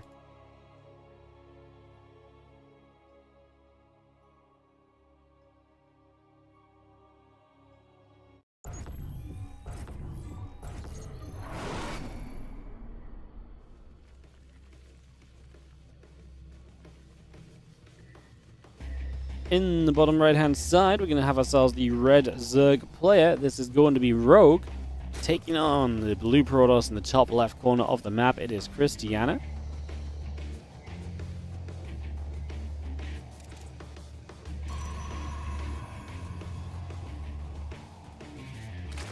Let me get into some ZVP now.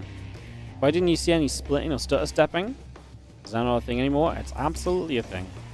If Terrans aren't splitting or stutter stepping against Banes, it's probably because they're distracted somewhere, or they feel like their pre-split is good enough, or they are fungled. But yeah, usually if it's... I mean, depends on the situation as well. Depends on what units are there and so on. But yes, you absolutely want to split your Marines because... I mean, stutter stepping, not so much if like Banes are out a lot of the time, because like, it depends on the size of the fight. Because stutter stepping, everything is a DPS loss, whereas...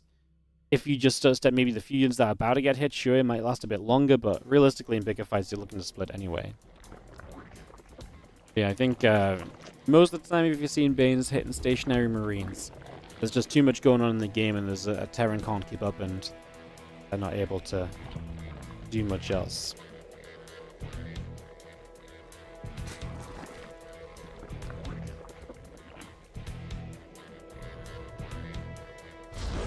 I want to see our Cybercore coming up. The Nexus on the way through. Everything looking pretty regular for the first few moments. Nothing too crazy just yet. Wardy, will you cover the Crank tournament on the next day or the same day? I don't know right now. So, for example, the first day of the Crank tournament, I can't cover same day because I don't do Sunday evenings. And it starts on a Sunday for some reason. And then the second day is Monday, and then obviously after WardiTV Mondays, it's Monday Night Weekly, right? So like the first couple of days, I don't really know. So it's probably safer to assume it's going to be afterward, in terms of like a day after, or maybe even 2 days after. Like I have a couple of days set aside to just cast the Crank tournament, so it's very possible that like on the Tuesday, we just cast like the entirety of day 1 and day 2. The problem is it just starts and finishes at such a time that by the time I get the replays, it's usually kind of past when I'm streaming. So it's better to assume I'll be doing them the day after. But honestly, I'm not 100% sure yet. And some of it will come down to my other events and schedule. I don't know if I'm doing anything with OSC next week, for example. That might come into play, and we might do like, you know, Crank replays after that. So I just don't really know yet, is my honest answer so far. So... but I would, my safest guess would be the day after, because same day relies on me basically casting until they're done and then getting the replays straight away and stuff, so yeah. But yeah, it is weird that it starts on the Sunday. I didn't realize that when I organized my, I organized something, the playoffs for this tournament are on the Sunday, right? Are they? I don't think that's true, actually. Wait, it starts this Sunday. What are we casting this Sunday? It's not the playoffs, it's just the group of this tournament. Yeah, one of the groups of this tournament is this Sunday, yeah. I'm getting confused because my playoffs are on like a Friday and this tournament starts on a Sunday, and none of those days make sense typically from what you expect, so yeah. This man needs a personal assistant. I don't think a personal assistant would fix anything, to be honest, because I don't know what a personal assistant... I don't know if a personal assistant could tell me what other StarCraft things are happening next week that I can't already tell them, you know? But yeah, it's going to be a little bit mix and match, but I'll do my best to put them on TL. I'll do my best to let you guys know ahead of time on my own streams. But yeah, obviously I don't want to leave them like ages. And I do have time scheduled to cast them over the course of the next week, so yeah, we'll just see how it works out. Twilight Council, Robo Facility, and a few additional gateways coming up. A probe or two on the way in as we get settled down in the early stages. And we just have our roach drone building from Rogues. We did get a few drones early from Krystianer. I believe he's killed 6. Only for the 2 Adepts. 1 Oracle is very low, but did get out alive, so that is obviously a major aid. And no surprise to see Rogue taking damage early in the game. That's a very typical Rogue thing to have happen. Really not too surprised about that at all, because like I say, that really just happens a lot of the time, to be honest. So, yeah.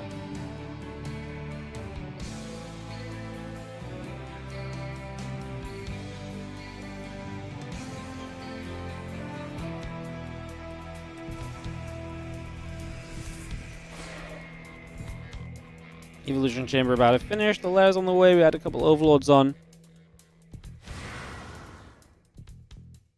And I see the couple of Adepts over that right-hand side. Leg coming up. The Roach is on the way in. Extractor, Group Gma building through. High Templar's going to morph themselves into an Archon. And these couple of Adepts still stepping their way into the natural. And beginning to go after a few of those drones. So a couple of drones beginning to go down. 3 workers killed. The Fueling's going to be there to get after the Adept as well.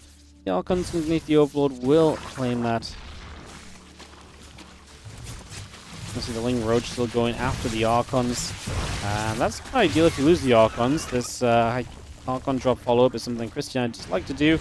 And he's actually going to get back in to get a few drones as well. Rogue is not really dealing with this very well at all, as those couple of Queens continuing after the prison, but only shields being lost from it, as the lair is about to complete.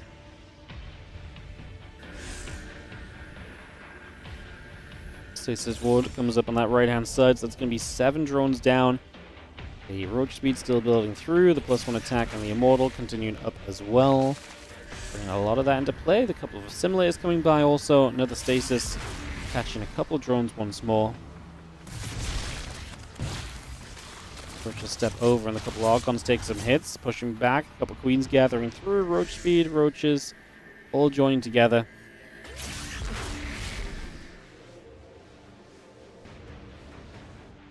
Again, 6 Roaches, Roach Speed on the way. Just got a few drones in production. The Prism out down to that bottom side. Immortal +1 on the charge, all building extra gates in production.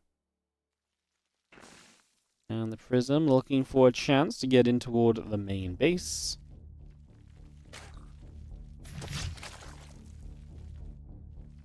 But not really going to happen either. So, I mean, Rogue getting a little bit better on the defenses now.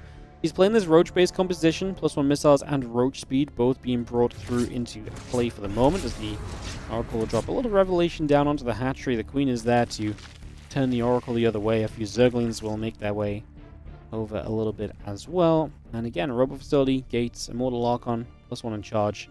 A little bit of everything on the way through for the moment as Rogue works up the right-hand side. And I mean, with 58 drones only, feels like he is pretty much ready to go onto this. He's getting an upgrade that's not going to be ready now, but will help him later, maybe.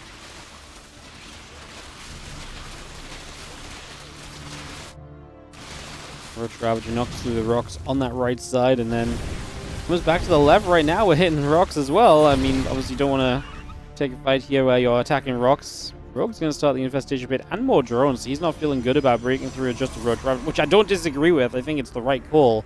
But maybe it was the right call to never be committed to something like this in the first place, to be honest. I think he was a little bit off the mark with where he was aiming to be on this one, if I'm going to be quite frank, but all good. Infestation Pit is going to be done soon. The Hydra Den is halfway done. Hatchery finishing, Overlords, drones, +1 missiles, all off the way.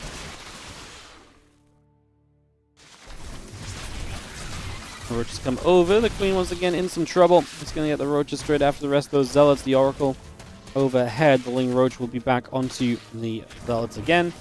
And a couple of drones still going down. 6 workers being picked away at. Storm +2 on the way up. The Immortals in production also. A lot of that on the way right now as the single Zergling, and the Roaches will continue to chase the Zealots for a few more moments.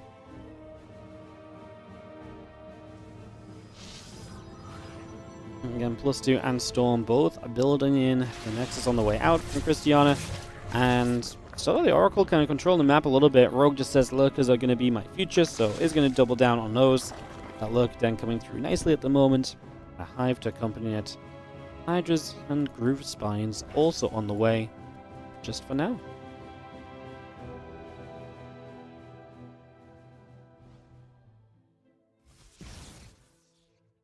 Hive halfway done, the Lurk Den halfway done. At those Hydras on, the Muscular Augments coming through, a couple of Biles. Trying to connect onto the Archon. This Archon there, very nearly going down. Rogue doing a good job of staying away from the Storms as well. Gonna walk through this one. Takes a lot of little bits of splash across his army. The Zealots, though, strike, and that's going to force Rogue to turn away and pay some attention elsewhere for a little while. Just going to pull straight over and deal with that.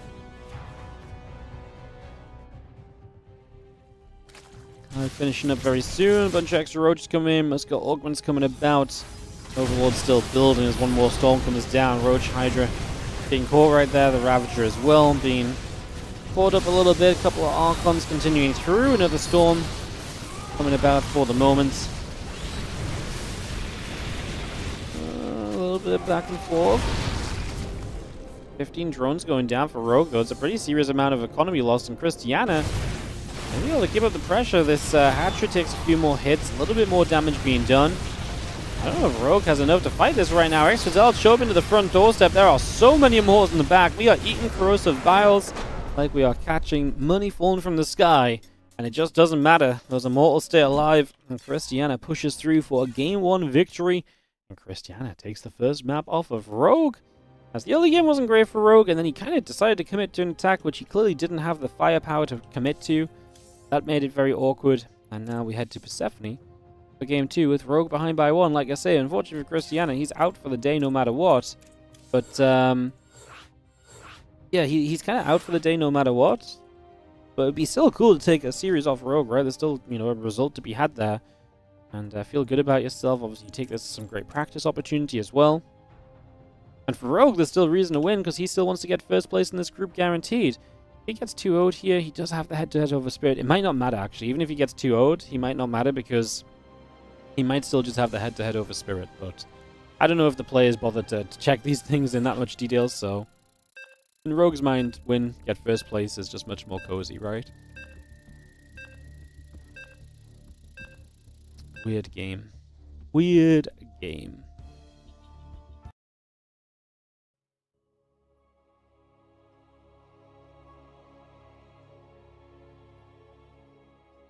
Alright, game number 2, as we head into Persephone.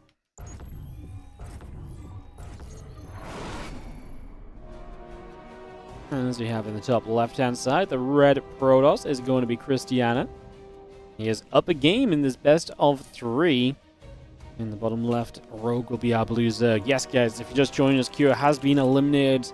Spirit and Rogue will be advancing on from this group. This is just the finalizing of the final scores here with this final matchup for the moment. Like I say, even though this is our last match of this group today, after this we will still have more StarCraft 2 for you guys. We have Skillus versus Goblin, Spirit versus GG Machine, and Bjorn versus Max Pax in the OSC mid-season playoffs. That starts up as soon as this series and this tournament wraps up, so we'll be moving straight on over to that. So you guys can stick around. Like I say, we've got 3 best of 5s coming up after this, so plenty of StarCraft 2 still coming through. No worries there. And Rogue has a drone coming across the map, so Rogue. He's opened super early pool, drone across the map, and he is now looking to push in the early stages here on Persephone. Rogue looking to get the damage done, so he is going to commit on in. He's going to look to make something take place. Hatchery in the wall off, and yeah, some Something a little bit unique and feisty here as the Lings will chase the probe and we'll start to go across to the other side of the map.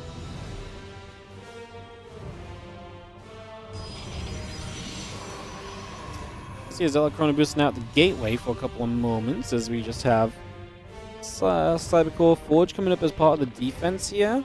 It's going to take a long time to finish the Forge and get a cannon started though. Which does actually have me a little bit concerned. The point of this hatchery is obviously it blocks as well. And now you can't really do anything to stop the gateway from going down. Cannon will start. And I guess with the secondary wall this is maybe fine.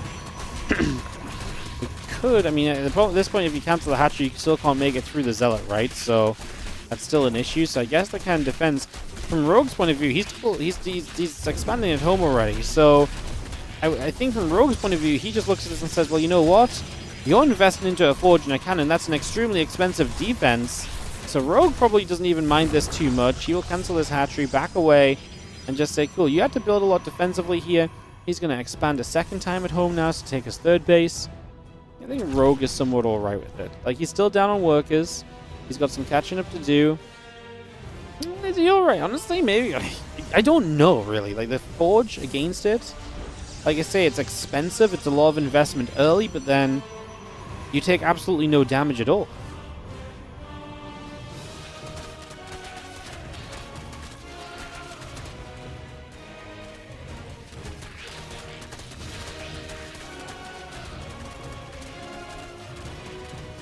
He's going to jump onto the rocks there. We do see the Stargate coming up, the Adept and the Warp Gate building through as well.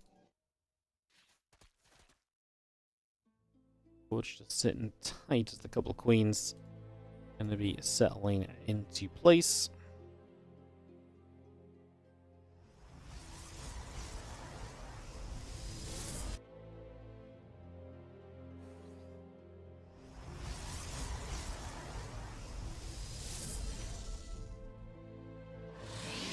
Oracle moving around, just going to see that Corona boosting coming about. The Adept going to be popping out very shortly as well, so we move straight on over with that one, getting settled in for the moment. See our Zergling getting turned around the other direction, so we take a few moments.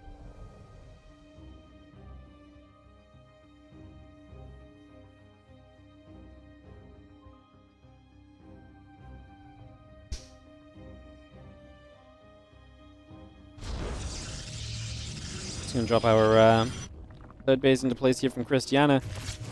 I mean, Rogue in the end is still significantly behind on workers. Now we'll lose a couple as well to the Oracle. So maybe it's actually fair to say that at the end of it all, Cristiana's defense is good. Good call with the Forge, good call with the cannon. I was just worried it wasn't going to be in time, but the secondary wall came up super comfortably, very nicely done.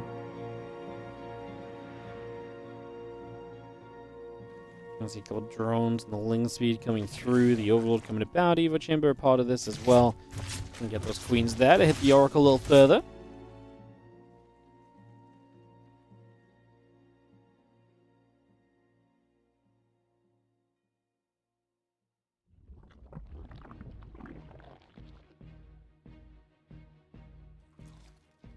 This Oracle obviously healthier, will still have some poking potential as the Robo Facility and Twilight Council come through from Christie. And he gets himself with a couple of gateways as well, nicely set to this next step of the game. +1 attack going to come through as well from Krystianer. So +1 coming through. The Oracle going to be there to hit the Zerglings for a couple of moments.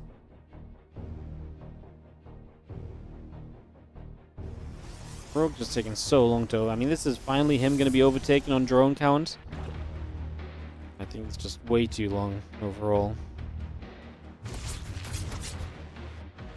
It's going to be that Oracle taking damage.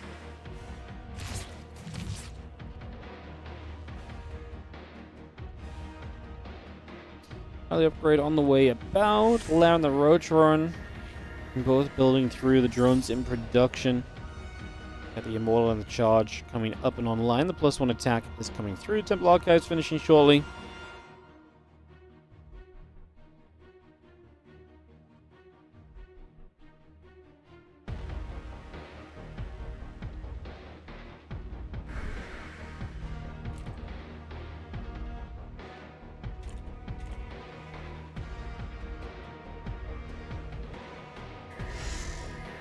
And now the upgrade building across. You're going to see the Oracle dropping the stasis down.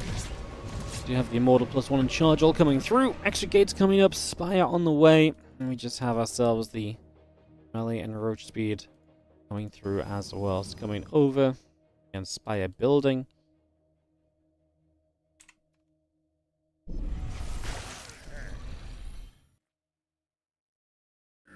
Then +1 charge coming through too. Is just going to have ourselves the Oracle. It's just going to be the action on the map right now. Not much really going on.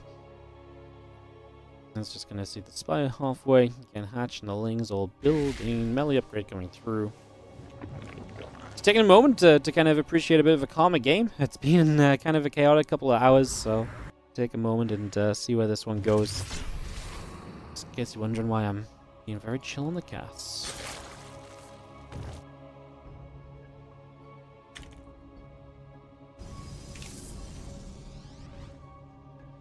Doesn't move out of finish. Gates coming up. And it's going to be seeing the Forge get knocked down. You do have the cannon getting picked away at as well.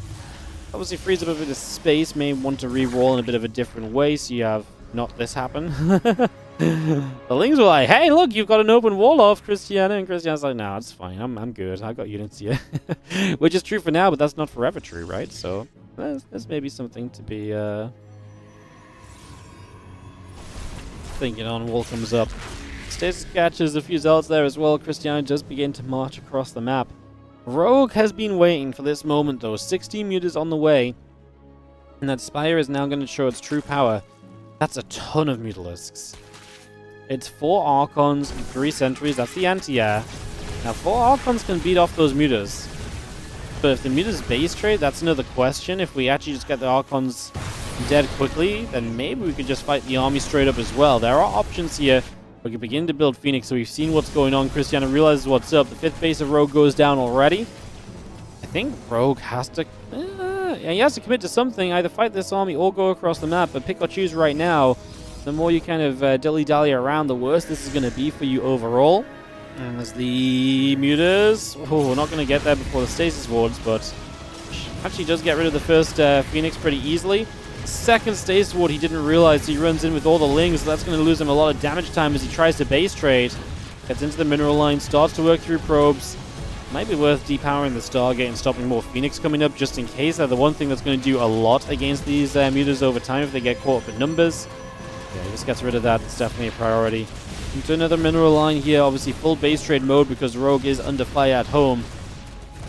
Cristiana have the anti-air to fight these Mutas in the end. A few more still popping out. He's got a bit of money for a couple extra as well.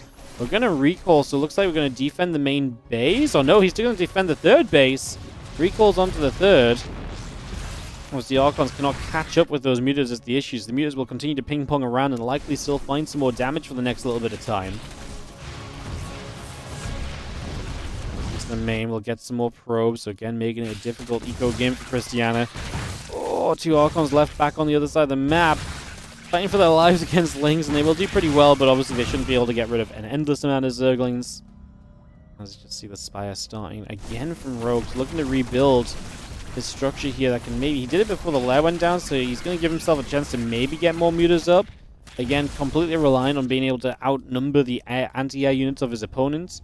The Spines are a big deal, because any of those, if they can just get rid of an Archon or 2, maybe it gives the Mutas a chance. Problem is, the Zealot's already shown up in that bottom right side, but they're going to mess up. They're going to get caught. They're going to try and hit the hatchery. So they're not going to be able to do too much there. That's a big deal. I'm going to play cleanup with the Mutas, and I mean, Cristiana knows this army is here. Lings just across the map will continue in, try and depower gates. I mean, Cristiana's out of money. He only got 6 probes. Obviously, he does have a Nexus. He does have mining potential. He can get some more money if necessary. As Cristiana looks to push the bottom right side. I mean, is again very close to the point where Cristiana is just maybe going to send it, but does he need to? I think yes, because the problem is if you hang back, your bases, if you try and mine from them or so, are just going to go, it's not going to go well. The Archons actually hallucinated are going to survive a lot of shots, and that's actually crazy because we hit both hallucinated Archons first as the Spine Crawlers, so we don't even kill an Archon with the Spines. So this does nothing at all. Now the rest of this continuing through. The Muta's going to jump onto the Nexus. This bottom right base going down. The Zealots are going to come over.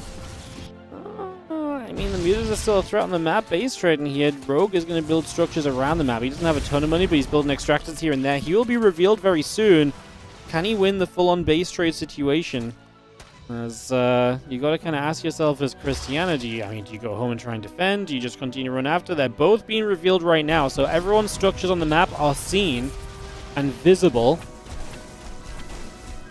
Cristiana doesn't have a structure on the other side, right? So he doesn't really have a lot of space to run around with.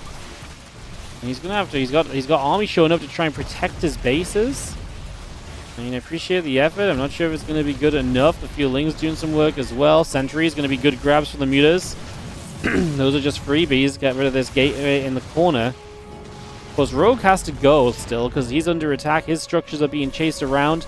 He's building another extractor. He's got them spread everywhere, so making it very difficult. Can we do anything about these 5 Archons? He could maybe go around the map and clean up the units that are cleaning up his bases, right? I mean, Prism's a massive catch because that's getting rid of something which obviously would be able to micro the Archons to get more value out of them. That's a singular Archon we can grab right here as well. So Rogue is playing cleanup. As long as he has enough structures left, he's still got 3 extractors and a Spore Crawler. He's out of money though, like he's completely done for. So he can't build anything else, but then you can't really kill these structures as Cristiana, because Rogue's mutas are going to kill off the units you send to kill them unless you send your Archons. If you send your Archons, they're going to die too. So it's scary. Now, there's one more extractor on the way, so that really is the last of the cash. And everything's kind of... Okay, apparently... Okay, he already had this one queued up, so that's where some of that money went. The mutas are still chasing, by the way, as well. A couple of Zelds going to show up over here. We cancel the extractor. Can we build another? I mean, we wouldn't have the drone if we lost the drone, though. He's going to chase the Spore Crawler. No! Oh, we saved the Spore Crawler. The Zealot wants it, but he won't get it. Immortal. Onto an extractor as well. He's going to go down before the extractor dies. Cristiana is now 6 Archons and a Sentry versus 27 mutas. No workers each on either side of the map.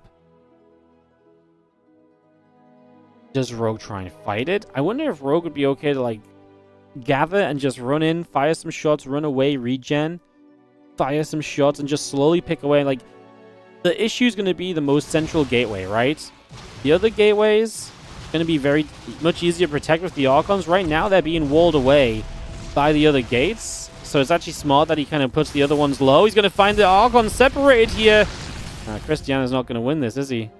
It's looking very tough for him. He's got nothing on the map to go in after anything else. There's a hallucinated Phoenix over there. As we're just going to end up taking the big fight. The mutas onto the Archons. There's not enough. The mutas get it done. 0 supply for Cristiana as he GG's. His final structures are being killed. And Rogue is going to get it done. That seems scary, but I actually think it's very smart because he's running around specifically the structures, knowing the structures block up the Archons. And that is going to be exactly why he can survive through to victory in the end. Because the Archons get split a little bit. He picks off a couple freely. And that is going to be huge for him. So, well played by Rogue. That was a very entertaining game number 2. And we get tied up 1-1. We'll have one final map in this best of 3.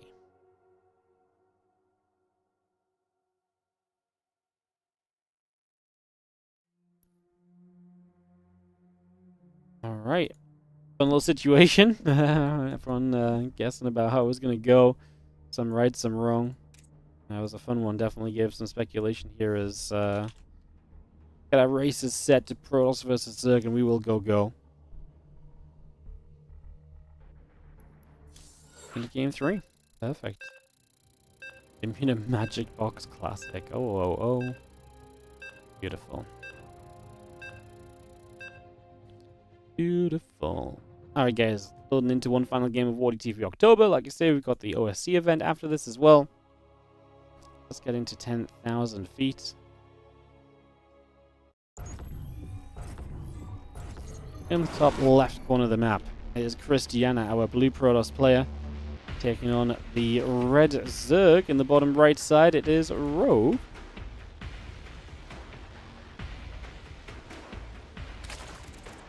Game 3 of the series.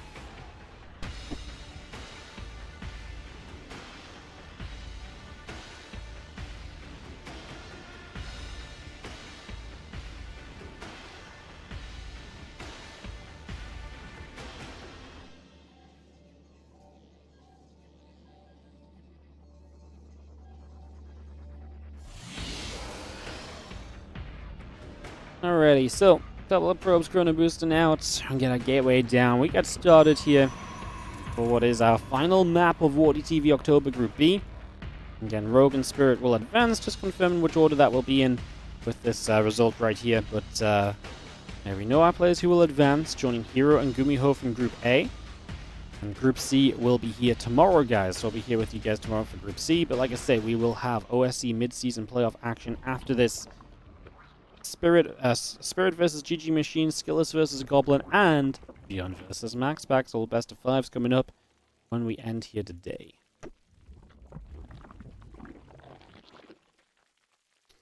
Catch Gas and Pool coming about.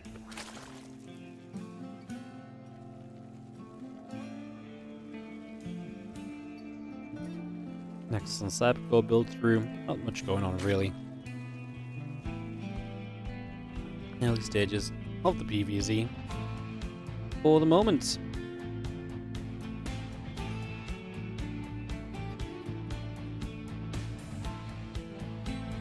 Next is on the way by Cybercore pylon, the simulator coming up and running. It's going to see the Queen building on the natural, and we get the Nexus going on the natural as well. Cybercore will finish. And Wilhelm 2468. Thank you so much for the 15 months resub on the Prime, mate. Thank you very, very much. Thank you so much. Had a real sellout section of the stream earlier, guys. You missed it. You missed out. Today is officially 700 subscriber day, by the way. If we don't hit 700 subs today, that's it. It's over. What's over, you might ask? We don't know yet, but something will be over. So, you know, no pressure. You know, take the chance if you want to take the chance, but today is 700 subscriber day. About 673. You too could be a subscriber on 700 sub day if you sub right now. I know. This is it's what I can already see everyone running to the buttons to click. It's so dumb, but it is working. Hello4, thank you so much for the 5 gifted subs. Appreciate it. Going out to there is a squirrel. Quai, Art SC2, Sub 237, and Mark Laus. Thank you so much for the 5 gifted subs. Hello4. Appreciate the generosity, mate. Thank you so much. There's a couple things going to get after the Adepts here, so the game is getting a bit exciting, but Rogue going to defend early without really taking any drone losses, which is really good for him. Drone losses are oftentimes found in these scenarios, but not on this game. Not today, says Rogue. Feelings getting in after those probes as well. Oracle, Warpgate coming up and online. Overlord's getting built. And the Feelings continuing through after a few more probies. So it's Cristiana whose work is early going to put Rogue in a better position than where we've seen him before. And that's obviously a very nice place to start on, as 4 probes killed is not bad. What's up, Ewakes? Thank you so much for the 22-month resub on the Prime. Massive sub day. Hope this helps so you don't starve. It will. Yep, we've just upgraded from half a slice of toast to 3/4 a slice of toast for tonight's food. Amazing. Thank you so much for the Prime. It helps. Thank you so much. You guys know for every $10 we put into a StarCraft 2 tournament, we also spend 50 cents on survival in this world. So not only can you support StarCraft 2, you can also support me surviving another day. Keep on casting. That's not a win-win. I don't know what is. We will see how yet the mods will starve. Oh my god. Typical moderators. Shows up once to complain, probably disappears, doesn't time out anyone all day long. Unbelievable. Player building as we get set up. What's up, 16th student? Thank you so much as well for the 3-month resub on the Prime. Very well. I shall go along with this. See, it's working, man. You just have to make a silly reason why people should sub, and apparently it works. It's great. Thank you so much. As you see, our Ling is going to show up. Oracle going to deflect. The Adept's going to be there as well. And defense made, but realistically, no third base still is kind of a problem for Cristiana. This is going to be a very late third. Obviously, had a rough start, lost some workers, and a late third on the back of that is just going to make this game even more difficult for him to really step up and stand up in. So I don't love where this is at for Cristiana so far. That will be soon finished from Rogue. He gets an Overlord speed. Now that's indicative of most likely some kind of aggression. You know, Queens dropping across the map or so. So maybe that's what we're on our way to over these next couple of moments. We will see our Ling just patrolling on that left-hand side. A couple of Archons building up here. And yeah, the Overlord speed, the Roaches all producing, getting that set up at the moment. We'll get rid of the Overlord on the left with the Archons as well as Roboto96. Thank you so much also for the Prime sub. Appreciate you. Even starting the hype train. What's this? The second hype train of the day? My goodness. The WardiTV hype station has never been so busy. We've never had so many departures in a single day. Unreal. A couple drones go down as real talk. This game obviously gets a bit serious here with the Archon committing for third and fourth worker. Roach speed starting from Rogue. Did he finish the drop lord speed already? Not the Overlord speed, not drop lord speed necessarily, but just Overlord speed in general. Okay, so he does have that available to him. Roach is building up, 50 drones only. Maybe waiting for Roach speed before he commits, but it does seem like we're heading toward an aggressive play. So yeah, he already has a drop load across the map. He's not even waiting for Roach speed. That will just finish up at some point during this, as Cristiana not immediately in position. Stack defense on this third is obviously non-existent, basically. Couple more Zealots warping in. The Prism Micro has a lot of work to do here, as the Zealots show up and will try and do their thing as well. They are slow Zealots, right? So they're not exactly even that great. But honestly, I think Rogue went too soon. I think he could have done with another 35-40 seconds to just get a few more Roaches, get Roach speed a little bit closer as well. Like, I really think we could have done something here, and the reality instead is it kind of flops. This attack is just not it at all. Like, Roach speed is still not even done. It just felt like a huge opportunity. No static defense. Like, if your build is not, if your committed all in is not committing through a base with no static defense, like, something's wrong with it. And I think there's still potential here for Rogue. I think he just needed to wait a little bit. The only problem is the potential now is going to be a little bit better met, because we're going to be up against, Archons and Immortals, right? So, let's see what happens. The Roaches and the Ravages fly through. A couple of piles. We're going to get rid of that pylon. That's the only pylon powering this warp in, and also the battery. So that's actually a big pylon to get rid of. There's a stasis right there. We are not stepping into it just yet. Good job, Rogue. Not going too far forward, but it is tempting because there's 3 Immortals. Wow. That's the second time he's been right on the edge of that stasis. I think he knows exactly where it's at, and he knows exactly the range he can chase to. I just don't think this is working, though. Like, it's just taking too long to get to this sort of stage, and Cristiana's defense right now is genuinely looking pretty darn good. There's the stasis finally connected on some of the Roaches. Like I say, I think Roach lost too much on the first wave of this. Coming through now, he can get rid of the batteries. Like, again, we can't get any static defense up as Cristiana, but it hasn't mattered.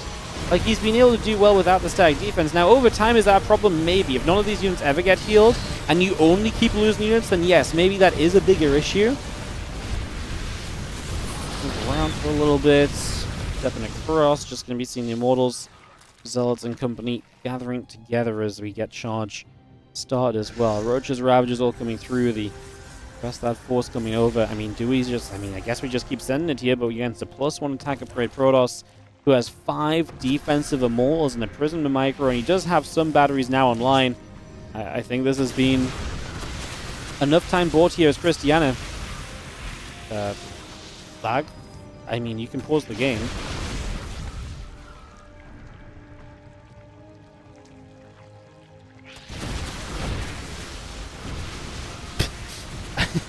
I presume that was meant to say lag, but like, if you're lagging, just pause. I'm not gonna pause the game because you shout out in the game. Like, you have the pause button. As the Immortals trying to push through, a couple more piles coming down.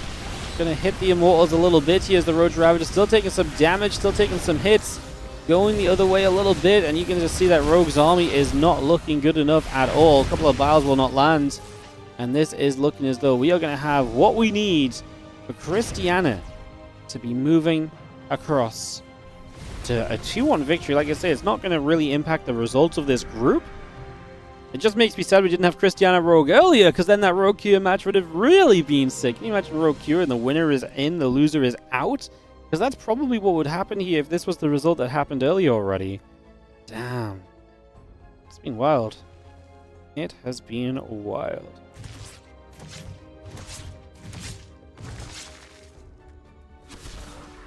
Oracle super low HP, but is alive, just about stepping away from there at the moment. Cristiana up 20-30 supply. It's a muta switch from Rogue, which it's a cute idea, but if Cristiana gets any wind of the fact that mutas are on the way, he should just push. Now, Rogue's going to make that difficult by threatening counterattacks, and hey, a run by into the main is going to be a pretty darn good run by as well, right? So that's going to give you some opportunity right early. And you see a few zealots swapping in, the Lings and the mutas still coming online, the +1 flyer attack coming over. Roger Ravage is still stepping up and going after the gate, and going after now that pylon, powering the front door. Like I say, credit to Rogue, who is trying to find himself any way to potentially win this, but I don't really believe that he's getting enough done right now. The Ling muta still coming up, +1 flyer attack coming through. So he gets right down to the bottom side, guys. I know there was some subs as well, by the way. I'll catch up on those when we come out of this game, but obviously this got pretty intense. And you see the muta's going to fly across. The Roach Ravager are going to be here to try and meet it. The mutas fly in. Archons, sentries, do your thing. To be fair, they are not really doing their thing because there's not enough of them. We're going to try and warp in Stalkers. Mutas maybe should have gone after the Prism, because that would have been very, very effective. Now these Stalkers will put a bit of work in on the mutas. The rest of the ground army just steps through. I mean, we will see these Immortals get rid of multiple bases before the mutas have a chance to truly clean them up. And Cristiana gets rid of one base right now. And to be fair, that's the third base. Maybe we can just recall as well and wait for some anti-air. Like, you've killed a third hatchery. You do not necessarily need to do much more right now. You know, like, this was already very good. It's not like you've killed, like, the 5th base expansion coming up or something. As, yeah, Rogue is in a world of trouble, man. He ain't got it here. He ain't got it. Let's try and get a little bit more done. Just going to be seeing the mutas still gathering together. I mean, obviously these mutas flying between bases when you're not prepared to deal with them is annoying and is frustrating. With a couple of Archons, plus the Prism, plus maybe mutas across the map, like, everything went down on their own before, but just, like, a little bit of Stalker plus Archon combined, I think, should be plenty. And then you can probably just go across the map as Cristiana and actually just push and end the game. I don't think Rogue should be able to draw himself back in. Like, he is just building more and more mutas. The idea is that mutas are the one thing that can give him a shot.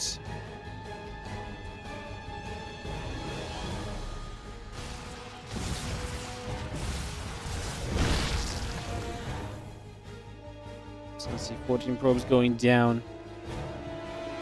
And company coming up as well.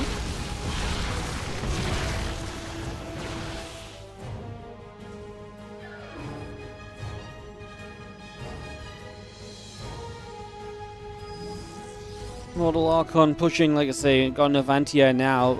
You're going to be a little bit more joined together as well because you're aware of the possibility of the Stalker counterattacks, of the mutas joining in right now. The mutas are counterattacking, but that Stalker count is good as well. I really just combined 3 different sentences into one right there. That was some quality casting for sure. So, I mean, you're just going to run through. You're so far behind on a base trade here as Rogue because you have so few structures. Now that said, man was ready for a base trade a minute ago, so he's already got drones out. He doesn't have that much money, to be honest, right? Like, only 170 minerals is not a lot of building. Got 3 more mutas on the way. Trying to get up as much anti-air as much of the Air Force as possible. Cristiana's going to kill a couple of those mutas that are building. It's actually going to give Rogue money to build more stuff around the map with, potentially. I don't think that's good nor bad, though. Like, it's kind of whatever right now. Rogue is going to build a hatch top right. That stops from being revealed, so it's a little bit more worthwhile. If you've got the money for it, why not? Can't really build anything else apart from, you know, extractors and stuff right now anyway. Cristiana still has an entire main base, though. 16 mutas against 20 Stalkers and 4 Archons. It's just not a thing. It's just not a thing. There's a cannon in there with a few Stalkers that probably the mutas are already scared of a little bit. So you're not even really winning the proper base trade scenario here. Yeah, I think it's fair to say that this one is probably coming to a close. Find some overlords. Not that that's probably going to make much difference here either. The Lings and the Ravagers going to make their way in with the mutas. The Stalker's just going to run back a little bit. We're going to recall into the main. To be fair, I mean, he's going to be able to get rid of the top right base, and that is the only base from Rogue. I actually don't know if he has drones elsewhere on the map from that top right location, so he might just be dead. Not that these mutas are surviving long enough for the top right dying to even really matter. GG's, Cristiana takes out Rogue.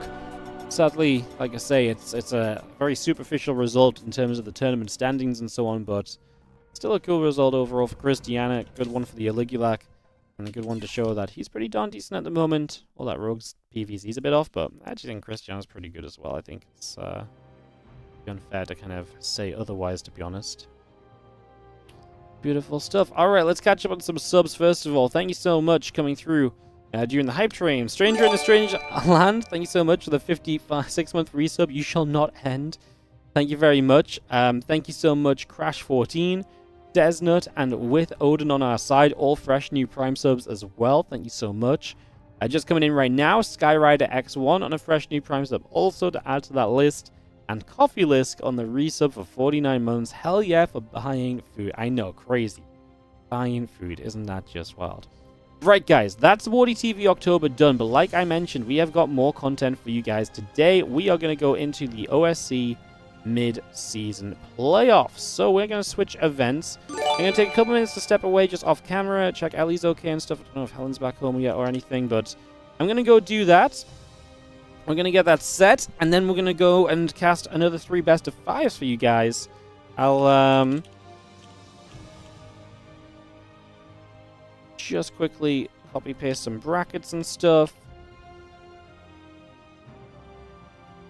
And we'll get that ready to go. And thank you so much, Stranger in a Strange Land, with the 10 gifted subs. Going to go out to Rextrem RXM, Ikonami, Nick Bain 20, Tinelius, Squaresphere TV, Luki Clockstock, Zeliaf, Astroni T3, Ringperp, and Larry Sellers. Thank you so much, Stranger in a Strange Land, which puts us at 700 subs. I told you guys, it's 700 sub day. Like, I just decided it was... I don't know why I didn't just decide it was 700 sub days, like, you know, a month ago, but, you know, it makes sense. Easy 700. Yeah, that was almost, honestly, almost too easy. We're not even at the end of the stream.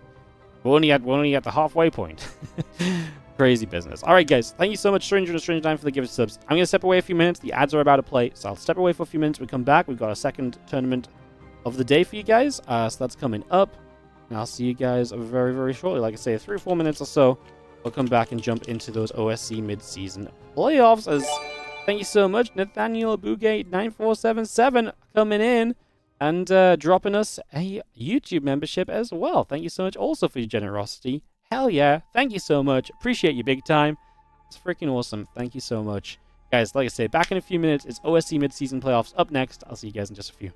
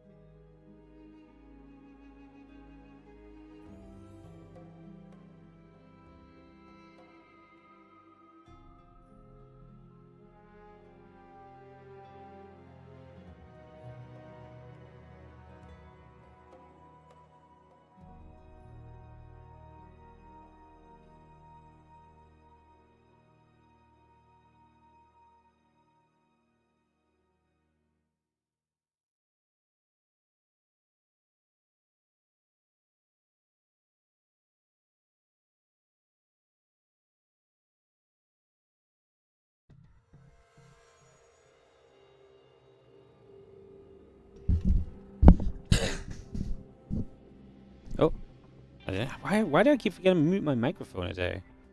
I just cough in all your guys' ears. I'm sorry. I don't know why I keep forgetting to mute the mic. Oi, oi, oi. Alright, hello guys. How we doing? Let's swap on over to Europe and yeah, get ready to go. Thank you so much for the 700 subs, guys. As I say, we always we've had that 700 number up for quite a while because 700 is just a really good number for us to sit on and run tournaments from and stuff as well. So appreciate you guys helping us get there. Now you're sick. Sorry, guys. Didn't mean to cough all over you. All right, let's get into the OSC mid-season playoffs, guys. We had a long day already on the on the WardiTV group, so let's just get into these games and go because yeah, we don't want to. I don't want to upset Helen by not being ready later. So let's go cast some games and get into this and see what happens. I'm just gonna take my heads off 1 second, just clean my hoodie off, so I'll take you in game and we'll get into this matchup. BRB. 1 second.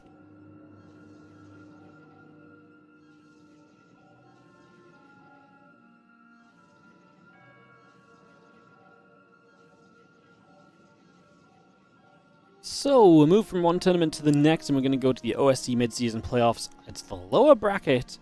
We're going to do 2 lower bracket matchups, which is going to be this one, Skillus, in the top right, versus Goblin at bottom left. We're also going to do GG Machine versus Spirits, some TVZ after this. I'm going to wrap it up with some TVP, Bjorn versus Max Pax. So we've got ourselves some 3 best of 5s, different matchups, 2 from the lower bracket. The Bjorn Max Pax is the winner bracket semi-finals. So we'll see how all that plays out. We will bring the bracket up on screen at some point, but I just wanted to dive us into the games as I've just been stepped away a little bit of time already. I went to check on Ellie. I will have to, in about half an hour-ish, guys, do Ellie's food. She's due to eat in half an hour, and Helen's not back. So if Helen's not home, I'm going to have to go sort that out. So I just have to go check on that in half an hour, but otherwise, we're just going to zip-zap zoom through a few more matches. Chrono boosting on the Nexus in the main base as we get our gateways coming through, probes coming about, a few nibbles coming over. We have our gateways in production as well. Second gate coming online, getting set up, and we get ready to go. Fidelity or Riot. Look, she gets fed, but she doesn't get fed until 5 p.m., you know. That's like 30 minutes from now. She can't have her tea early. She gets very stroppy when she doesn't get fed on time. She comes and shouts at us, so fear not. We know we know the dealio. I know the dealio. We know how it goes. She's a very demanding puppy. She will come and tell me when it's time for her to be fed. If I'm late, she'll stare at me very menacingly until I make sure that she gets fed. So she won't allow herself to miss out in that regard. That's for sure. Hype for GG Machine, yeah, I'm actually excited to see him as well. Him beating out, who did he beat? They beat Nicorect, right? Yeah, that's actually a really interesting result. Excited to see if he can kind of pull off anything sort of similar against Spirit. I'm not sure if he can. Sorry for the FPS drop. I'm tabbed out looking at the bracket a little bit. As we do have PvP though for now, and we're starting off with a pylon block on either side. So pylon on the low ground here, pylon over here, and we just take a few moments to get the set up. Cyber core coming through. Stargate coming online, and yeah, we just see where we're gonna go. So yeah, Cybercore's to block initially, the gateway and the Stargate coming through, the warp gates in production. So we take a few moments to get ourselves fully set up into this right away.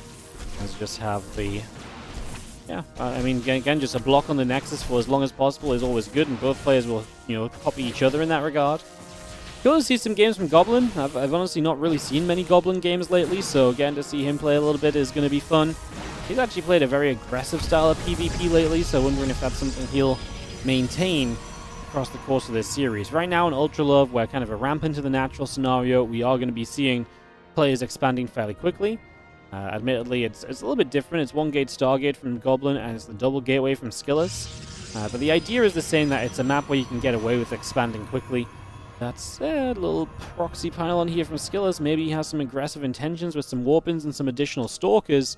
Maybe he sees a chance to get something more done a bit further down the line right now as the Oracle flies into the main base. Stasis wards only because of the shield battery. And right now not doing anything as the few stalkers there could poke up, but I'm not sure if they're going to have a good time poking up a ramp. Sentry force fields are scary as well. Oh my goodness, the force field is not a force field because it's a stasis ward. The stasis ward is huge! That's actually a significant amount of probes getting caught in that stasis right off the bat. My goodness, that is so many probes getting caught. I don't even know how that went down. Like, I imagine he just pulled in a little bit late. Or maybe he tried to kill it and it got caught. I don't know, because I went to check the other side because I thought this little push was going to be interesting, and now it is interesting. Force field's going down. Batteries are finished, though, doing a good job of keeping things up. That Stalker gets back and does avoid the shots that would have killed it. Yeah, battery's putting in overtime, but, I mean, they needed to, and so far it's been working out. Now we're running out of battery energy. We have a couple more Stalkers coming in. That makes this a defense out of Goblins. A great hold from him on this natural high ground, and will not allow Skillus to do too much, as we see another Stasis Ward attempt on the other side. Obviously, losing all these probes mining means you basically missed a warp-in cycle because you're not mining the entire time of your warp gate coming off cooldown, so you're just missing the money you would have had to build with, and there wasn't a lot of workers on the natural at the same time, so you really missed out there. And Goblin with that defense now turns this into a little bit of a shove forward. He's going to get in after the pylon on the front, so he's going to be able to take that pylon out. That's going to be a KO. And then he steps back into the natural with the Stalkers and the Sentries. Oracle down the left-hand side. Also just going to come moving across for a few moments. Blink and the Dark Shrine on the way in, bringing that straight through. It's the Blink starting up as well from Skillus now as the Stalker builds and the Dark Shrine. Yeah, definitely going to be a factor, but then you see, you know, whether Skillus can figure this out. The Hallucination's got a very good chance of maybe seeing this. It's going to fly straight over in the next couple of moments, so in we go.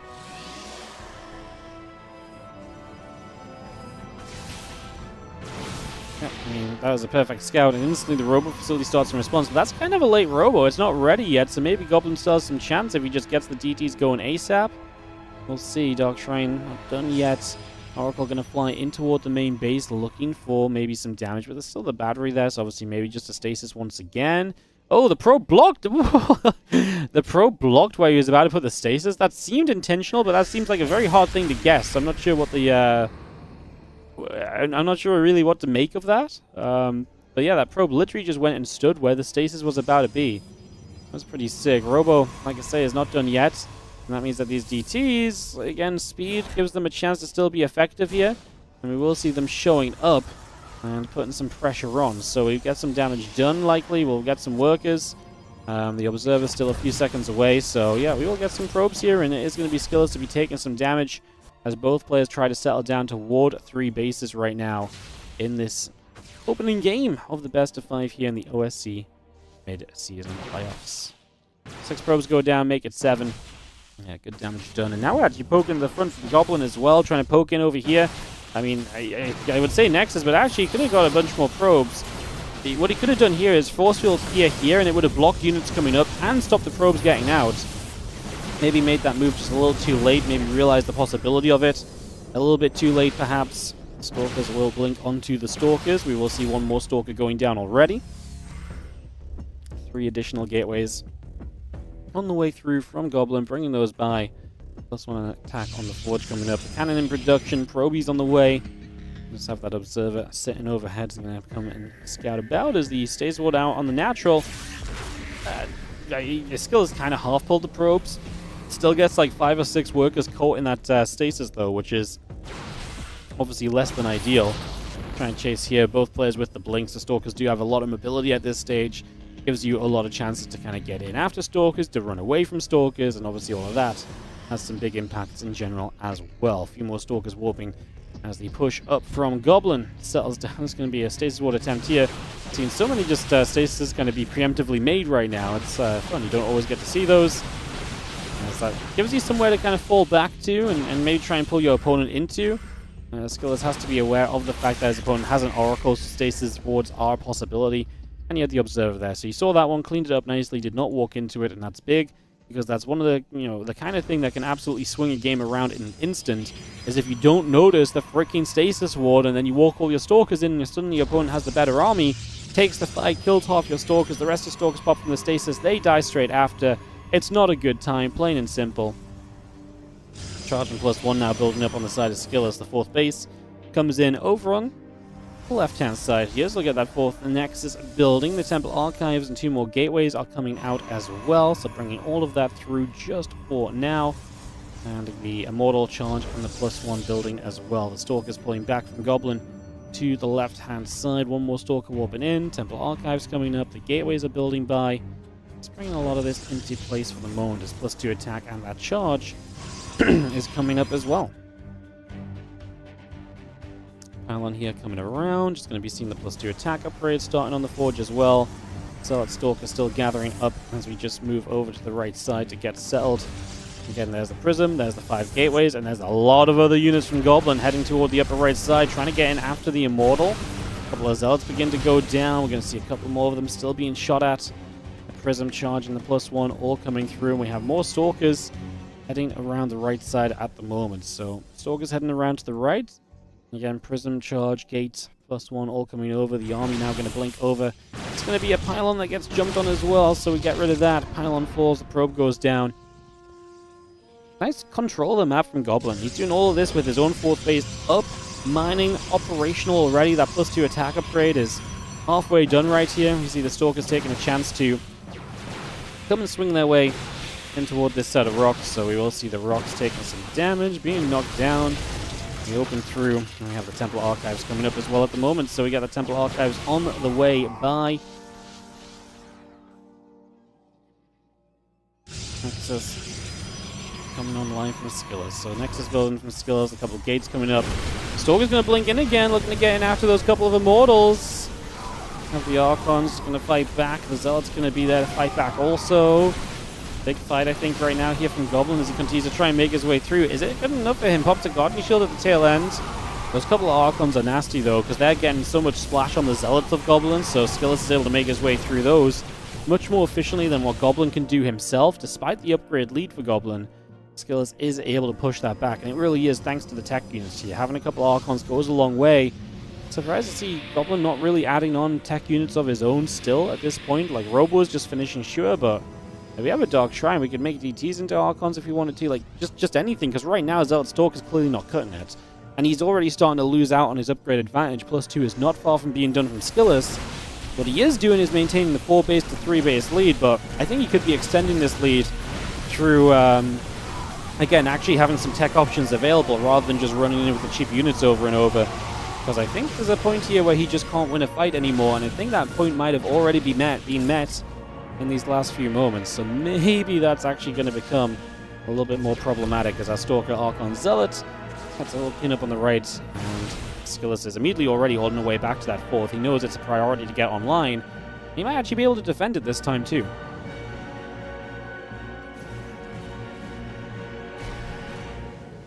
Gonna see the stasis catching. Handful of Zealots there, a couple more High Templar warping in. And push forward as the Stalker gets picked away. I'm still going to be seeing the Immortal on the way, the Nexus on the way through. Just having a lot more of this coming up. The Archons are still pressing forward. We're just going to be seeing the couple of units coming about, and we will see. I mean, this is where Skillus just has a better army, so it's going to be tough for Goblin. Like I say, it's all well and good being up at base. If you can't ever fight Skillus' army, though, that's an issue. And the fact that Skillus has marched across the map is a problem, because if anything, Goblin's army is meant to be one that's in higher numbers and being able to kind of, you know, keep on being on the map and move around the map and force Skillus to respond. And Skillus has just been able to walk across the other side. So things have fallen apart here for Goblin. He stopped doing damage. He honestly lost too many units trying to fight as well a couple of times, and that's been a big issue as well. As those Archons continue through, a few more hits coming in. Stalker still going in after a few probes as well. And more Zealots warping in too. Just going to go in now after the Stalkers here. The Zealots going to get chased back also. A little bit of a punch away, as we do have the rest of the army gathering together once more. Continue to take some trades as a few extra Zealots build up on the side of Goblin. The Prism and Zealots on the way from Skillus. Going to see the Archons still making their way in after the Pylon, after the Nexus. The Zealots on the left-hand side will come through also. And set up over here. Going to jump onto the cannon. Archons running back as, I mean, Goblin in the end is just about finding the defense. A few reinforcements, Skillus going a long way. Goblin is down 15 probes, though, so big eco loss, especially considering it's now 4 bases each anyway. And Goblin's actually still starting to lose fights around the map again. Like, he forced some things back for a few moments, but reinforcements definitely helped Skillus. That wave of Zealots on the right side especially helping him to actually take a stance and push back through over there. That's going to be seeing the Archon and Zealots and Stalker gathering up. 20 dead probes. As the rest of the Zealot Stalker coming through, just going to see the Prism still nearby. Going to turn around once more. Still heading down to the bottom as the Zealots will take the lead on this. The Archon's behind. The Immortals will be back there as well.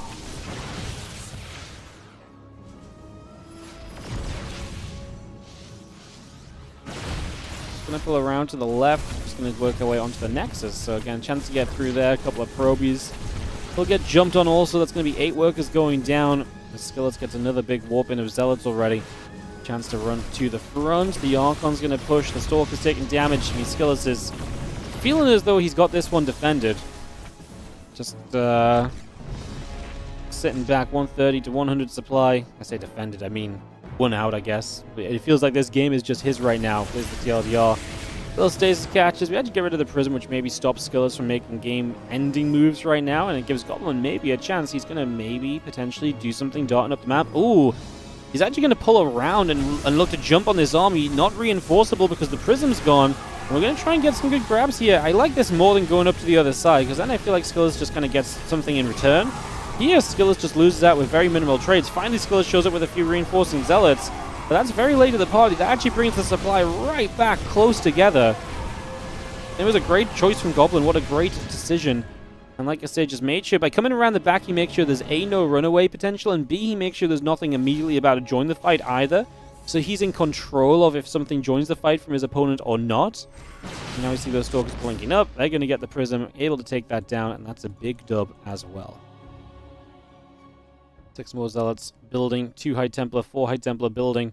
Skillus bringing those all in. We do see the couple of Archons beginning to morph as the army of Goblin maneuvers around on this right-hand side, still figuring out where it is we're trying to be. Dark Shrine and a few more Zealots in production. The army over to the right side. As you can see, some Stasis Wards trying to come down into place as well. Archons in production too. A lot of setup for the moment. Down we go. Zealot Stalker Immortal coming down this ramp, and up we go. It's going to see the couple of Zealots trying to charge down into the rest of this. I mean, nice for Goblin to finally feel like he can be out on the map again, but obviously he did still lose a base during it all. So yes, it was a great cleanup. It gave him an opportunity to stay in the game. But he's still behind, and he still needs to do something, and unfortunately, his doing something is attacking into a Skillus who is still equal supply, or was. Now Skillus is looming over him in terms of supply. He's in a way better position. The Archon count is amazing, and those Archons are putting in work. And with reinforcing Zealots, it's just going to get more and more one-sided here as Skillus continues to chase Goblin, and looks as though he will finally grab himself a game 1 of this best of 5 series in the next few moments. A couple more shots coming down. Revelation goes down. Stalkers and company pulling back down. But realistically, Skillus is making a play for that left side base. That's pretty much the last mining of Goblin at this point of the game, so get that, and probably get yourself game 1 in this lower bracket best of 5, and there's a GG even from Goblin to give it up and give Skillus the opening game of this best of 5. So Skillus takes the opening map, like I say, quite the effort, quite a bit of back and forth, and got there in the end. Took a little bit of effort initially, so we'll get into game 2 of Skillus Goblin in a second game. It's a longer game though, so I'm just going to have to pop a round of ads on just before we jump into our second game, which will be on ley lines in a couple of moments.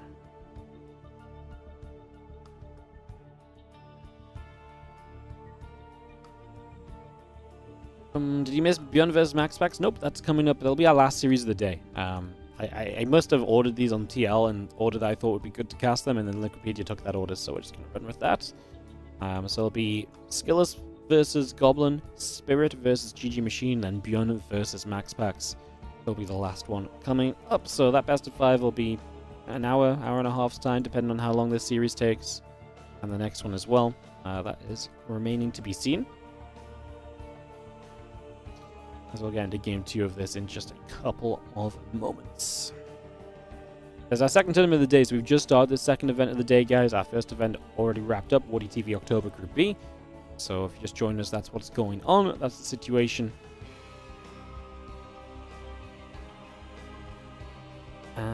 Let's we can just get game 2 started. Got a couple minutes on ads, but I think we can load up and get going and kick off into ley lines for our second game of, like I say, PvP action.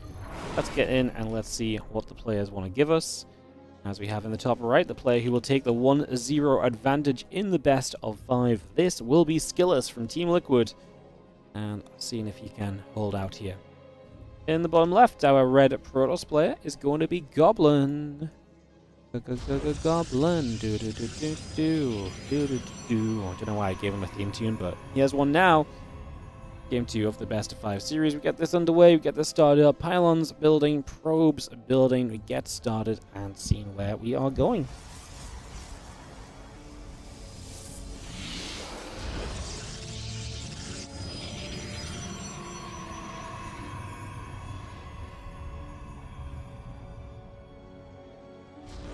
It's building, Simulator is building.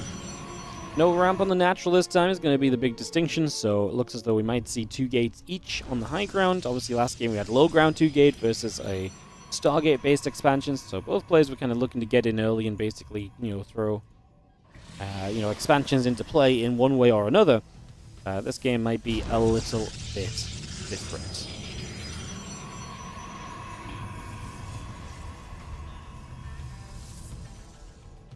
Couple gates coming through, probes in production. We do have ourselves the units walking across. Again, there's the Cybercore starting up. There's a faster Nexus actually from Goblin, so he's going to go gate Nexus. Wow. Now Cybercore, so pretty greedy out of Goblin here early on ley lines. It's kind of paying off for him because Skillus' scout is taking a very long route, so by the time he sees it, it's going to be later than usual. And that means less time to kind of react to the fact that Goblin's maybe being greedy.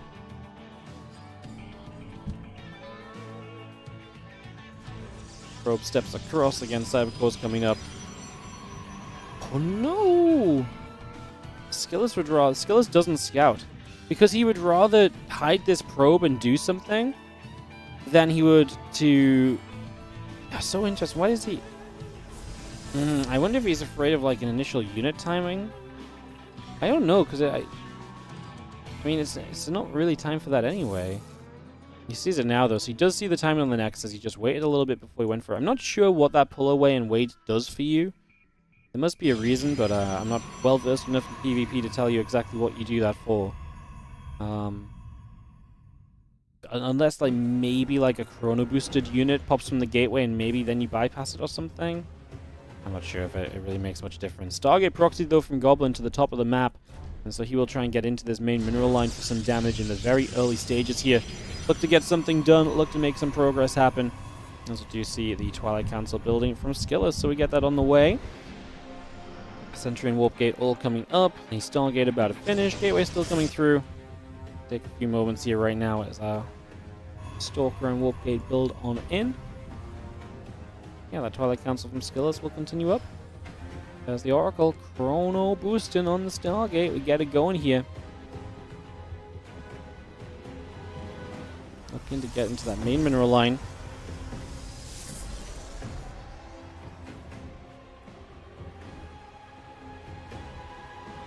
Nexus is going to be done shortly from Skillus, and that matches him. Yeah, I guess it's really about this Oracle. We'll see if it can do some damage in these early stages. Definitely feels like it should be able to.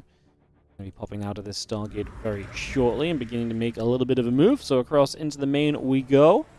And away we fire. Bam, bam. Probe time. Bam, bam, bam, bam, bam. Laser beaming them down. 5 workers. I mean, Skillus was just not prepared at all.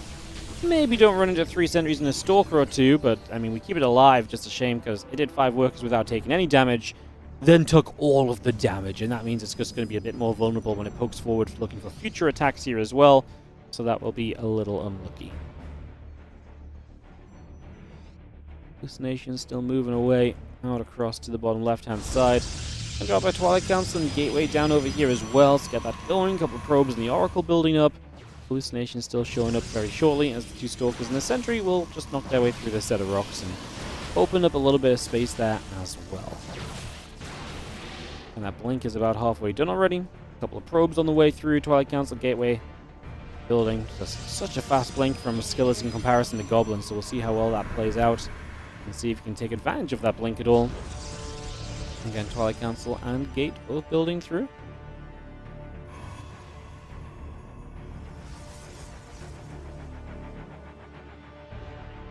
Probe goes running out the bottom here. To the bottom of the map, see what we can maybe get up to for a few moments. Link will complete. The next is going to be done soon. Just going to have our Stargate, like I said, just right over on that side. There's the pylon coming in from Skillus, so maybe just a position to kind of work forward from, to get some work done from. Battery coming up as well. Next is coming through. Pylons in the way. This army begins to step down to the bottom left-hand side. So again, we make some plays, we make some journeys. Again, Stalker Sentry making its way across for now, as we just have a couple of oracles will sit up to the top, settling down there. And just waiting to kind of, you know, make something happen for themselves, right? They're still a great tool to have on the map. They can scout the main, they can hit mineral lines still. Just wants to try and find a better timing to do that in. Skillus is right to kind of clean up the Stargate. Why leave a pylon and, you know, a warping point over here? See Stargate, you could maybe leave, but then why leave the vision of, why let it get repowered in a weird scenario? You've got time on the map, you're not really doing anything right now, so just clean that up, push that back, and that's going to be a nice little situation for yourself. As Stalker Sentry still gathers, we get a battery coming down from Skillus as well, over in front of the third base, and we just get a few more Stalkers with that Sentry moving over to the right side also. Actually going to find this gateway, so that's a really nice catch. I don't know if he saw this and he just showed up at a point where it was impossible to cancel the gate and force the resources being lost. It might have been the case because he actually showed up at the perfect time there, so I have the feeling he might have seen it preemptively. But either way, it's good to get that knocked down because that just takes away an aggressive option here from Skillus. And Goblin can get back to this charge coming up on both sides. Then we get the Dark Shrine and the Nexus building as well. Forge is going to be in that production tab, and that's going to give us the +1 on the way. But yeah, it's the DTs that I've kind of got my eyes on from Goblin. What will they be able to do? Can they get some work done? Will they be able to find some openings? Will there be that opportunity? Last time around the DTs, I really expected more of them, and they just kind of flopped in the end, so we shall see. Stalkers stepping right up to the top of the map, and away they go. Looking to put some pressure on. Stalk's taking damage, Sentry as well. And we mixed in there, we can see if we want to use some Guardian Shields, which we do now pop. Not too much Sentry energy remaining for Force Fields, but there's an Immortal on the right side, and oh, we jump on it immediately from Goblin. I like the speed at which he just decides to go for it. No indecision at all, just says, cool, I know what I want. And getting rid of the Immortal's a nice swift play, and it keeps a bit of momentum on your side where you're not up against the, techier units. Not sure that's going to give Goblin enough to really kind of break through, though. And at the end of the day, I mean, I don't like where this is ending up, where his opponent is getting, the chance to build tech units. His opponent is getting an upgrade lead. A lot of benefits right now. That charge just about to finish up. +1 on the way. Our Nexus finishing very soon as well.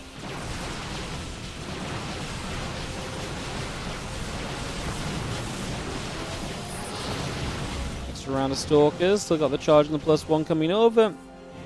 Again, Immortal Chrono boosting out of this Robo facility right now, so bringing that Immortal out, getting that into place. Still got a few Stalkers out down on that bottom right side as well currently.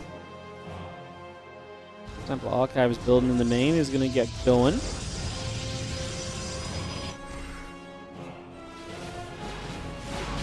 Stalker stepping up, a few of them starting to go down. Additional gates taking some damage as well, so again, a few shots coming about early.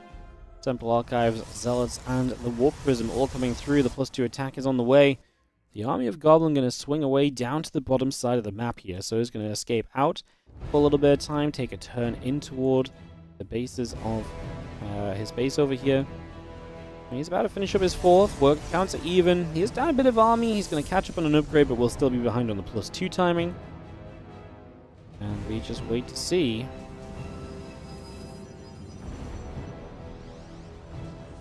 what our next moves will be. We've been following this Goblin army. Skillus has just been at home defending, and it makes sense. He's being a bit techier and so, but he's got the Prism, and he actually starts to move out now, just as Goblin moves in this same direction.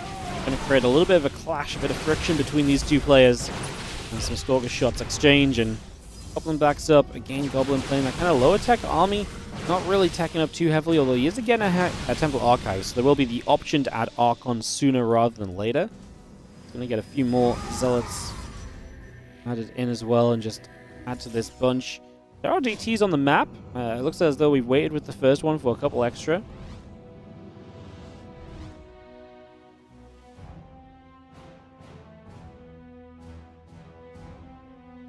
We'll go around to the right. The Stalkers maybe trying to grab a zealot.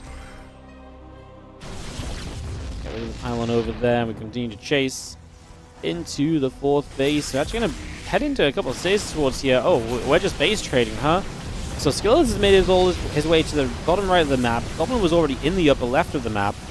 And they don't notice each other until this base trade begins. So they both come in at the same time. I mean, in theory, Skillus's army is going to have a little bit more firepower to it, I think. So it'll kill things more quickly, where Goblin has the mobility, but then mobility's not going to matter too much because this base trade kind of already began. Mobility will help later on if this comes down to like running around the map and everything. It's not going to help as much right now in terms of just let's kill bases as quickly as possible. Skillus lost a lot of probes very quickly. Goblin preserved a lot of his. He just pulled them away. Is he going to try and make a defense on the natural? Looks like he's going to try and fight with the probes here. I mean, obviously the more you can kill off, the better, because the less there is overall for your opponent, the less the Stalkers have to deal with in the end. Goblin is 70 to 94 army supply, and he does have the Dark Templar as well, remember, so the DTs will help him. Detection-wise from Skillus, there's a lone observer in this game. If this observer was to go down, he would not have a way to see the DTs. And he is trying to produce observers as well at home, but they got depowered. So yeah, the DTs have a big opportunity still. Goblin down to 7 workers. Are they all in this main base? Did he get no... He didn't get a single worker out. He pulled his workers so quickly from the 3rd and 4th, but what, he just presumed he was never going to lose the natural? That's kind of silly from Goblin. I mean, completely unnecessary. He has 1 pylon bottom right that's providing a few more warp-ins. Yeah, that's really silly. To lose all your probes and have no kind of run around the map base trade potential is... yeah, I'll settle down on it. It's silly, right? Because it kind of forces the issue. It gives your opponent the chance to kind of settle, and you have to, you have to do things. Just enough. Skillus gets an armor upgrade going. I love that he's building a Dark Shrine. That might just be game ending. There's no detection for Goblin, right? So Dark Shrine could, I mean, I think game's probably over for Goblin anyway. His army supply is okay, but he has the worst army. He's not going to be able to utilize running around. The only pylon of his left on the map is over here. He has no probes. This is it. It's okay, there's 1 pylon here as well. Like, that's it. And a DT warp in? He's got nothing to do about. So, checkmate. Goblin has no way to play out of this. Skillus has complete control of this game too. And that will give him complete control of this best-of-5 series with a 2-0 lead. Looking to stay alive here in the OSC mid-season playoffs, it would seem. And let's just have the few Stalkers gathering bottom right. A few more hits coming over. Stalker, Mortal Archon fighting, a few Zealots coming through. So you can see the couple Stalkers still fighting as well. We go back and forth. The Immortal's still shooting. Continue to trade. And... yeah, I mean... yeah, Skillus, if he gets some supply blocks, builds a DT, and this game's over. Like, he has no rush to leave this location. He can see Goblin is not building anything else, so he knows nothing else is really happening here. We leave the DT behind, well, or the Zealots and an Observer behind, but there's actually going to be a cannon for the DT anyway, so that's just not going to do anything. In fact, it dies running in there, which is a bit silly. I think Goblin's got to realize that this game is very much so just ticking down until he has to type GG. He blinks for the Prism, and he doesn't even finish the fight. He knows that he's never going to win it, so it was just a play to try and make something of anything. And maybe a bit more just about the fact that he knew that this was going to come to a close. GG's, guys. It's going to be 2-0 lead for Skillus. We're going to head into Incorporeal, but first I'm going to take like a couple minutes to go sort Ellie out, just in case Helen's not here. And if Helen's here, I'm just going to say hi. So we'll take a couple minutes off screen. I'll come back, and then it's going to be that next matchup, which is Skillus Goblin Game 3. After this, BRB.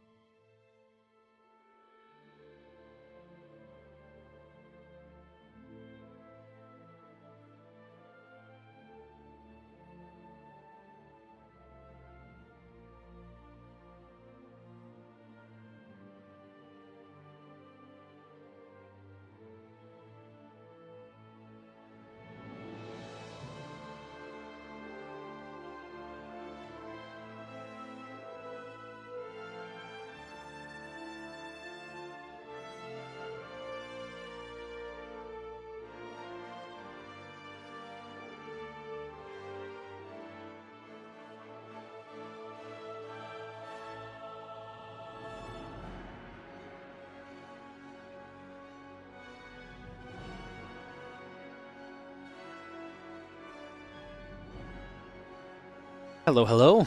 How we doing?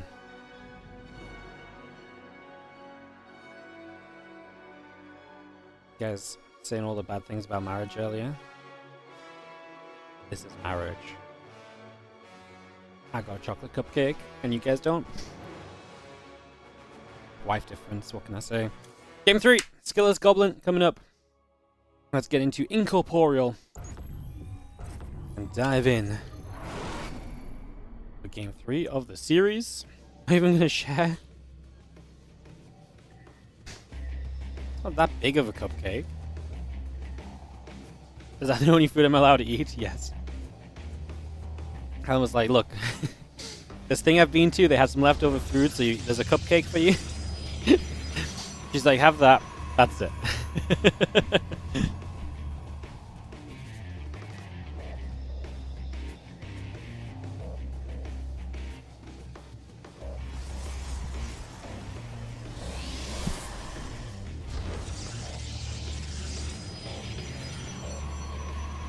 Alright, some more PvP here. Skillus and Goblin coming through. It's gonna be awkward when I come out of this game and you guys see me, my face covered in chocolate, isn't it? It's slightly awkward.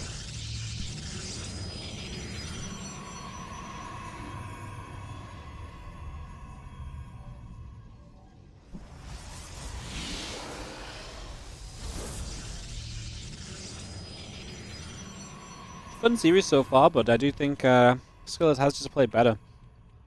He's been able to maneuver and manipulate all the positions back into his favor pretty much, so been pretty solid from him as we get into Game 3 of this best of 5. See if Goblin can bounce back at all here on Incorporeal.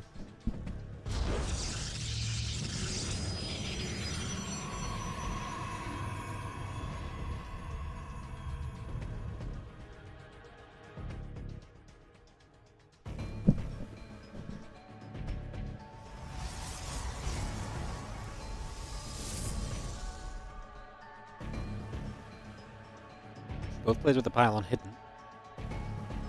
Goblin not really looking to do anything with his, but Skillus is stood right next to his own, and that's a robo facility coming down. Picking us off into this Game 3 action with some robo play.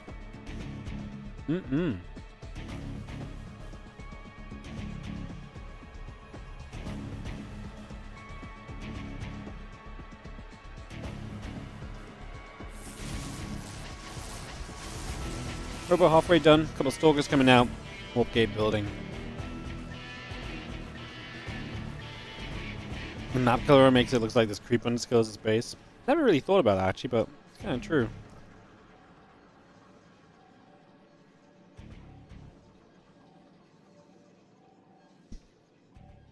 Kinda true. Alrighty.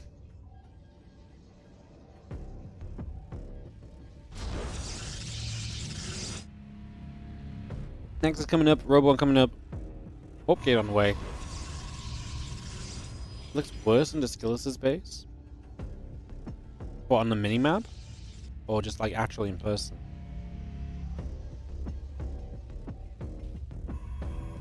Maybe on the minimap. I think they're like slightly different shades. Maybe it might just be the color of his nexus, right? Playing that like optical illusion-y kind of thing on you. I don't disagree, I see it too. Yeah. I love how Incorporeal's been in the map pool this entire time. No one's ever really mentioned this.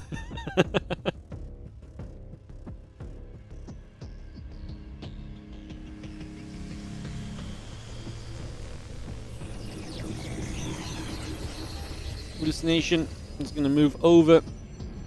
Moving across for a couple of moments here as we just have a couple of depths coming through, the Immortals in production, Nexus finishing on the natural, so we get all of that complete in here.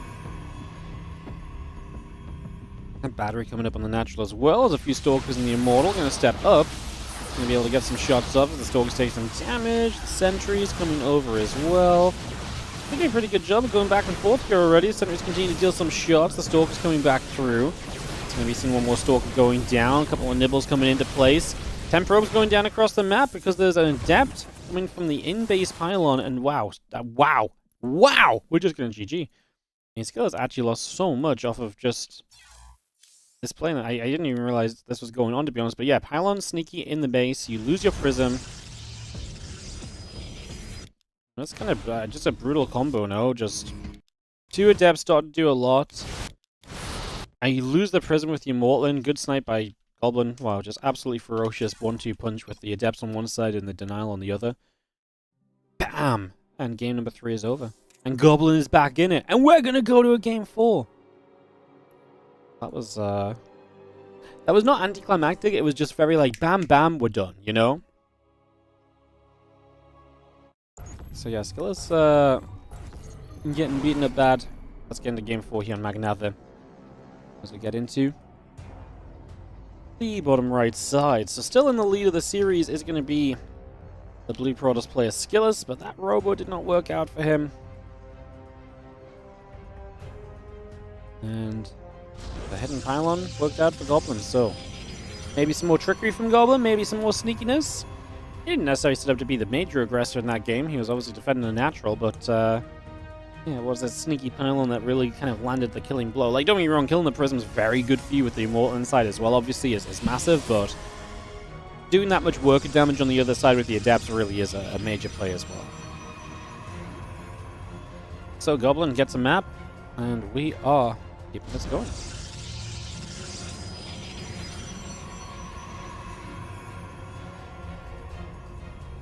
Trying to boost away. Proby coming over as we take a journey up the left-hand side. So we just move across with this.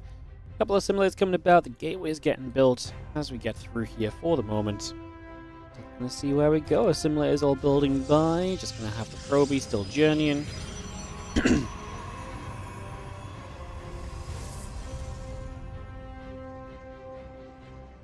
There's a couple of depths coming up, and again, the probes coming through as well. So just getting a lot of this going in. The gateway's coming online. We'll have ourselves the gates just building with the cyber core.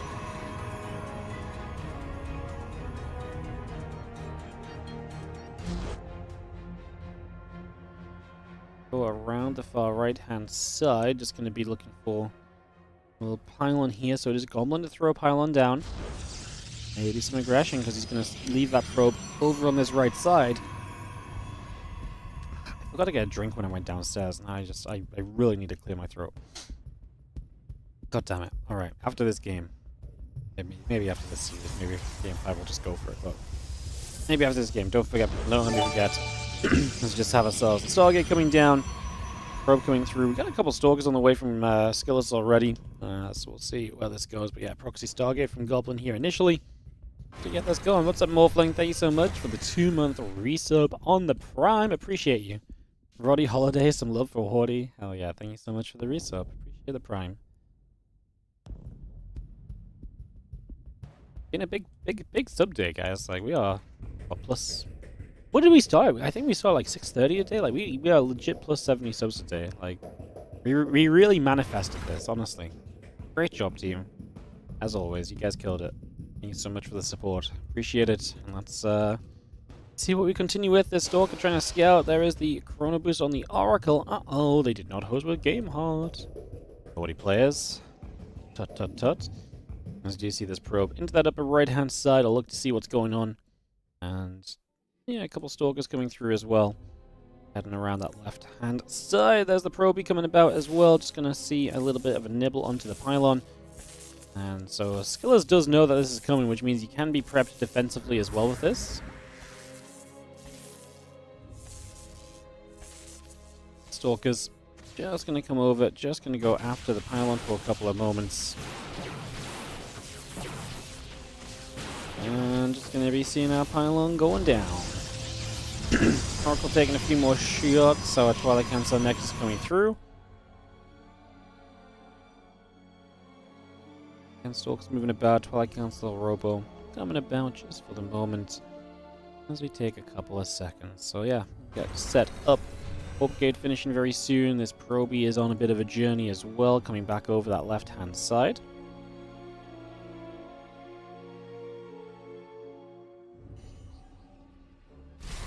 Cool. Drops a Revelation, no kills, but did take quite a bit of damage in the end, so It's not really the best of scenarios. They just get the Twilight Council done. Blink starts from Skillus and Goblin. Just going to finish up the Robo. Already has his own Twilight Council completed and is going to move his way into Resonating Glaives.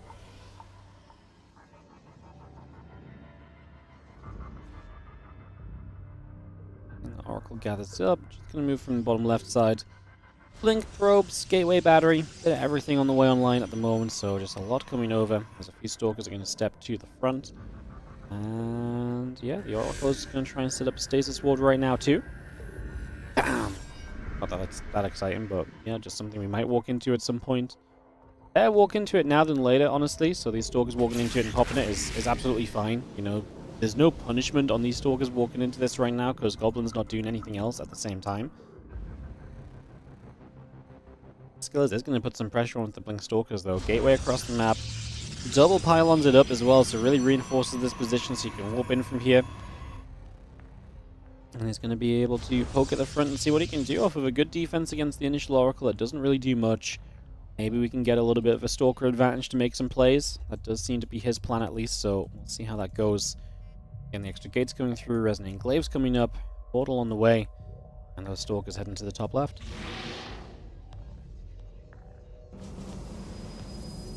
Two Adepts in the Sentry, both morphing right now. It's a lot of units from Skillus. He is, what, 34 to 20 army supply. Gonna be a clutch hold necessary here from Goblin. Has one single battery. Please be careful with these units being so far forward. I was gonna say the Sentry is available, right? So force fields could have caught a lot there.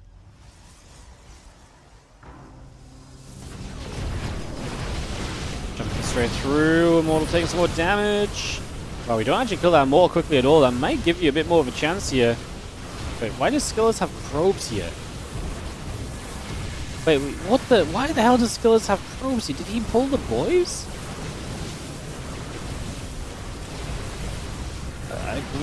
Okay, well, probes nibbling pros. He actually does get through the Immortals. The problem is the Adepts don't do much against Stalkers. Not in these kind of numbers as well, especially. So that's going to be even more of a problem. I think this is going to be a little bit too much at this stage, as you can just see Skillus has too much cheese. Did he actually just pull the probes across the map? What the hell is that? You never pull the probes. I just missed this completely. It's something you don't... he specifically pulled the probes? That's so wild. I wonder if it's just something about kind of tanking some immortal shots and so on. I just didn't register in my brain at all. Skillus takes the series 3-1. It didn't register in my head at all that he was pulling probes and that those were his probes running. You know what I mean? Like, you know when you just don't expect to see something, so you just don't see it? Like, genuinely shocking when it showed up. Genuinely kind of wild. Alrighty, guys. We are going to be heading into Spirit versus GG Machine in a couple of moments, which is going to be some TVZ. I'm going to go get a drink, as I mentioned, though, so I'll be right back. I'll put you on the break screen because I'm walking away, but we shouldn't be long, probably not a full 3 minutes, so we'll be right back, and then Spirit versus GG Machine, and then the day wraps up with Beyond versus Max Pax. So I'll see you guys in just a few.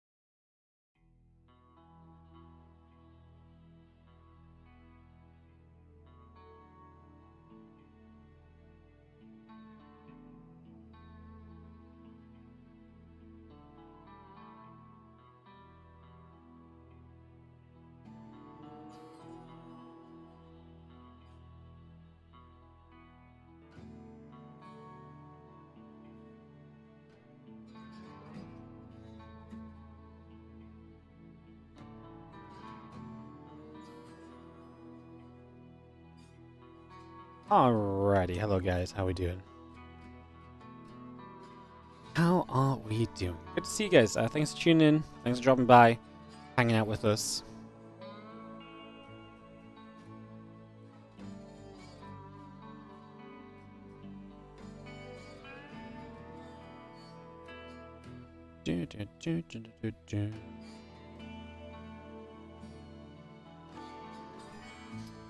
We are going to be going into Spirit vs GG Machine. We're going to just kick this off on Golden Aura. So there's another lower bracket match. Loser is out as Goblin's just been eliminated. Skillus advances through.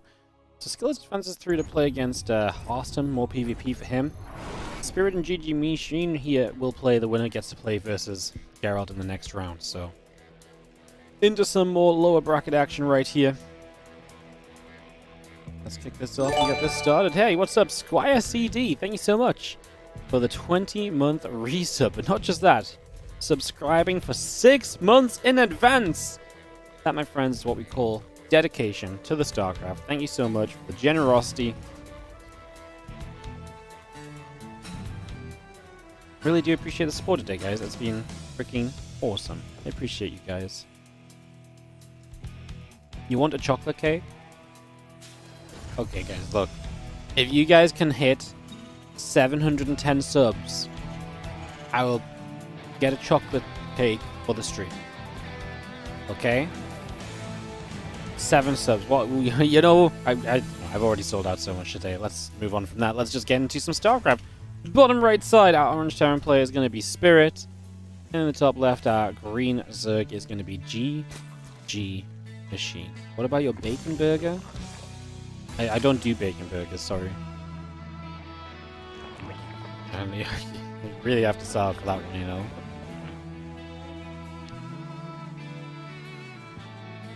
Gonna be the tiniest slices of cake ever. Well, I didn't say everyone gets one, like, you know. I'll get one for the stream. You guys can fight over who gets, like, 6 slices or whatever comes in the cake. You know? Twitch chat. Fight!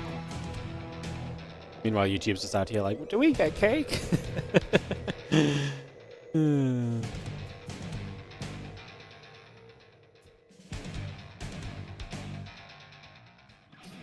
Punch gas pool coming through, Reaper on the way. Take a couple moments to get set up. Command Center building SCV on the way through. Have a Reaper coming across to the other side, so a little bit of progress early on Golden Aura as we get settled on in here and see just where exactly this is going to go. Definitely got Spirit down as a favorite, obviously. He's been playing well lately, honestly. I mean, he just advanced from that WardiTV October group earlier today. Been pretty great lately. It's been fun to watch Spirit, fun to have him part of the tournaments recently, because you know, genuinely expect him to do very well every single time he shows up. As that Reaper comes through, a couple shots will go back and forth, so some damage dealt. Going to take a few moments here, and just going to be having the command center factory coming through as well, so a lot of that on the way right now also. Quick pulls back all around, link speed halfway done.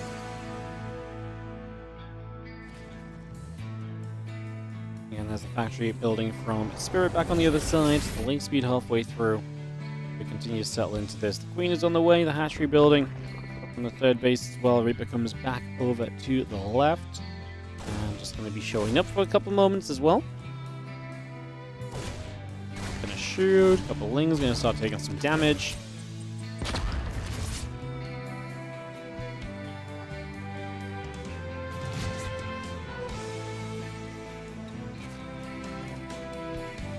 Pulls back around again. That link speed is about to finish, so we get that completed.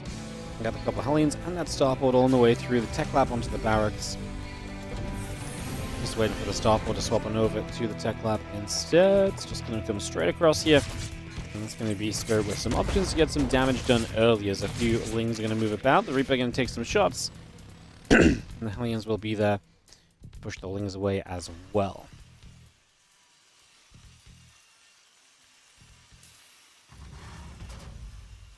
Well, Balen Nest will begin from GG Machines. That's going to be a starting point here too, so we get that on the way.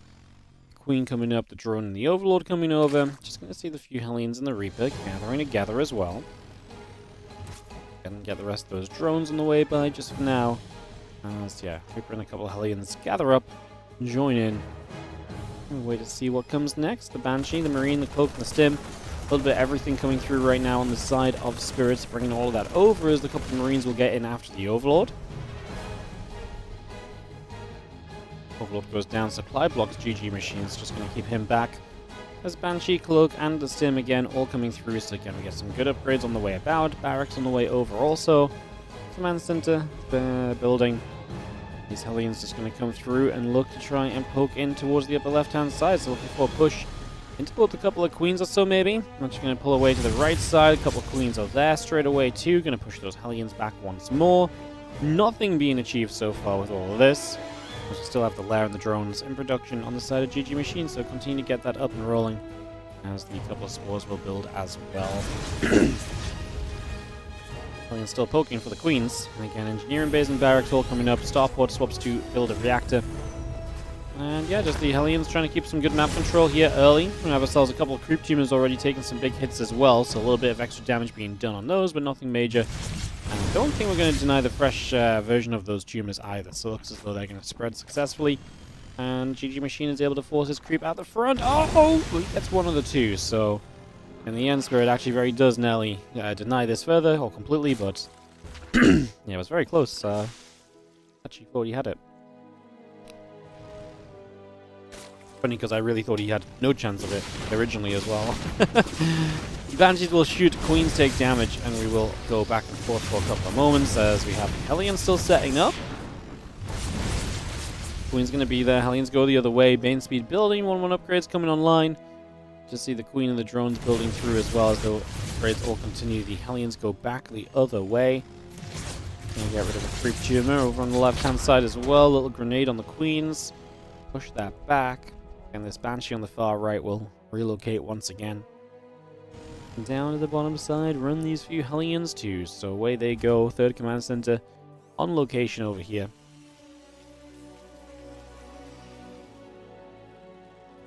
Just see that mule coming up. Just a mule on the way. Bunk coming by. And take a few more moments on all of this. 1-1 upgrades and combat shield building as we speak. Again, Hellion Marine tank making a big push to the upper left side right now. We're going to see another grenade going down to push things back a bit further. And the Lings want to kind of run forward onto this. The tanks are going to siege up. The Hellions trying to do their thing. A couple of Banelings going to get blasted by the siege tanks. The Ling is getting cleaned up as well, and these Marines are stepping through. Overseer going down. With the Overseer down, we're going to see Spirit with a pretty good bust through. I mean, lost some units. Gets rid of this hatchery, so keeps GG Machine from getting to a 5th base. It is Golden Aura, one of the maps as part of the OSC extended map pool. And considering this is Golden Aura, that kind of leads you to this scenario here, which is that, well, basically, you are a, you kind of get 4 bases much more freely as the Zerg, so it's the 5th base that the Terrans really denied with these kind of shoves. And that's what we're going to maintain denial of for the moment, as the armory in the factory is still building through as well. A couple of Marines there, just going to the end of the Ling. Going to get rid of the Creep Tumor or two. You see the couple of Banes still taking damage, and now we see the Queen still coming up. Actually lose the siege tank again, and again losing the tank loses the splash damage and the kind of the holding power of this position. So Spirit is able to keep pushing up one more time. A couple of Queens taking damage, a couple of Banes going down. Getting around the map at the moment as a few Banes crash in for not much at all here.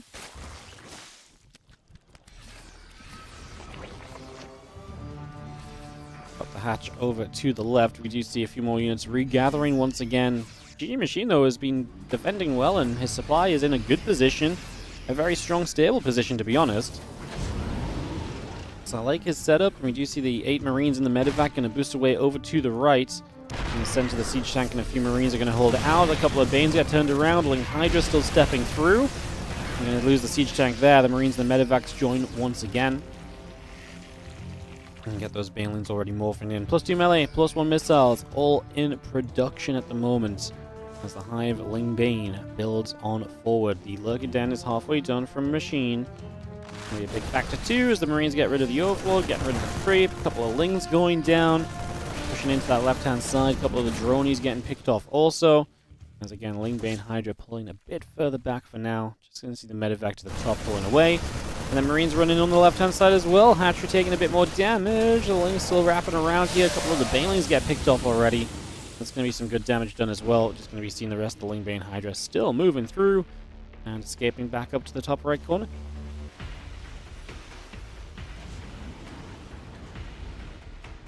Again, a lot of units gathering up. Lurkers in production right now, so we got 3 of those coming by. A couple of medevacs in the corner going to move across as well.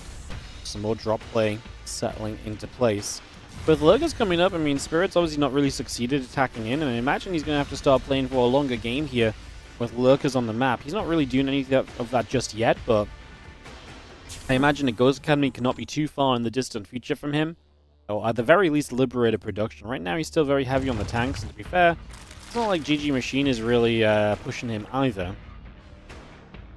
So it's not like he's kind of rushed. That's the Ghost Academy. I mean, it makes sense. You're not in a game where you're needing to rush about to that Ghost Academy. It's not like you're under so much pressure here. Like, it's like, Ghost Academy right now, well, we're doomed, you know? It's not like that at all, really. So the 2-2 upgrades continue on those engineering bays, and some Marines in the front just going to get in after the rest of these Zerglings. More damage dealt. The Lurkers deal a little bit of damage in return. The medevac still boosting to the top left corner. Going to get into that main base in the next few moments. So again, we get that settled. We get that into place. Actually did break through these couple of Lurkers here. Let's see what this drop does. As GG Machine was not immediately in position. Pretty effective. Lurker Den's obviously a very tantalizing target as well. It goes down, denying the Adaptive Talons upgrade. It's just going to delay the Lurkers being at full strength for a while. If we have enough Lurkers on the map, we are going to lose the 5th hatchery again here as GG Machine.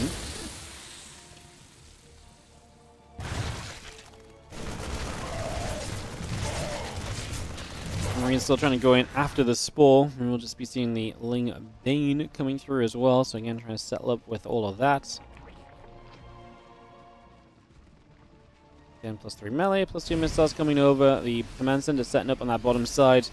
Going to see the rest of the Hydra Bane coming around on the right as a siege tank will settle into place. And what are we going to do here? Feel the Lings, the Banes going back the other direction. Armory, command centers, tanks building up as well. Marine Marauder Ghost is very much so on the way through. And the Hydra Bane going to be setting to maybe take the chance at diving toward this mineral line. There's a lot of creep on the map, and obviously big map as well, so as we scan knocking down some of these tumors is a big deal. Just take away some of the freedom that the Zerg will feel, but we got to deal with this attack on the left. Some of the first ghosts of the game getting caught out in the front. It's a lot of tanks though, and I can't imagine we're going to see any success truly just shoving our way into those siege tanks. I think we've got to take this much more slowly and much more comfortably.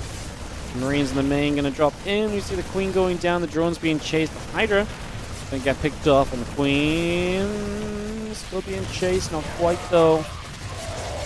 Things do get across and wrap around. The Hydras do get the medevac. And again, the Queens gather up together as well. +3 melee upgrade continues through. 3-3 on the way on the engineering base as well from Spirit. And we just see some Hydra Bane pulling, moving about as well.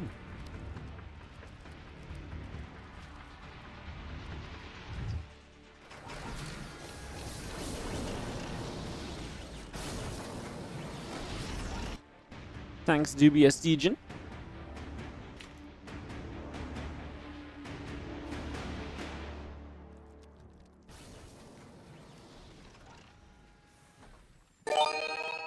Yo, I don't know why I don't know why it's doing that weird little kind of laggy noise, but thank you so much, Fantasy TYTY Fanboy, for the 56-month resub. Appreciate you as our Lurkers siege on the right side. We're gonna look at a few snipes ready to go.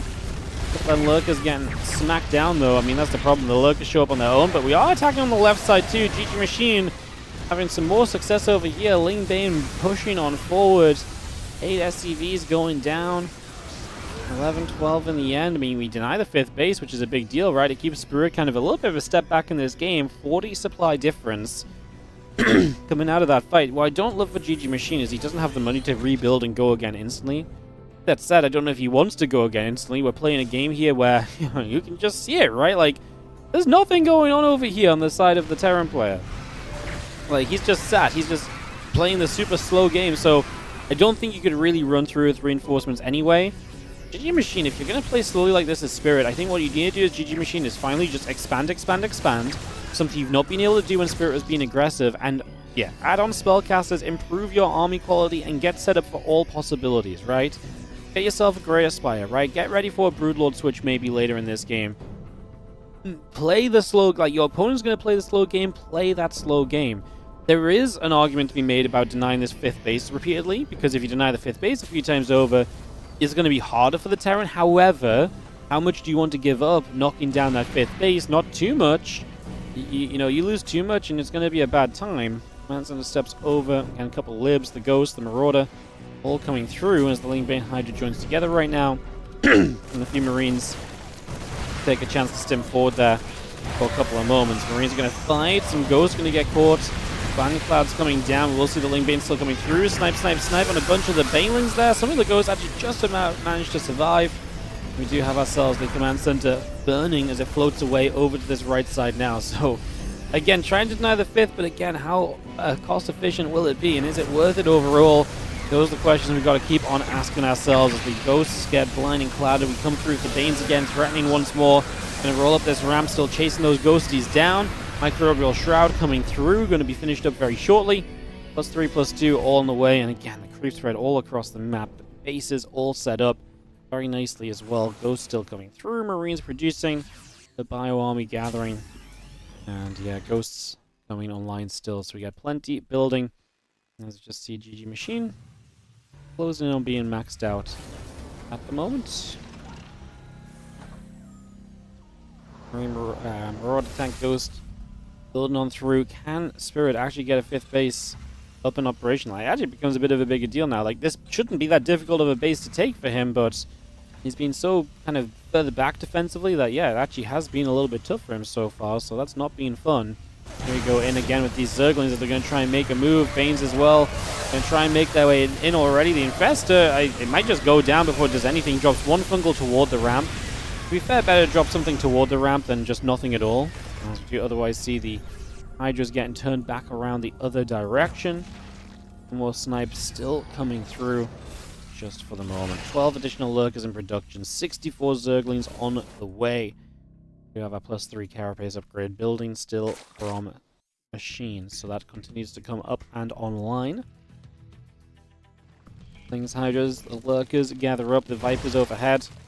And get right down toward that bottom side. The Planetary Fortress already settling in here. Just gonna see a little bit of Bio gonna stim through, looking to get toward those Lurkers. And the Lurkers do get burrowed, gonna hit a refinery, hit a few SCVs.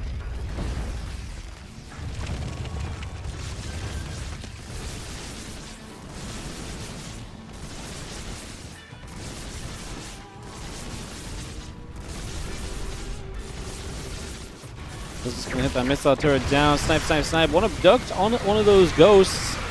Nice blinding cloud in the center there. A couple of siege tank shots are good. GG Machine loses a lot that time.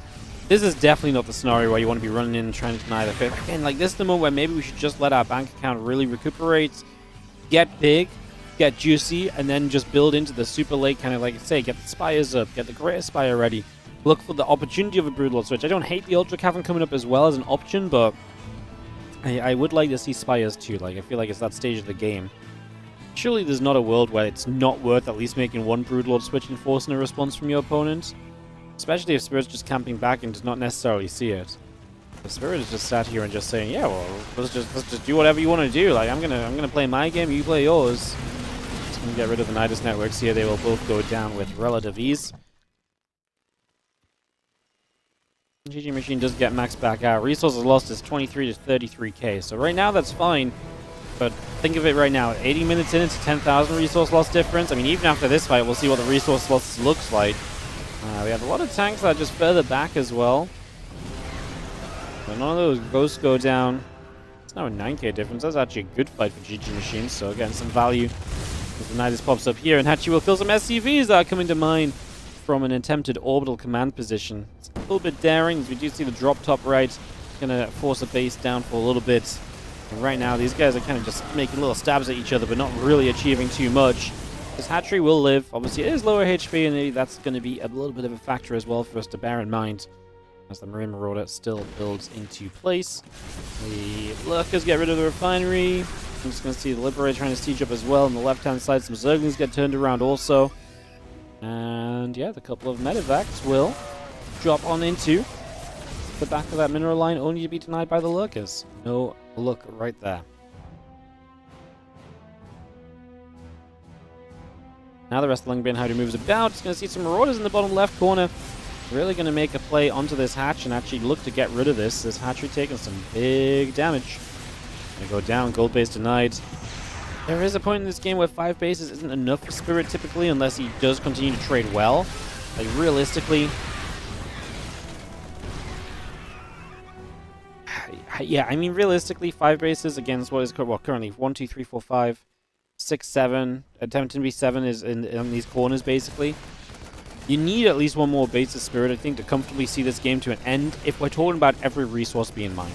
You need at least one more base to go in your favor, and that might just be this base. That does still give the Zerg this base and this base, which is kind of scary, but it's doable then if your fights are good enough. Resources lost about 10k still.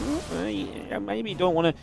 Even if you just mine the right side base, and even if you don't mine a corner, but you just stop the Zerg from mining one of the corners, right? That could be kind of the game changer too. Eventually you would mine it, because if you stop the Zerg from mining it, you're probably just going to be there with your army anyway. You know, you go late enough in this game, and you can just relocate everything to wherever you need to mine from, realistically. So that is kind of one of the factors of this as well. These missile turrets. Still building up, command centers on the way through, adding on the sensor tower. Bio will take a jump onto this hatchery. It's going to go down. 13 drones, 14 drones dying. Top right side were there as well. The lurkers are that top right. We're just all over the place. I mean, not just the bottom left base, but this base goes down as well. And all of a sudden, GG Machine just losing workers, losing bases. To a very simple push forward, doesn't challenge it at all. Okay, and you can already see that Spirit is kind of spreading in this bottom left side. He is absolutely aiming to mine from the left corner base. And if he can mine from that base, eventually he could maybe just retreat back over to this right side and expand here. This might be somewhere you need to mine from as the Zerg soon, if Spirit is focusing his main army in the bottom left. Because if you don't mine from that right side, where is your base advantage going to come from if Spirit has a corner base? I feel like the corner bases are where you're meant to really kind of see the most challenge right now. It's a big fungal in the center of that army. Unfortunately, we don't have any follow-up to it. Obviously, the Ling Bane is chasing, but it never got close enough, so all those Marines get freed, and Spirit takes a massive supply lead on the back of this. That's going to be a very convincing fight for Spirit, and once again, GG Machine going to have to go to the rebuild board. Does he have enough money to remax? He's going to go 8 Ultras. To me, the army that GG Machine's making here is like a, hey, I'm in a very scrappy game. I'm going to keep on trying to deny Terran bases. I'm going to headbutt into him repeatedly. That's the kind of army GG Machine is making. But the reality is we're in a game where Spirit is ready to deal with any army that shows up in front. You know, like, Spirit's just sat there. It's not scrappy. He's already a well-established Terran. That's why I don't like the fact that we've never even thought about, like, the Spires or the Broods. Like, don't get me wrong, I don't think Broodlords are necessarily, like, the be-all and end-all. But if you can make Broods and force maybe some Thors and stuff as well, then maybe the other army comps afterwards can be more effective against those Thors that are still out. I just feel like you've got to try and at least play for that idea or that concept. Because right now you're playing for the idea of, I'm going to throw units into a Terran who's so ready to have units thrown into him. Like, it just doesn't make sense. Like, there is a point in TVZ where, yes, you throw units, you try and deny bases and all the rest. That point of this game is gone already, unfortunately, for GG Machine, and I think that's going to be his big issue. Playing Ultra gathers up, and it's just going to be seeing the Sense Tower, missile turret going down, going to jump onto a couple of siege tanks there as well. The Bio going to come through to push the rest of everything else away and just defend for the moment. Isn't Ghost Snipe still very good into Ultra? Yeah, absolutely. That's why it's a terrible idea to make Ultras right now. He's adding on these Spellcasters as well, but the problem is the Spellcasters can't get involved, because when the Spellcasters try and get involved, the Terran player is too entrenched, so the Infestors are going to get siege tanked from a mile away. When he caught the Fungal over here previously, that was actually kind of miraculous. But Spirit's only going to be better set up from this point. He's mining out that gold base already. Obviously, this gold was somewhat mined by the Zergs. It's nice that some of the resources were taken away by GG Machine. Resources lost now, 14k difference. That's one of the fights previously that you see truly a difference coming in favor of the Terran player a little bit further, and that's how these fights are likely going to continue panning out and playing out in the foreseeable future as well. Another scan out to the left-hand side. Satri gets killed, trying to retake this base. This is a problem too. Like, this is a base you never fully mined as the Zerg player, so we're kind of counting that into the bases that he has. Obviously, he does get the top right corner base now, but like, if we never mine this base out, that's an issue. You're going to try and build a hatch here again. Terran player still just has units nearby. And now Spirit, because he's seeing no pressure to the bottom left, is actually going to make a play to the right. The moment you recognize he's taking this base and putting army on this base, you need to then go back to hitting this base, right? You need to try and knock this down. You definitely need to expand here. And that's what GG Machine is starting to do. So he's doing the right thing in that regard. He's identifying where the Terran wants to mine from next and trying to be proactive about punishing the move to do that. Because you could argue that Spirit doesn't need to do this right now. Spirit could completely mine out this bottom left gold and then you completely relocate to the right side and play from there. So if Spirit goes here any sooner, you should absolutely be looking to knock down the bottom left and stop any more mining happening on that location. Lurkers are showing up and they will start to try and get that done. So, like I say, we are going to try and make some progress toward it. These couple Lurkers are going to get met by some Marine Marauder, though. That's not ideal. We'll get some SCVs. Base is going to live, and, you know, realistically, our Terran can replenish the SCVs on that location, so that is seeming fine. Banter coming up, 20 more Zerglings on the way. It's a lot of units from GG Machine heading to the bottom left corner. It's going to see the bio. It's going to come across. A couple Lurkers go down. The Zerglings still coming across as well. Planetary Fortress firing, getting rid of even more Lings at the moment. So a lot more Lings going down. SCVs falling. The Zerglings still chasing in. Planetary Fortress will drop down dead. We get rid of Krystianer. Okay, well, he's actually going to continue into this bottom base as well. I love it. Exactly what I'm explaining, right? Get in, deny some of these bases, and just punish the Terran player for focus on the right. Now, the problem is because the Terran player is focused on the right, holding the top right base becomes more of a challenge for the Zerg. But then you get this base. You get some remnants on this base. Like, you just start going where the Terran is not looking at. My biggest concern is just going to be that I think we still approach a lot of this game in the wrong way. And we took a long time to really start doing the right things. And even now, the right things are being done with what I think is the wrong army. Like, you know, we built 8 Ultras, and I just don't see any world in which we ever needed these 8 Ultras, you know? And the problem is, eventually, like, these Ultras are going to die so quickly, they're going to do nothing. And if these Ultras just die doing nothing, then there's the efficiency for the Terran player to maybe just see the game through to the end, right? Like, that's just such a big investment for just no reason.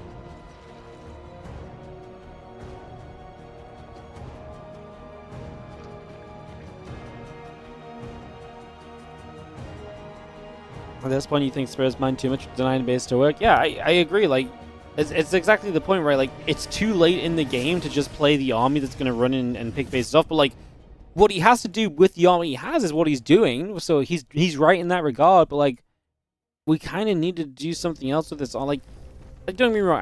I appreciate later game. It's difficult for Zergs. But, like, Broodlords, heavy spellcast accounts, just playing that very slow methodical. And maybe GG Machine's not comfortable in that state of the game. But then don't let Golden Aura be map 1 of a series, you know?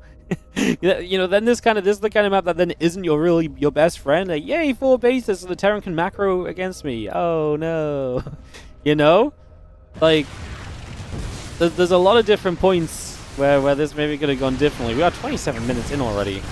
So we're going to see some snipes coming off. And I honestly, what's resources lost right now? 44.3 to 59.4. I'd be shocked if the Terran ends this game with more than 50k resources lost. Because I just don't see where you're going to kill units at this point as the Zerg. But apparently if you just run in with the Ghost and you lose 1 Ghost there, I mean, okay, well, that's probably fine. I mean, maybe if there's one big fight, but the problem is if there's one big fight that the Terran can lose that amount of resources at once, the Zerg probably loses the game in that moment as well.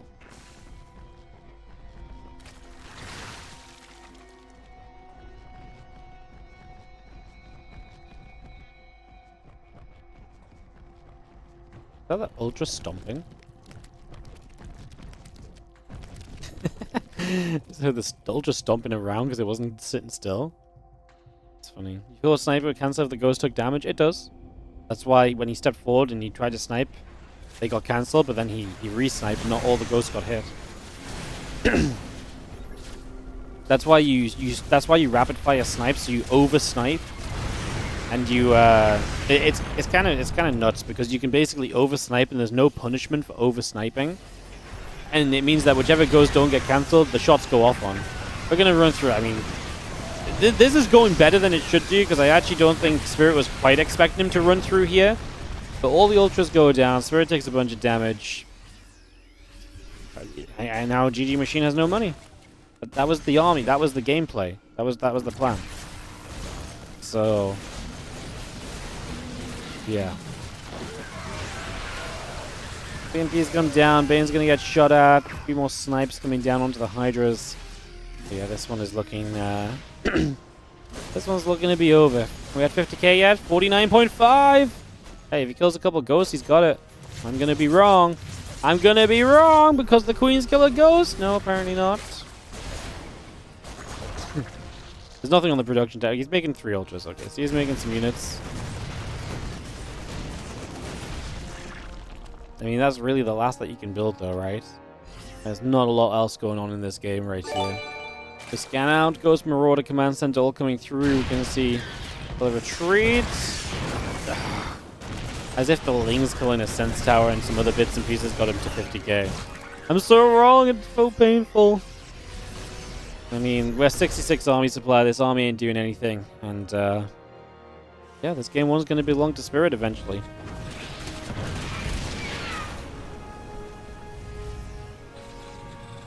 One of those games that feels very frustrating as a player, but then I think in this game there's a lot of identifiable moments where you could have done things very differently. And we're in the meta, we're in a game state where ghosts actually die to Banes a bit more often. Like, if you wanted to play the Deny the Base game, play more heavy on the Banelings. Like, we did not have Banes running at the Terran army anywhere near as much as maybe we... I mean, there was some Bane heavy moments, and, like, the problem is, like, the attacks that happened around here were so bad for GG Machine. That probably is what doomed him. When he failed there and then continued to set up on the same kind of army, GG gets called. Spirit takes game number 1. Resources loss difference in the end is 22k.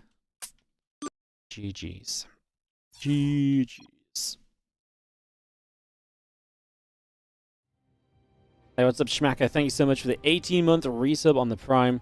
I honestly think GG Machine just got in a position there where he actually just wasn't comfortable with where the game was at and kind of didn't know what to really do with it or what he wanted to do with it, to be honest, so...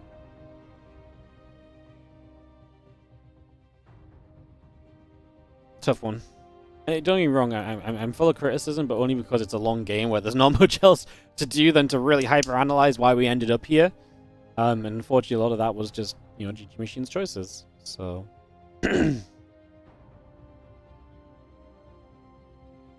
Haven't seen Roddy in a while. He's in Vegas. So, fear not. He'll be back soon. Alrighty, guys. We're going to get ready for another game, but obviously 30-minute game. We're going to have to run a couple of ads at the very least, so give us a moment, and we'll get on from there. Why is he in Vegas? To have a good time.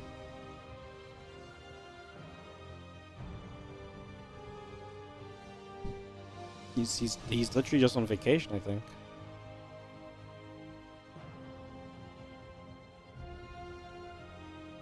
Oh.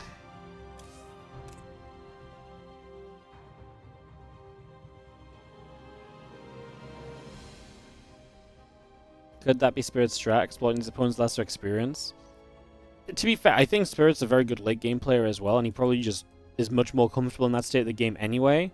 So I don't think it was surprising that after Spirit, you know, kind of got pushed back a bit, he was just like, cool, turtle up, you know? I don't think there's any reason for Spirit to play any differently, because I think, you know, he was probably pretty confident that GG Machine wasn't going to be confident in the late game. And Spirit absolutely was fine to just kind of go there, so... You know, I would say that that's kind of what Spirit does anyway, and Spirit did that a lot more in the past, but actually Spirit doesn't do that so much anymore. He's been a lot better about being a lot more of an active Terran player. He clearly just felt extremely comfortable to just set up for a later stage of the scenario and just play for that, right? So, yeah. He just said, I'm not losing this game 1. I'm not running out into you. And the thing is because of GG Machine's army as well, like, it really took away Spirit's chance to do anything as well. Because basically, GG Machine made an army that he maybe shouldn't have had, in the sense that it was kind of time to stop running into the Terran. But if you make an army that's designed to run into the Terran, the last thing the Terran ever wants to do then is to run out into the map and make that army actually good for no reason, right? So of course Spirit's just going to sit back and wait and just play it patiently because it's literally the best case scenario for him. Like, his opponent has an army to come and fight in open areas and to try and run around and cause chaos. The last thing Spirit's going to do is open up scenarios to cause chaos. I actually think Spirit played faster than he had to in that game already. When he expanded to that right side base, I actually think he could have genuinely just sat bottom left, taken that gold and mined it out completely, and then gone right side like 3 minutes later. You know, it worked out because he went right side and then he pushed up and he denied the top right base as well, right? And that was kind of the beginning of the end. But even that part could have come like 3 minutes down the line, and I think that would have been good for Spirit. Arguably, maybe going faster was better because he got rid of the top right base pretty quickly, and that denied mining from GG Machine 2, so yeah, it was probably the right call that he made to prioritize getting over to the right side quickly. But like I say, I don't think it would have been bad if he actually just waited on the bottom left, mined out, then went to the right either. So let's be realistic. Spirit had a ton of resources left at the end here. Like, you know, he had a ton of resources, more than double army supply. He had time to play still. You know, like he was not in like the final fight situation, so he could have played more slowly if he needed to. Which is kind of funny to think about when you look at the game we just had. Spirit's like, hey, you guys enjoyed game 1, let's not do that again. 3 racks proxy, so very aggressive as you can get pretty much with these proxy barracks. In this lower bracket of the OSC mid-season playoffs. Top 16 right now, winner of this makes top 12. And he's going to throw the bunker down at the front, and we are going to ready ourselves some aggression. Let's see what the defense is like from GG Machine. Against 3 racks, there is a world you can give up this natural and be okay, because it's a very committed build from the Terran player. If there's those 2 racks, you don't want to do that. You need to identify which version this is by seeing how many Marines are showing up. Kills 2 of the 3 SCVs, right? Or did we actually send the other SCV home? All the SCVs are gone, man. So no SCVs here anymore. Nope, I'm blind. There it is. There is one. I was going to say there must be a third. No, I'm looking for it on the minimap heading home. It was still here. I just missed it. So 1 SCV left, but that bunker's not coming up. It's a little bit of a disaster for Spirit, but he's still getting some value here. A lot of lings going down. The queen spawning soon will obviously be a big help. We do force a cancel on the hatch, but it costs you a couple of drones.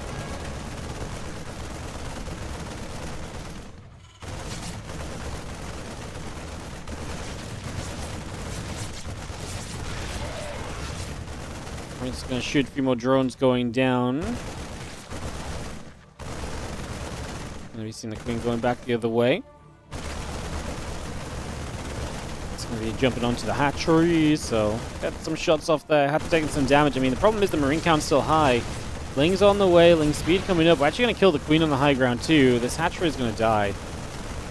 We're going to make a play for it not to die. Ooh, okay. Okay. The Marines actually stepped back. Yeah, I don't know. Finish off this hatchery, maybe? Finish off the hatch. This is already effective, honestly.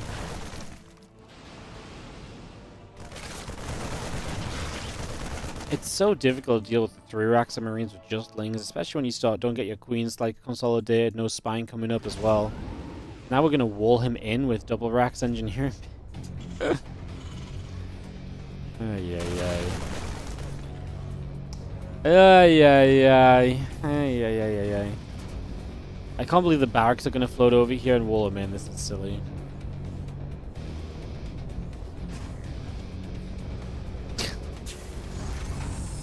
Seems to be just finished. But honestly, this barracks alone gives you such a good choke point. He's going to step in. He's going to say, oh, I'm just going to step in and kill your hatchery again. You're going to threaten to run across the map and what?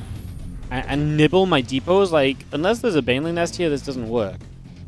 So I don't know what the goal is from GG Machine. But, like, you don't do anything by threatening to go across the map. In fact, you're just telling Spirit that you've got no defense. So Spirit just runs into the main base. Spawn pool going to be going down. That's obviously a problem. It's going to spawn broodlings, though, and maybe that makes it the defendable scenario. Honestly, I don't really know. The lings go down. There's a few drones. Marine's still in a choke point. Oh, the lings broke through the bunker there. Oh my god, I mean, come on, guys. Alright,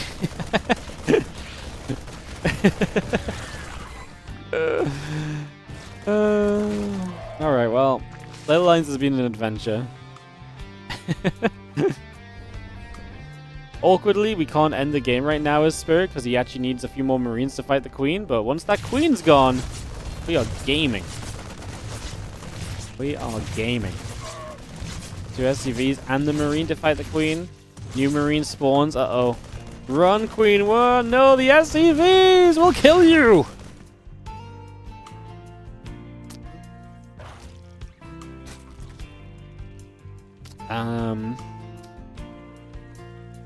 I mean, I'm waiting for a couple of letters to come down. I don't know if you've heard of these letters, guys, but there goes GG. I think that should be any moment now. When you're walled out of your base with a bunch of your lings, the Marines have a depot to hide behind, which is just lovely as well. What a wonderful addition. I mean, come on.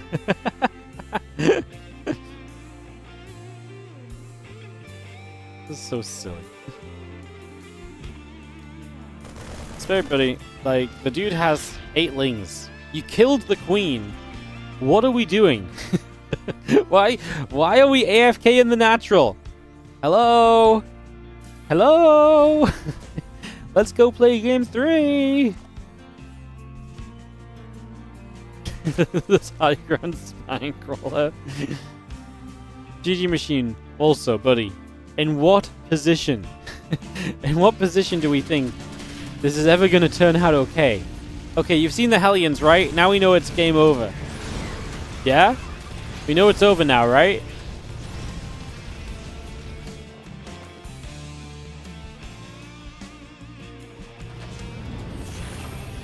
Why is this still going on? I mean, Spirit's just having fun. Fusion Core coming up. Battlecruiser will be operational shortly.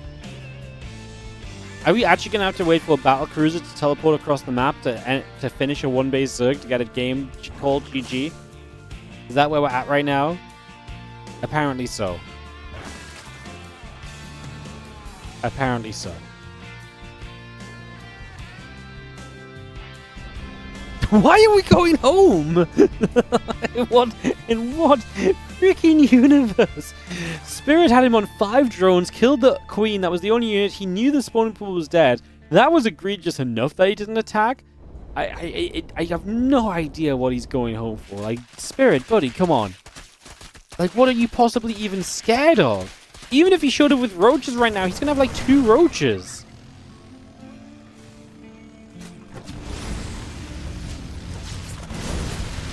Alright, well, let's see if we can do it. The 6 lings somehow do not kill any... Oh, I can't believe it. GG Machine took the fight of a lifetime. Queen, Spinecrawl, and all 6 Zerglings, and he didn't even get close to stopping this Terran army? I don't understand, guys. My analysis breaks down. I thought he had something in his back pocket there with that army and just... Cool.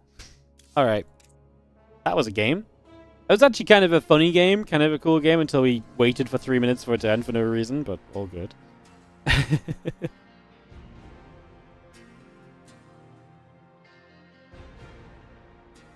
The disrespect to GG Machine is wild here. If he was a more known pro, you wouldn't talk like that. Absolutely, I would. I do this all the time when people are in games they should absolutely have no reason to be in. It just doesn't happen because no one stays in the game for that stupidly long. Like... like, what? I mean, what's even disrespectful about it? The game was over. Like, is it disrespectful to, you know, to say the game is over? I'm trying to explain to my audience just how over the game is, and that's the only way I can explain it. It's like, it's crazy that he's not left, you know? You meant more chat versus me? Oh, fair enough. This was one of the more egregious fantasy GG timings we've seen in a while, though. At least sometimes, well, you know what? It's probably a bit weirder as well, because it's like, it's kind of like an early game death, whereas sometimes people in the late game are like hanging on for like dear life with like 10 supply or something. It's like, okay, we should probably just leave, but like, it's been a long game, you're processing a little bit. I don't know if there's much to really process in the fact you got 3 racks and it went horribly wrong, but yeah. Alright, game 3. Spirit bottom left of Hecate. I love this map, by the way. I mentioned this the other day. Super beautiful map, super pretty. One of the ones that was really great. A pleasure to have in the map pool. In the top right, our green Zerg is GG Machine. Why didn't you just build roaches when the natural went down? I mean, realistically, you probably just build roaches. If you know it's 3 racks and you can't hold, build roaches ASAP. Then you would have had a chance, right? Then you just had a chance. Happy 35. Thank you for the 111-month resub. I had to take a moment to blink through that one because I'm making sure I am indeed seeing 3 ones. Thank you so much for the 111-month resub. Freaking crazy. We're on the road to 10 years there. That is actually wild. Thank you so much for the big resub. Appreciate you. Let's see what happens in the game number 3 as GG Machine and Spirit get to work on Hecate. And we see whether or not... well, we'll just see what happens, honestly.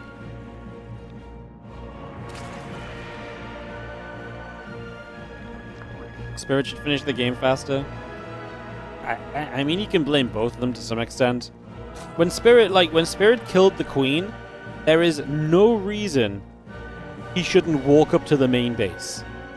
There is there's nothing that can happen. He kills the Queen, he's killed the spawning pool, there is nothing that can be there. But, yeah, I mean, both sides just decided the game deserved to go to 8 minutes instead of 5, but that's all good. Drone's scary. I mean, maybe you think there's a queen building or something already, and so maybe you think there's already a queen there. But the moment you get to 6 Marines, you should be up that ramp. Like, there's just no world it should be anything different, you know? Like, like, I can understand not going the moment the queen dies, but the moment you get to like 6 Marines, like, you should never still be on the low ground either. But then it's also, you know, at the same time, like, you know, I'm not going to blame Spirit for...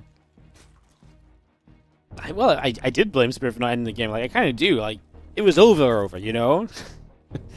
He wasn't even playing safe, you know? Like, he was playing safe by playing in the future, but, like, he's so far ahead, like, there's no playing safe in that scenario anyway, right? Like, the game is just over no matter what. Maybe he's just going for the mental breakdown on his opponent. He's going for the mental victory ahead of game 3. Possibly. At the end of the day, guys, it doesn't really matter that much. I'm only memeing on about it a little bit because obviously it was a bit of fun for the stream. We had a good time. And we are now in this game 3 with an armory on the way, medevac, and hellbats and marines. One of the faster hellbat attacks you can go for here, as we are going to have that armory ready at what? About 4:10. So yeah, the 4:20 hellbat timing-ish. Gonna be pretty nasty as we get ready to go. Like I say, nice fast hellbats. Let's see what we can do as we get ready to rumble to the other side. Follow these Hellions and see what we get to. Hey, Sir Wriggleston, thank you so much for the 42-month resub. Thank you so much for the 42. Appreciate you. Thank you so much. Let's just see the Hellions showing themselves. Marine's going to get an Overlord. Does not feel great for GG Machine initially. That's a supply block, unfortunately. So the supply block coming down. And we're going to see the medevac, hellbats, and marines stepping in toward the upper right-hand side, pushing forward here.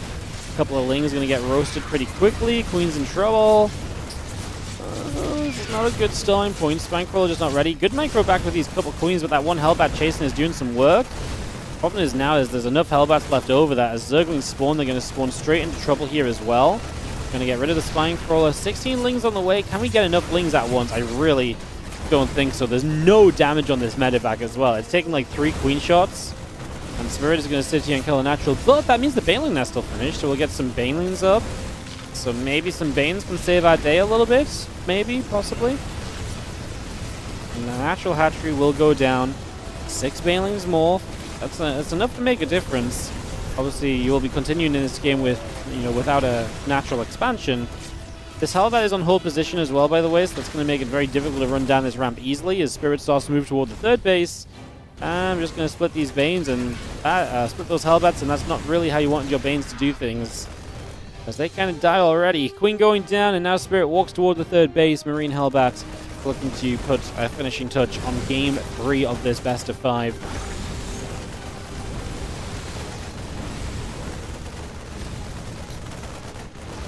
This is a series of 3 very similar games that kind of look very different. And what I mean by similar games is just very simply put, we had a player who was clearly much more comfortable in a lot of scenarios in these games and just had a better day-to-day. GGG says GG Machine. Spirit just looked much better. He looked better in the longer, later game. He looked better in the cheesy game. He looked better in the more all-in-y kind of, you know, it's still cheesy, right? It's not as cheesy as the 3-Rex, right? It's still aggressive. Like, he was just better in all phases, and I think that game 1 was a pretty good summary of how things was maybe just gonna continue going. So, yeah. Yeah. Alright, as we get ready to go into Max Pax versus Beyond. So it's going to be Max Pax versus Beyond for our final series of the day, guys. So we're going to move from the lower bracket of the tournament to the winner bracket semi-finals. Going to get that going in just a few, but we will have to run one round of ads first. And we'll get this ready to start.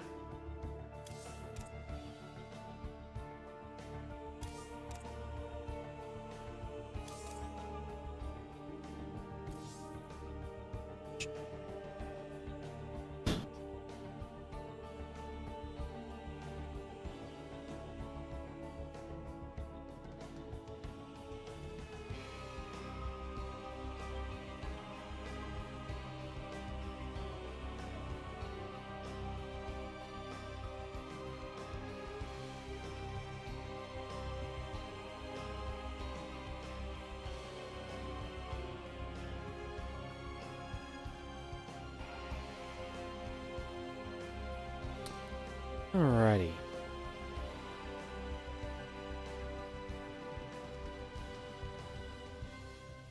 Wardy, you are slow. In real life, also, you do slow. No, I do quick? Question mark? One of the questions of the day, for sure.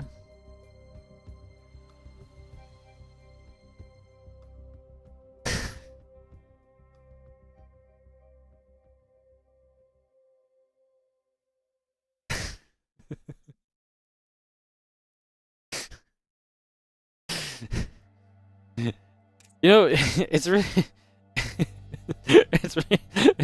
it's really annoying because, like, you know, here's me 6.5 hours into my stream.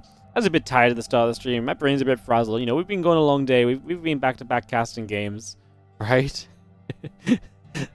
And then I read something like that, and I genuinely have to read it out loud to just check whether, like, the chat makes sense, or whether I'm reading it correctly. Like, I don't know if I'm reading it wrong or if I'm reading it correctly and it just makes no sense. You know? Crazy. Hello, Ellie. What are you making a stream appearance for? I have no food for you. You know that, right?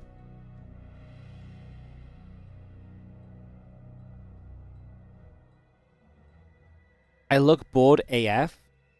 Maybe I'm just 6.5 hours into streaming, and so, you know, it's starting to be a bit of a longer day.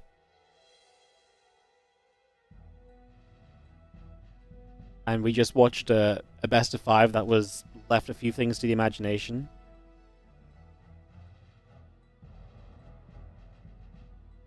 Look, I'll put you on webcam if you stay there. I'm not afraid to put you on the camera, Ellie.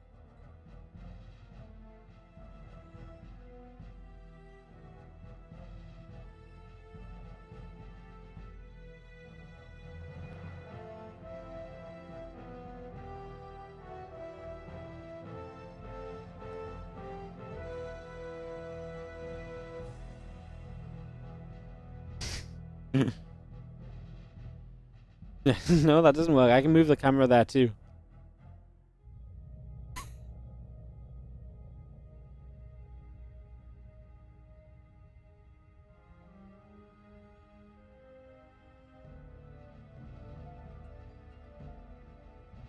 What smells so good in my hoodie? Huh? Weirdo. Don't be offended. It's okay. I won't be offended by you saying that I look bored.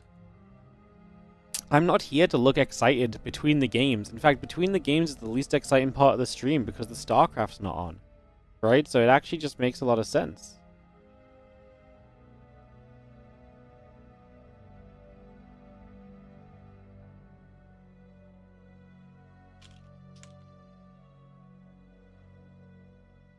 And now I'm getting in trouble for being mean to Ellie. Apparently there's fireworks going off, so she's just looking for comfort. And now apparently I've been... How was I meant to know? Come on then, Ellie. Come get some loves. Come on, I'll move my hoodie so you can come over. Good girl. There you go. There you go.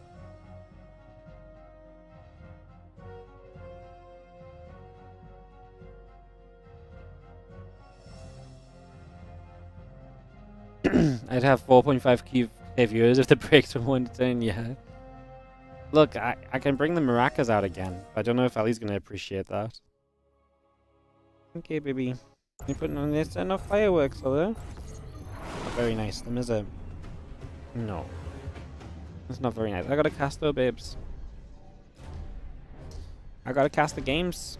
If I don't cast the games, I never finish, then we can never have our evening meal, you know? Yeah? Yeah, she's like, okay, fair enough. I like that idea. She's like, food if you work? Cool, I'm into it. Alright, in the top right-hand corner, we're going to start off this best of 5 with the red Protoss player. This is going to be Max Pax.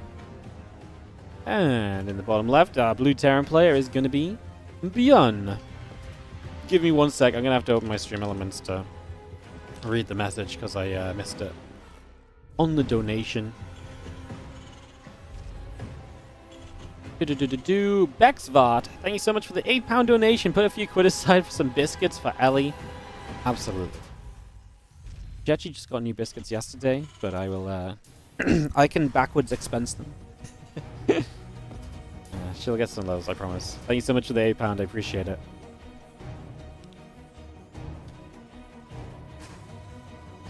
Alright, TVP, I mean, this is the one that I think a lot of people have been waiting for. Some Bjorn versus Max Pax, best of 5. A matchup which has all the talk lately. You know, a matchup which is, you know, we've talked about a lot today already. We've had some balance whining. We've had some discussion. It's been fun. But, yeah, I do think we have ourselves a fun one here in this winner bracket semi-finals. Who will get to the winner bracket finals and guarantee top 3 in this OSC mid-season playoff? And who shall be knocked down to the lower bracket to have to play for their tournament life next time they appear in this event? That's what we're going to find out. It is best of 5. Like I say, winner bracket semis. And we will have a look to see whether Max Pax or Bjorn get off to a hot start. In case you're not aware, Hecate is one of the old ladder maps. This is part of the OSC extended map pool. So basically, some old maps get voted in for each season of OSC, 3 maps to be exact. So this season it's Golden Aura, Ancient Cistern, and Hecate making up the map pool alongside the typical ladder maps that you already see in pretty much every tournament. So just explain why Hecate's here, as we do open with that factory from Bjorn. No command center just yet. There it is. So he's going to go low ground with it, but after the factory, so still going to be pretty safe and pretty tech heavy in the early stages. The Hellion coming through, reactor coming about, and then we get settled in. Game 1 of this final series of the day. Like I said, it's been 6 hours or so for me casting already, guys. 6 hours 20 apparently. So thanks for watching. It's been an amazing day. Like I said, we really just manifested a bunch of subscriptions into existence. So thank you so much if you took part in that, and thank you for being here and watching. We appreciate your support. Like I say, all of it helps us to do more StarCraft 2 content. If you're still out there on the YouTube and you don't already, make sure you hit the like and subscribe button as well. I appreciate you guys as our Reaper showed up, did a little bit of bopping around, and now decides to back up and go elsewhere. Gateway going to come down onto the natural.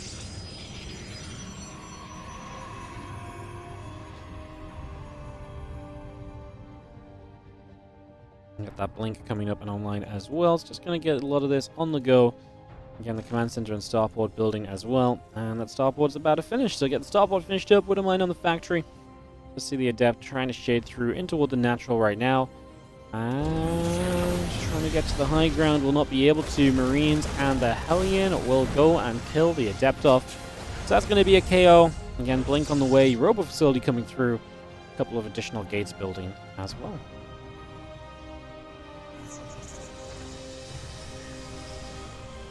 kind of give an overview of people's standings. If you type !B, you can see the bracket. So this is the OSC Match Playoffs. So it's just a bracket. So this is the winner bracket semifinals, basically. It's the first link in the bracket command. The second link is the event that we did earlier today. Robot facility is going to be coming through, so we just get that finished up on the front from Max Pax, and very regular so far. Not really a lot to shout about at the start of Hecate. Very normal beginning. Not really anything too crazy just yet. As we have the siege tank settling down on the ramp, we do have the medevac over here. I love that play. He wouldn't mind. He's going to get a stalker. Max Pax just gives it up. He just walks through that mine. He knew what he was doing. He wanted to get down here, protect these probes, and yeah, that's why it was a great play from Bjorn, putting it onto the ramp. Forces you to basically walk down through it, or to not use those stalkers as the defense, in which case a lot of probes likely go down. Cute little play. Reaper Hellion going to get caught by the stalkers as they step out. They try to make their way through. A little bit of a blink, and the Reaper falls. The Hellion will be chased.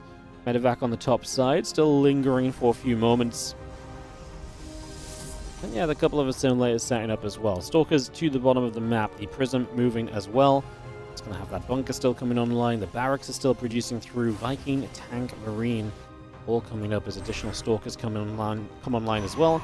A Temple Archives will be building from Max Pax, as the stalkers will settle toward the bottom left corner here. And Marine, Tank, Viking all coming through. So you're having the few stalkers blink across. Tank shots are hitting big onto those stalkers. 4 of them able to evacuate into the Warp Prism, and we begin to back away for the moment. You come back in with this medevac, and it's going to be the target initially. How many probes do we get? We actually get rid of a stalker, and now we turn on to probes. It's not a bad drop in the end. 3 workers and a stalker. It's decent. I thought he was going to get a couple more workers, to be honest, but just ran out of steam a little bit toward the end as the Prism looks to get into the main base. The observers provide vision, so we know exactly what's here, and we know we can get in with these stalkers initially, but the tank is nearby. He's playing nicely around the edge, but just walked in at the end. And the Viking is an amazing part of pushing this back, right? So just going to see the Prism taking some damage, push the other way, and now getting back on the map again. Storm and Charge going to be the next part of this game. So getting those upgrades on the way through, Stimpack Combat Shield and the +1 all building as well. Our third Nexus is going to finish in a few moments' time, so we get that completed. With the third Nexus out, the Stalker's over to the left. We're just going to get a couple more High Templar, warping in also. And obviously it is Storm on the way through. Max Pax is really carrying the flag for Storm play in PvT. He's really not kind of deterred away from it too heavily at all. In fact, he kind of went away from it for maybe the first couple of days, but he's really fully embraced Storm play once more in this matchup. He has continued to play Storm, he's continued to play it out, and he's really kind of, like I say, endorsed kind of this kind of style of play recently. Archon going to go down, the few Stalkers going to get pushed away. Bio will shove up as a couple of siege tanks can settle down. The Honey Temple has to pull a bit further back. Going to start hitting our Nexus already, so Nexus taking damage. And we're just going to be seeing the Zealot. Going to lead the charge, trying to absorb some shots. Decides to run back though, does live, but it drains a lot of battery energy. We got to go soon, right? I mean, the Nexus is going down. High Templar ready to go. Let's see what that looks like. Storm on the top 2 Marines. Feels a little overkill, as we are going to be seeing the High Templar then dropping down dead as well. No save from the Prism. There's 3 siege tanks still alive here. A couple of Zealots left. We'll get rid of one of the tanks now. At least, can we get rid of the other couple of Zealots here? It looks as though we should be able to. The tank's just working on the Nexus during this. At this point, we're going to finish the Nexus off, and I think Bjorn will be okay with that. Grab a few probes on the tail end. He just knocked the third base away from Max Pax here, and Max Pax did not manage to survive through this, so that is brutal. Only ever getting a single High Templar out, the Archon dying, and yeah, this was a great push. Obviously, Bjorn now behind it, 3rd CC moving into position. The Ghost Academy just completed, so we can begin to prepare the Ghost, which obviously going to be a major positive for you in the long run here as well, so we get toward that. A couple storms coming down the bottom side, and the Prism escapes to the bottom as well. Viking, Marine, Marauder, Ghost still coming through. We add on the Missile Turret, we add on the Archon and the Nexus. There's going to be a couple more shots coming in here or there as well.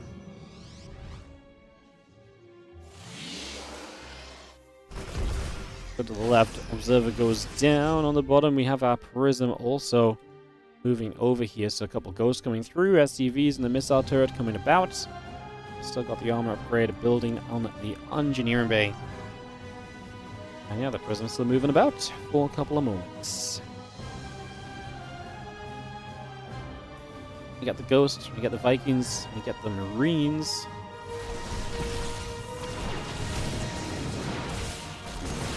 And there's just really not a lot of units here, but obviously that's where the multi-prong comes from. Maybe we can create some mismatch in terms of the amount of units that are positioned here or there so far. Not really the case. That Prism goes into the corner. We actually do get a lot of SCVs here.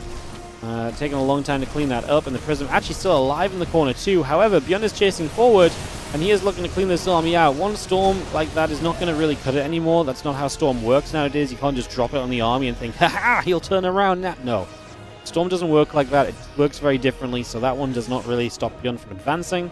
Like I said, biggest shame here is that you let the Prism just survive in the corner. This should have absolutely been a clean out. As Bjorn pulls back over, gets a little bit more cleaning up done.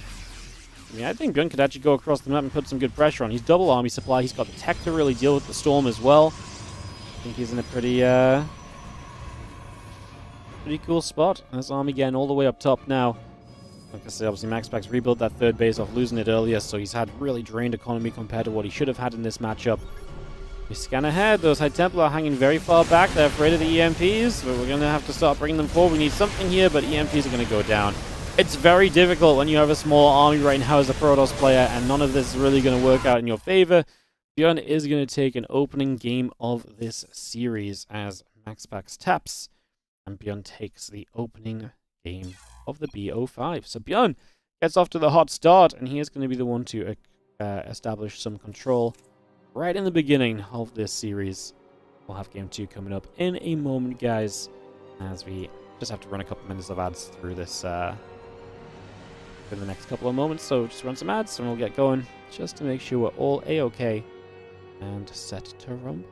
Thank you for joining us again. Appreciate you all being here, hanging out for some StarCraft 2-ing.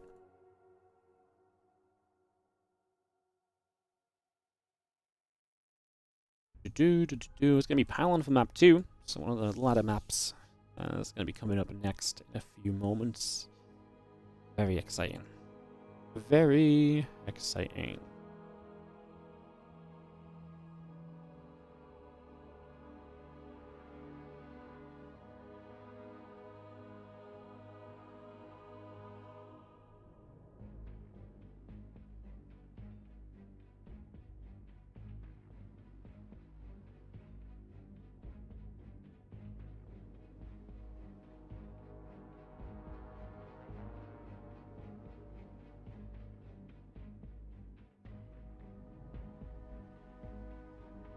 Alright, so take a moment or two.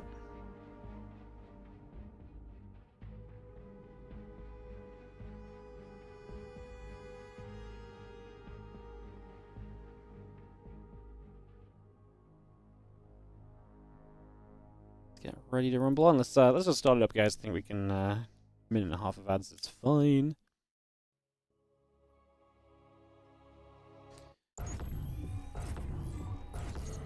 You have no chance for C code here as a mod.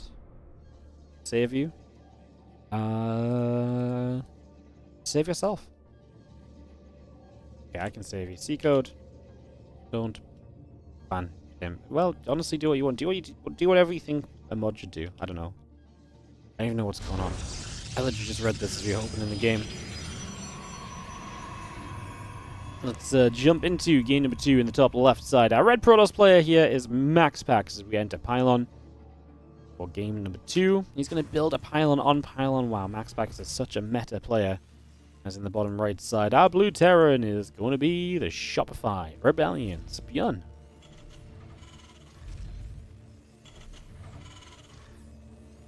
Again, shout out to OSC, guys, as we just have a couple moments at the start of this one. This is the OSC mid-season playoffs. This is not a Wardy tournament. OSC running a lot of their own events, partnering with a bunch of events. They're a sponsor of the WardiTV Monday. You know, OSC do so many great things in StarCraft too. Shout out to them giving us some games to cast today. And throughout the last couple of weeks, we've been doing a bunch of OSC stuff. Been a lot of fun. And again, they do so much. If you want to check out more about them, oscesports.com. That is their website. They track all of the events they're partnered with and so on. All of the events they partner with have a have points that are given out that add toward the OSC world ranking. That is what makes up the OSC Championship at the end of the year. The OSC Championship's played in January usually, So when January comes around, what you will see on the channel is probably a lot of OSC Championship games with players that do well in these events. So it's really cool. It's genuinely like a full-on year-long circuit for StarCraft, which really envelops a whole bunch of different size events. Like this is a $2,000 tournament. They have weekly cups. You know, this one's the Monday Cup, for example. Then there's the even smaller weekly cups with like $15 to $50 prize pools that they get part of as well. Like OSC is part of so much in StarCraft 2. Excited for the next championship coming, like I say, this January. Like I say, it's a mainstay on the channel. We're here every single January for some OSC Championship action. It's a lot of fun. We really enjoy it. Next is Adept, Warp Gate, all coming up. We get our battery down here from Max Pax as well. As you can see, the factory, reactor, and command center will all build into place. We get ready to roll. For game number 2 of this best of 5 series, Beyond with the 1-0 lead, and pile on for our battlefield for this second map. As our Twilight Council comes through, the Adept and the Warp Gate coming up. You see the Reaper moving in. He's going to be able to go in after the probe for a couple of moments as well. Just going to be trying to get a little bit more done. That Reaper's still taking some damage for the moment.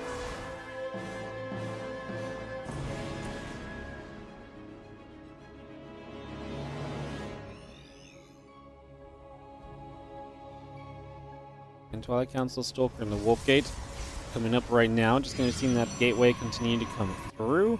The Adept will make its way across the map for the moment. Getting straight across there just for now, as mentioned.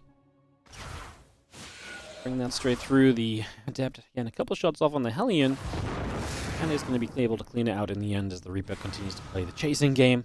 Hunting that Adept down for the moment. A few Marines show up. The Adept goes back the other side. A few Marines going to gather there. Command Center building onto the natural. A couple more Marines join up together. Blink on the way. Warp Gate still building. And we just have our Orbital moving through. We get an SCV and the medevac. A couple of Marines coming over as well. Everything joining together. Robotics facility halfway done. Gateway still building into place. The Adept is going to shade and fade. And yeah, the Reaper will continue to the top side. So, Reaper to the top. And just looking for a pokeabout on toward the natural. The Adept continues to move through, and tanking a couple Marines coming about. We just have, Blink in the Prism, continue to come by for the moment. Marine's going to get in after the Adept right there, so looking for a little bit more value. Able to get a kill is nice, and the Reaper going to get the probe over here as well, so a couple of kills back to back for Bjorn. 1.5 minutes on pylon, and we see Bjorn. There's again the Raven that's going to create a little bit of harassment opportunity for him.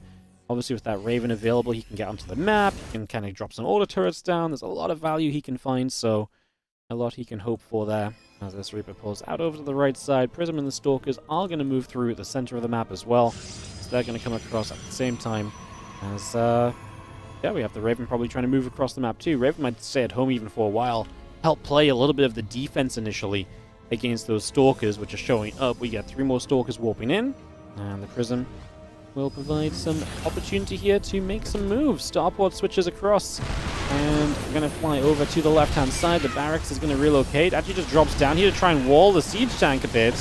Stalkers do manage to get the tank anyway, so that was a little awkward with the racks being up in the sky. I think he just wanted to drop it down to try and keep the tank safe, but it doesn't happen in the end. And look at that, super low HP on so many of those Stalkers. We didn't lose a single one. Max Pax getting the most out of those.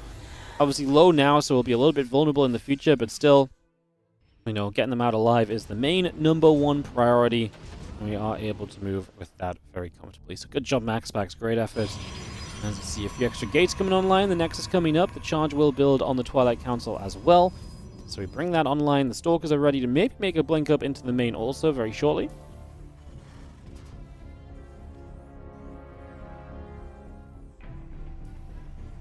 Stem on the way. Sorry, that's the Raven. Mentioned it would be coming across the map, and it has made its way to the other side. As a few additional gates come online, the Forge coming through. We had some batteries, we had the charge. Continue to get that going. We drop another auto turret down in that mineral line. So again, look to get after a couple more probes already. 5 workers going down. A couple Stalkers add up. Marine Marauder, Stimpack +1 building as well. The rest of the Stalkers continue through just for the moment. And yeah, the +1 and the charge continue to come into play also. The Immortal is about halfway. The probes and the battery coming online as well here. I mean, honestly, not bad that this Raven is now a 5-kill Raven. It's really not bad just off some auto turrets. So pretty decent so far as the gateway count continues to get pushed up. We're going to go Robobay. Hey, Max Pax, like I say, has been flying that kind of storm flag recently. But he's going to head on into a Robobay for game number 2. So going to play something a little bit different here for Pylon. Obviously, Storm didn't work out from that last game, but he just wasn't ready for the attack, to be fair. You know, you can maybe blame on Storm a little bit. Like I said, I don't think this is like, oh my god, he's done with Storm situation. He's using Storm so much still. But still interesting to see him just switching to the Robobay right now for this game number 2. So Robobay is going to be done shortly, and with that said, it's the Ghost Academy at the moment from Bjorn. It's fine if he gets a couple ghosts. He can't go overboard if your opponent's not actually going into like High Templar or anything. He needs to identify this, get toward Vikings a little bit sooner instead. Again, Marauder Viking continuing up, just having the Marine's going to catch an observer in that scan. Bjorn has been one of the best observer spotters recently. He has been so good at watching and spotting obs in so many scenarios when they're stationary, when they're moving, when they're kind of just expected to be somewhere. I swear down, I'm seeing Bjorn scan more observers than any other Terran lately.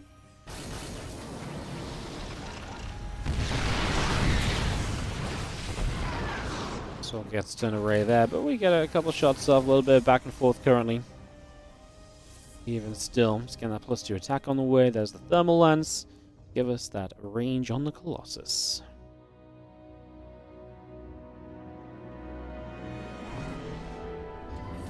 Factory's up in the sky, no surprise. It's Viking Ghosts on the way from here, so it's pretty expected really to see the factory not doing much. Just going to act as a little bit of vision out to that right side, watch for any prisms coming in a little bit preemptively.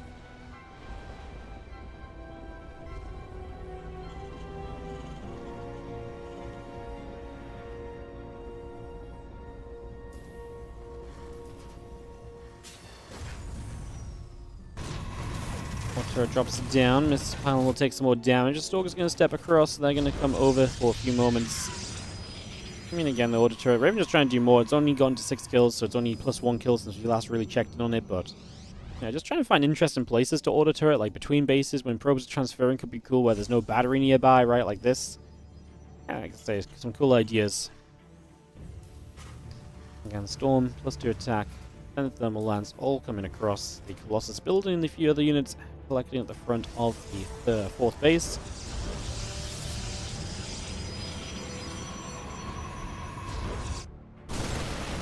This is the Zealot. This is going to be an easy pickoff. That goes down. Now the rest of the Stalkers still pressing through as well. Bjorn's been very defensive. He's had no reason to push out. No big move. But that Observer just flies into turret range, so that one's not on Bjorn looking good and spotting well. That's just Max Pax flying straight up and into him. Yeah, Bjorn's ready to take a 4th base out over to that left side as well. But yeah, very slow going game. Like, don't get me wrong, we've had some action. Obviously, we've had some units going around. Apparently, the Raven died as well. Apologies. It's supposed to mean Max Pax instigating, and then Bjorn with the Raven, and otherwise we're kind of sat back, like I say. I see Max Pax is going to take advantage of this calmness. He's already added the Storm. I guess quite literally this was the calm before the storm, because now Storm's available. He's going to get Gravitic Drive as well for some Prism speed. And with the 5th base coming down, just like I say, establishing into a nice solid position, as these guys are going to be maxed out when they next fight most likely. And we will see who can take some good maxed out engagements. Typically, lately, it has been, you know, we've been discussing the idea that I think the later the game goes, the more comfortable Terrans seem to be, because that, Ghosts and EMPs can do very well against these Protoss armies. Like, later game has been a little bit more kind of friendly to Terrans recently, so Max Pax isn't afraid though. Like, he's not been afraid at all to kind of step to this late game. He's not, he's been poking around a little bit, but he's not been pushing the issue too much. Like, he's been pretty content to let this game develop into a later stage and not really, like I say, do too much about it as the Stalker Colossus move forward. Goes from the front there, will go down. Hits a nice EMP on a couple of the sentries and some Zealots before it dies, at least. A couple of those Colossus without shields as well. Just going to be seeing the Vikings trying to step up. Colossus take damage. One more Storm coming down. Missile turret will take a few more shots. And +1 ship weapons, 2/2 upgrades, all coming about right here. Vikings and Marauders coming through the Prism. Very nearly going down. Missile turret will make sure it goes down. Just going to be able to knock that down immediately. Again, the rest of the Stalker Colossus coming across around the left-hand side. Maybe looking for a push onto this fourth, so Max Pax looking to instigate a larger fight.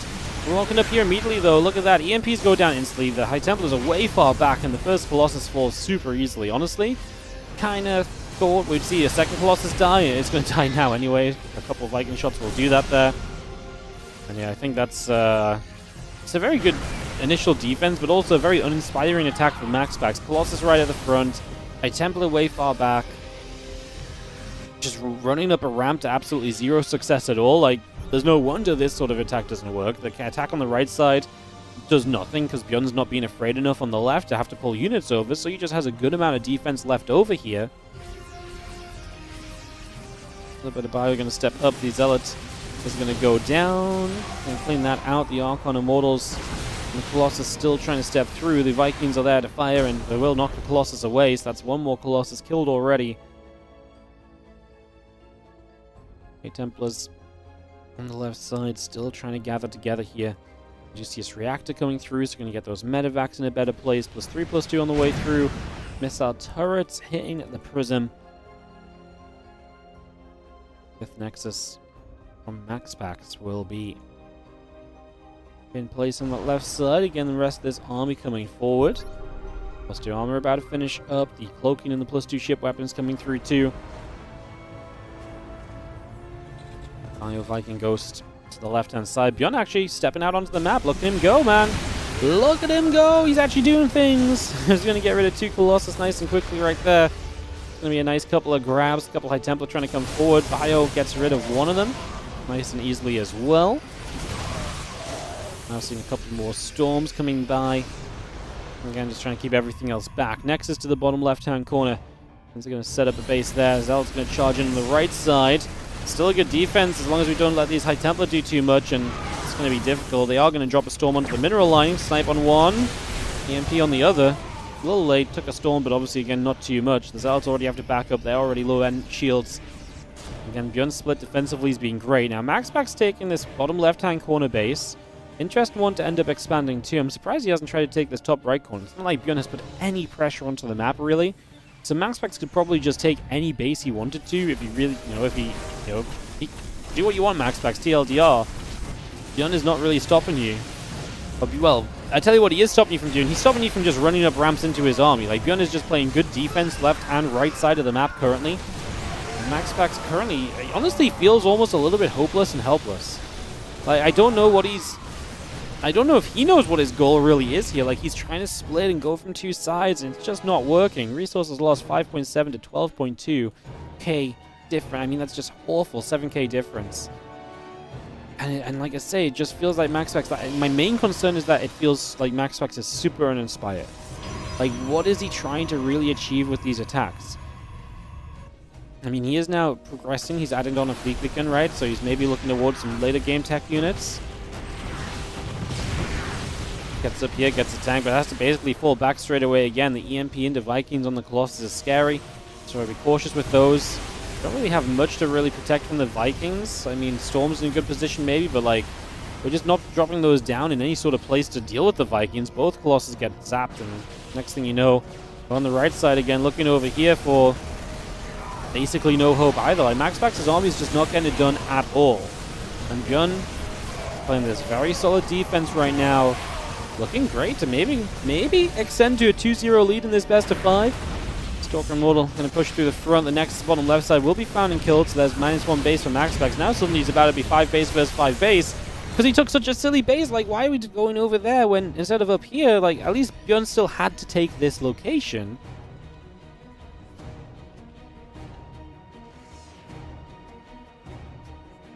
Templars coming up, Colossus and Zealots coming through, a few more probes transfer. 9 SCVs went down for Bjorn, but I just don't know if he really cares about 9 SCVs right now. Man's maxed out, he's building up a bank. Max Pax has 83 workers, so great economy, but maybe he actually needs to lose some workers to be able to afford a little bit more army supply on the field at any point, because right now the armies he's got are just not doing anything at all. Not that I'm really sure if quantity is going to solve the problem, but to be fair, when he's been trying to do these split pushes, like, neither side has looked specifically scary, right? Like, the right side being like 12 Zealots and like 2 High Templar, That's scary if your opponent's out of position, but because nothing much else is going on, Bjorn was never out of position, so it looks absolutely horrible. Splandry will cancel, and we're not going to bother with that as the Vikings go into a storm. That was a better storm. That actually zones the Vikings back and does some damage to them, so can stop them from doing as much. And all of this would have been fine because Bjorn, remember, has basically not stepped across the halfway mark of this map. All of this would have been fine, I think, for Max Pax if these two bases were just up and running. And I just don't think there's any reason for them not to be, quite frankly. Like, he's set up to play a game where he's like, I'm going to, be aggressively defending bases by just being on your side of the map. But he just never took extra bases. Like, now, he took the bottom left, and he's going to try and do that one again. So he's really committed to that idea of that direction, which I find very interesting. I mean, let's see what he does from here. Army going to poke forward. I mean, he is getting Tempest online, like I say. His army is getting better. 4 Colossus here this time. Going to be a bit better too. It's a little bit more difficult to knock 4 Colossi down quickly, as has been the 2 that have been around pretty much every fight so far. Bottom left base still going down. I mean, this base just feels unattainable. And honestly, maybe the top right base starts to feel unattainable too right now, because maybe there's a chance Bjorn just gets more aggressive and pushes up there. Now that he's got this base down, that's why I felt like before this base got established, that was the time to get this base up running and really operational, get that extra income banked up already. Tempest are building. We're going to move around the left-hand side, and we have ourselves the chance to move up this ramp. Since tower goes down, a couple missile turrets immediately in some trouble, but Bjorn comes in from the right-hand side, gets a jump on this. Max Pax wasn't ready for him to come from there. Those are some okay-ish storms. Going in the right kind of places, but Bjorn had too much of a jump on this army, and he gets up close and personal super quickly, and Max Pax is just getting demaxed. He was 200, and now he's 125 supply, and Bjorn is maxed and hasn't even really had to spend much. That was an awful fight for Max Pax. It's honestly kind of story of this game, right? Like, just bad fight after bad fight for Max Pax. He's not found any way to find success in these armies. And honestly, it's all the splash damage. The Colossus have felt terrible. The High Templar have felt terrible. And like I say, maybe all of that's fine if you make a switch and you get extra bases up, but he just didn't really do any of that either. And at this point, you maybe lost too much to really survive in this game. He had some bank accounts. We were rebuilding a little bit. A couple of EMPs still coming down. Those High Templars dropping. The Bio pushing through. Bjorn threatening the 2-0 lead right now. On the other side of the map, DTs show up, and they're going to get rid of a planetary. So, hey, they're going to go for 2 planetaries, back-to-back base kills. So that's good, but is that the only thing we've really got going for us here? Probably. I think it might be. Cannon's going down, probes being chased, these High Templar falling. Max Pax's supply is kind of hanging on a little bit, like 80 army supply. It's reasonable, but there's barely any bank left over. Yeah, the DTs were annoying, and Bjorn lost a bunch of workers, but hey, we also lost 30 probes, so it's pretty brutal as the Bio Ghost pulls back around to the bottom side for the moment. Tempest and Colossus coming through. The DT going to go swinging through the planetary there, but that's going to get cleaned up as well. A couple libs coming about. Templars are Tempest, Stalkers. A couple of those Stalkers to get underneath. The Liberator range is still building through as well, so getting that straight up. It's going to drop one more scan down, take that position. And again, a couple of Colossus will be on the way from Max Pax currently. So we got those couple of Colossus coming through right now. Again, Liberator range, plus 2 vehicle plating.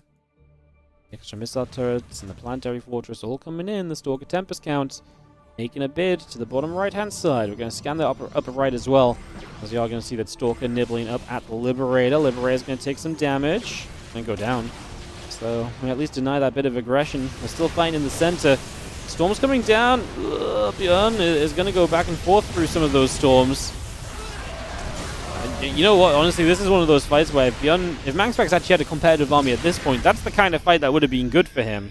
His entire army's half HP before anything really engaged, but Max Pax can't engage because he's down 50 army supply.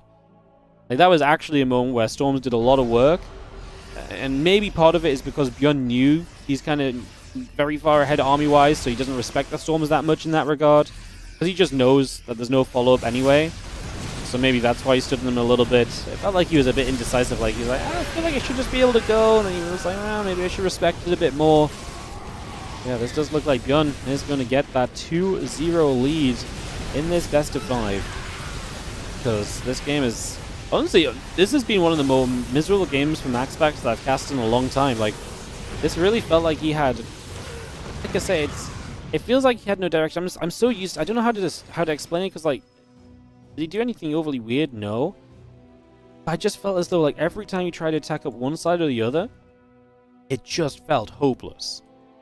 And it's so rare that someone plays Max Pax to that kind of a position where Max Pax has control of the map and it just doesn't matter. Bjorn is going to win this fight, and he's actually going to get a GG from Max Pax to take us to a game number 3 with a Bjorn 2-0 lead. And obviously Max Pax is going to have some work to do to bring himself back from this, because this has looked, like I say, a little bit dismal. Game 1 was like obviously earlier damage that put him behind. This game 2, Bjorn just sat back and let things play and ended up in a very good position, so it will take a moment, and it will be game 3 on Tokamak coming up for us next, guys. A couple longer games, so again, the ads, I know. But we'll throw those up, and we'll take a minute, and we'll jump into this next one in just a few. So thank you for your patience, and we'll get ready to resume very, very shortly. And I appreciate you guys hanging out with us. It's been a lot of fun today. This is our last series of the day, in case this is our last game. Maybe I'll say something in-game when the ads are done, but, yeah.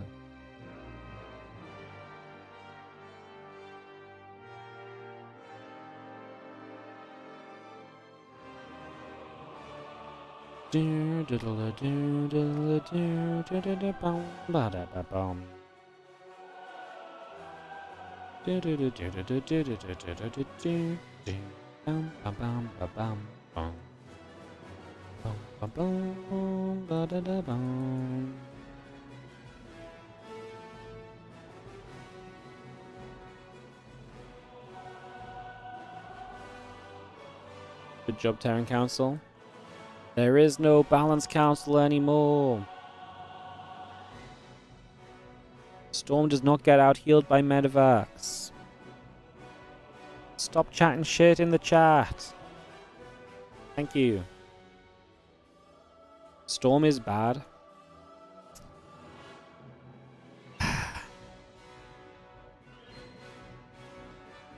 Okay, if Storm is bad, why do Protoss players keep building Storm?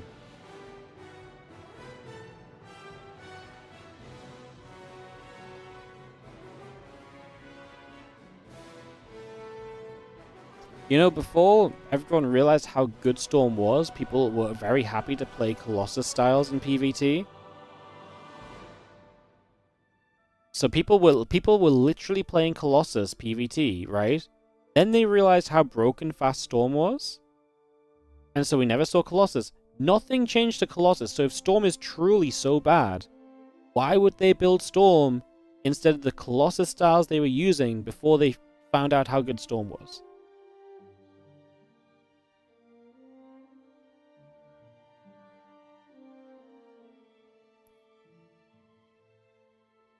Meanwhile, this alongside a bunch of results where, like, we're literally seeing Protoss win with Storm all the time still. Like, the Viking buff. Yeah. To use, so the 25 minerals per Viking is what changes it? Is that it? Right, yeah. You know what? Yeah, the 10 Vikings that cost 250 minerals less, you're right. That's completely screwed Colossus. Ay, ay, ay.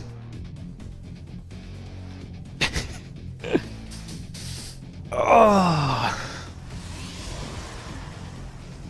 Bottom left-hand side, down 0-2. It's going to be our red Protoss player, Max Pax. I don't know why he showed up to Game 3. His Twitch chat has declared that Protoss is unable to win games. His recent wins against Clem have officially been declared a fluke by the chat. Clem probably part of the Terran Illuminati, trying to make it look as though Protoss can still win. As in the top right, our blue Terran player Bjorn didn't get the memo that you're meant to drop some games so that Protoss don't get buffed. Am I doing it right, guys? Yeah? Nice. Chat's gonna give Wardy a heart attack.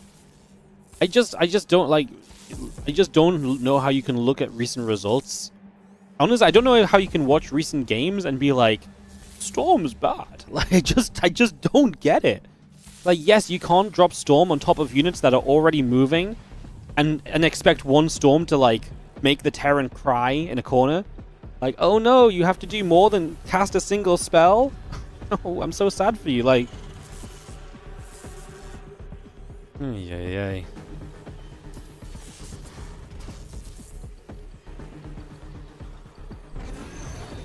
Probably is going to recall home, which is the right call when you get locked in, so going to bring that back.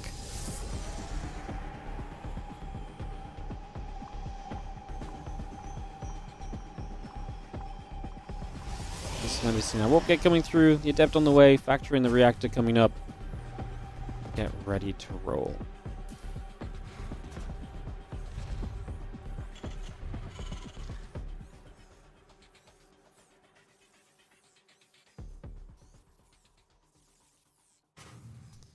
We just have our Nexus coming through. We got CC dropping down. Expansion play. It is after the factory, so pretty safe just in case there's any kind of early Adept aggression or so. The Hellion will help a lot in turning that around. We will get the Reaper across the map as well as we just move through to try and put some pressure on. We're going to see a couple probes coming around. The Reaper will be shooting and scooting. And that's a dead Reaper? No? The 1 HP Reaper. It's still a dead Reaper, unfortunately. Stalker will get the KO, and that Reaper will drop as Max Pax opens into the Twilight Council, and likely to play the Blink on the opening, as we see so often.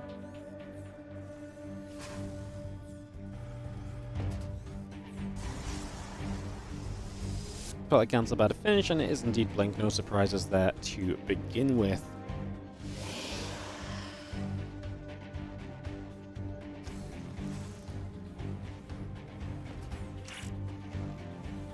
Adept shades up into the main base. Couple of Marines and the Hellion going to go in after the Adept. Just going to be seeing the SCVs pulling around. The Adept goes down. A couple of SCVs full, and that will be that.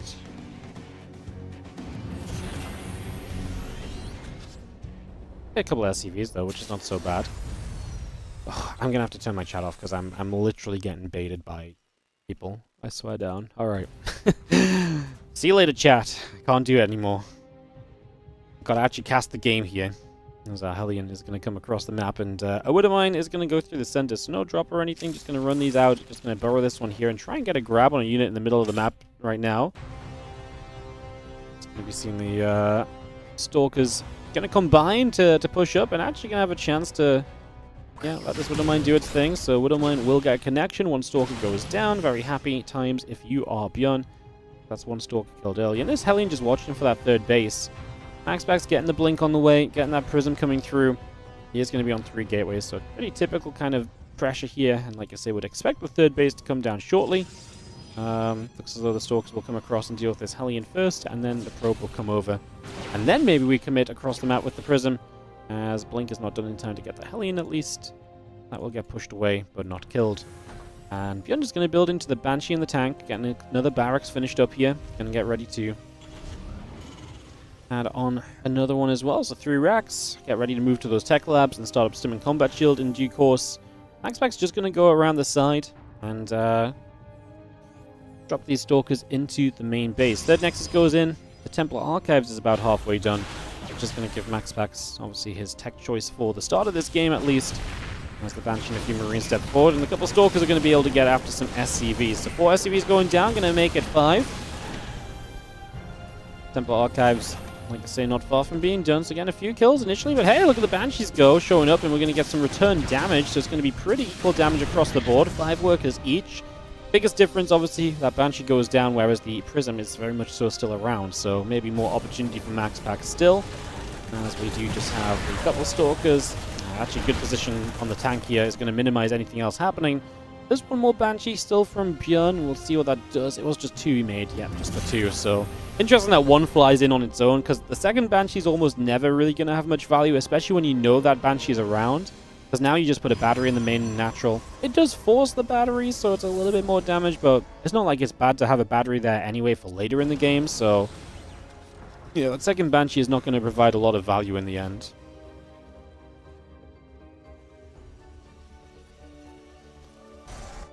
Impact Combat +1. All the Terran upgrades coming through for the moment. That charge is halfway done. Storm is going to be about halfway done as well, giving us a chance to get that finished. Little scan coming about. The Observer does just go down in scan range. Again, another nice catch from Bjorn. He has been so good at catching Observers lately. I want this man's eyesight. It's crazy.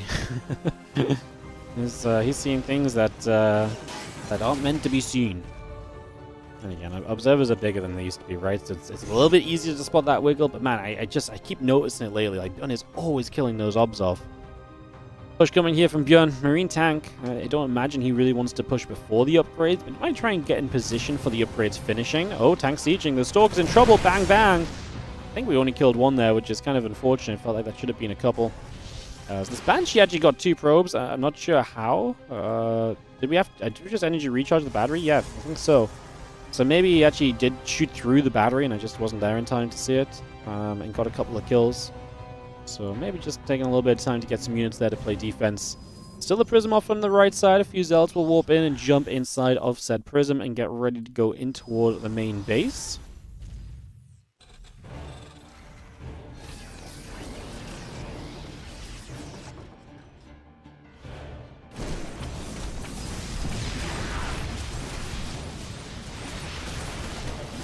More Marines in some trouble right there. Just going to be seeing the Forge coming through. The Viking going to go in after the Prism. Just going to be seeing the Zealots trying to get in after the rest of the bio as well. Stalkers, High Templars join up at the front. Ready for a little bit of a push toward that natural expansion. Robo Facility coming through. Archon is on the way. Concussive Shells and the armor upgrade coming about. Ghost Academy halfway through. So again, those Ghosts ready to play against the Templar. Probably in the facility behind this, as we are going to be seeing a scan for the obs. Just going to hit initially. You get a little bit of the bio, take some damage there, take some steps back. Max Pax has to approach with caution. Obviously, he's down 0-2. You lose this game, and this series is over, and you're going down to that lower bracket, and Bjorn will get a chance in the upper bracket finals. Huge for him. That would be against Solo, if I'm remembering the results from the other day correctly. And Solo's been looking beastly in that ZVT lately. It's been a great player to watch as of late. Couple of Zealots charge up, the couple of tanks will siege, and we push back a little there. +1 attack upgrade, Robo Bay, all coming through. We add on a few more Ghosts, the Medivacs and Marines coming over, the armor upgrade as well, and one more Storm coming down, just kind of zoning this out a little bit. So just pushing a few units away, Zealots into the main, gets a Ghost, and actually going to go for a little bit more of a warp, and his Max Pax still threatens around the front currently. Just going to see a couple of Zealots going down, the Prism escapes, and Max Pax is going to come back around to the left-hand side here. Let's just have him taking the map control, taking a 4th base behind it, and looking a lot more comfortable in this game than what we saw him in the previous games. Obviously, Game 1 died a bit early. Game 2, didn't really sat back and didn't try to do much of anything. I mean, that's kind of what he's trying to do here, but Max Pax is finding a lot more openings and a lot more way to kind of keep Bjorn away. I mean, Bjorn only just now securing his 3rd base. Storm there to, again, just keep Bjorn back at the moment. The Colossus are coming through, the +1 and the Thermal Lance on the way out. And yeah, the couple Colossus going to be popping to join us in the switch into the next set of splash damage. We already have just, 12 worker lead from Max Pax. He's holding about a 10 army supply lead too. Is that going to be able to allow him to just attack into the Terran, or does he have to fall back and play a bit more slowly here? It's a 4th command center from Bjorn on the way up as well. Getting that up and rolling. So ready to try and take that 4th base. Max Pax just joins into the center. What's in the Prism? A couple of Zealots. And that Thermal Lance going to be done in a few moments. +2 and +1. Again, continue to come on in, ready to push up that right-hand side. I'm just going to be seeing our Zealots, Stalkers, Colossus, Archons pushing up a little bit. Gun pretty clumped up, needs to be a little cautious. Splash exists, of course. We've got one Storm over there, just do a little bit of damage already. Again, a couple of Colossus and High Temple all coming through. The tanks sit back a little further too. Things are very difficult to push in with those tanks still kind of covering this area, so definitely a nice little addition. Max Pax begins his 5th base, so again, ready to just kind of keep taking bases, expand as quickly as possible, try to keep the Terran off the 4th base for as long as you can do so as well. The more you can do that, the happier you will typically be.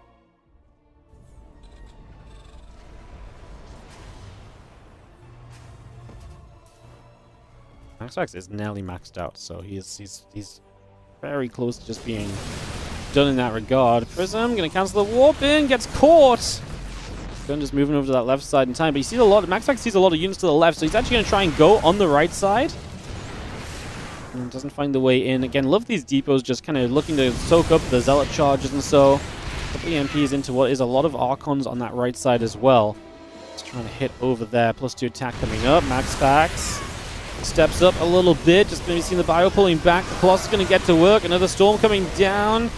Terran has to back away. Bjorn going to have to get the rest of the units from the left side and bring it back over. The SCV is having to pull back away from there as well. He does have units over there that can come across. We're going to try and run into this as the Colossus going to put in the work, and the SCVs are going to pull in too, but that is not going to do much of anything.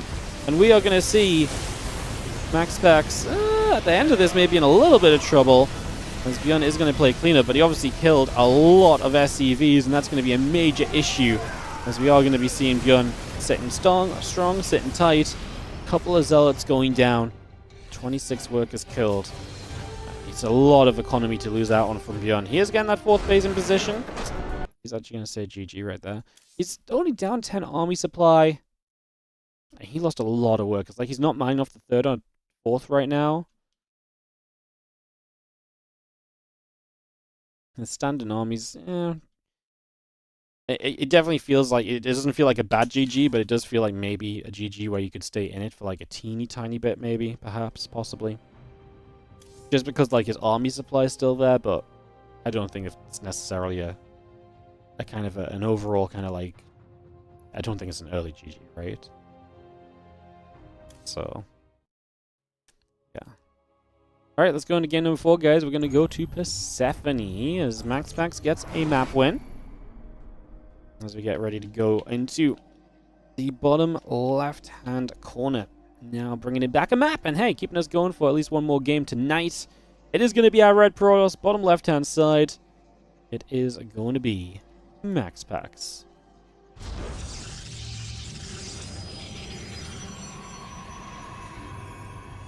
Picking on our blue Terran in the top left-hand corner. It is going to be Bjorn.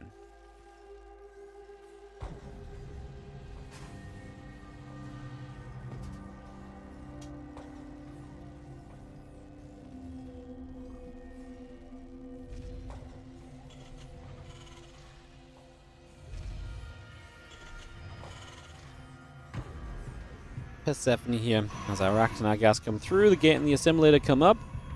It's going to be seeing the probing and take a little bit of a journey towards the upper left-hand side.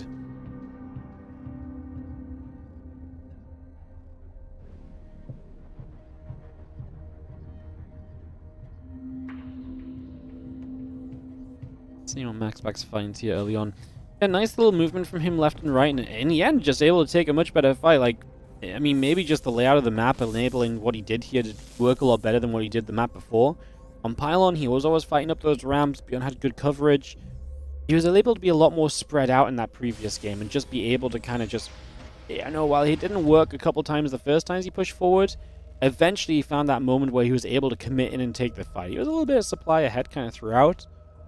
But a little bit of supply ahead doesn't enable you to just kind of run in and take a fight like that. Obviously, Bjorn was peeled off to the left-hand side with a few units too, sure, but I think Max Pax just having a little bit more space to maneuver around, able to take advantage of it and putting himself in a good place in that 3rd game to bring him back a map. And like I say, keep this semi-bracket, upper bracket semi alive.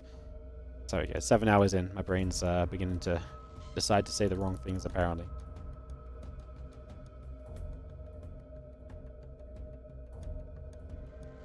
Next is halfway done. Reaper in production. We get the factory coming through. And I'm just going to drop a pylon down as well. Command center goes down to the natural.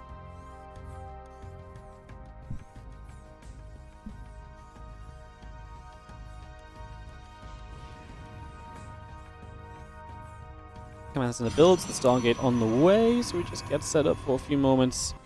And the couple of Reapers are going to be moving out as the Hillian builds. The SCV chills in the corner. Going to drop a little starport into place, and Stargate coming through.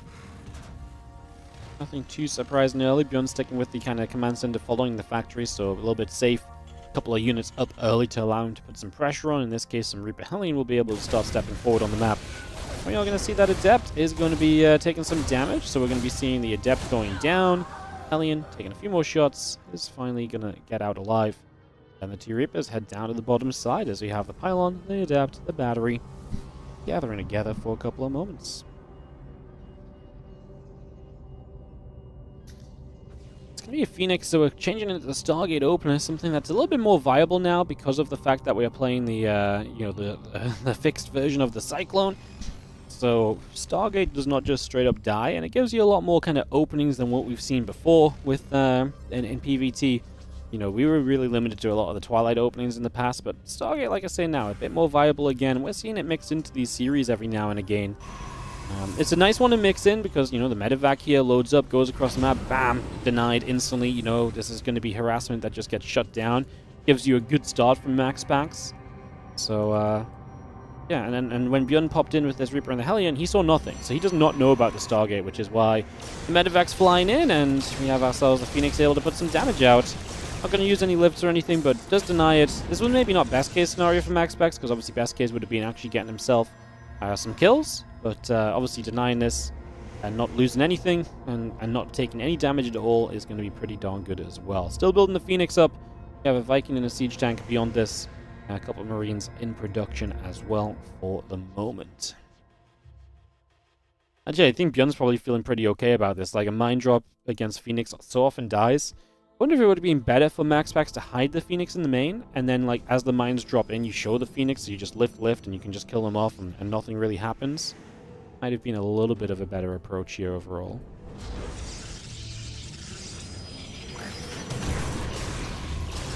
Going to be seeing the Phoenix. It's going to be going through, and one Widow Mine goes down, and Adept and a Probe lost. Phoenix will come back over to the top side again, trying to make their way in. As you see the Starport just pulling away. Viking and a couple of Marines. Cyclone as well. Pulling back also. Just going to be seeing the +1 on the charge. Coming back through. Again, Gateway coming up. Barracks about halfway done. I'm just going to be seeing the Phoenix pulling back a little further. Cyclone and a couple of Marines building online. Again, charge +1. Templar Archives coming on through. And a Phoenix looking to try and maybe get a bit of a poke about onto the medevac and everything else. Pull back over to the left, and SCV goes down. Cyclone going to get lifted and killed.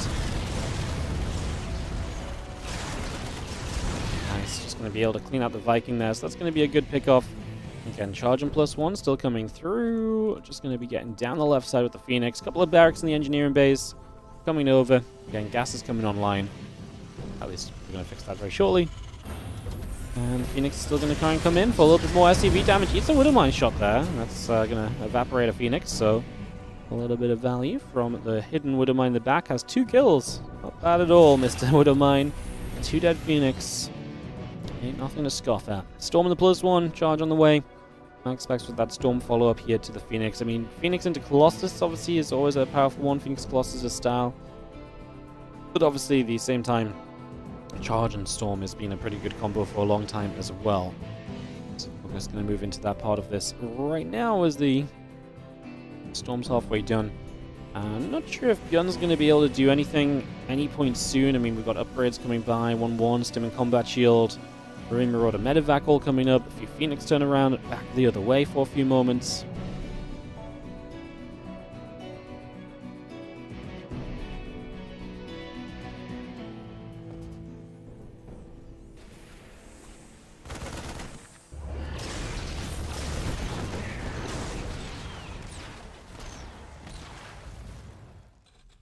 Cyclone locks, Phoenix gets pushed away. At this point, the Phoenix will not do as much. We actually only sticking on 3 Phoenix, so we lost a couple. We're not going to rebuild any, it seems. Max Pax just wants to start building into everything else, so right now it really is a Stormlord army that heads out onto the map. So the few Zealots taking the charge.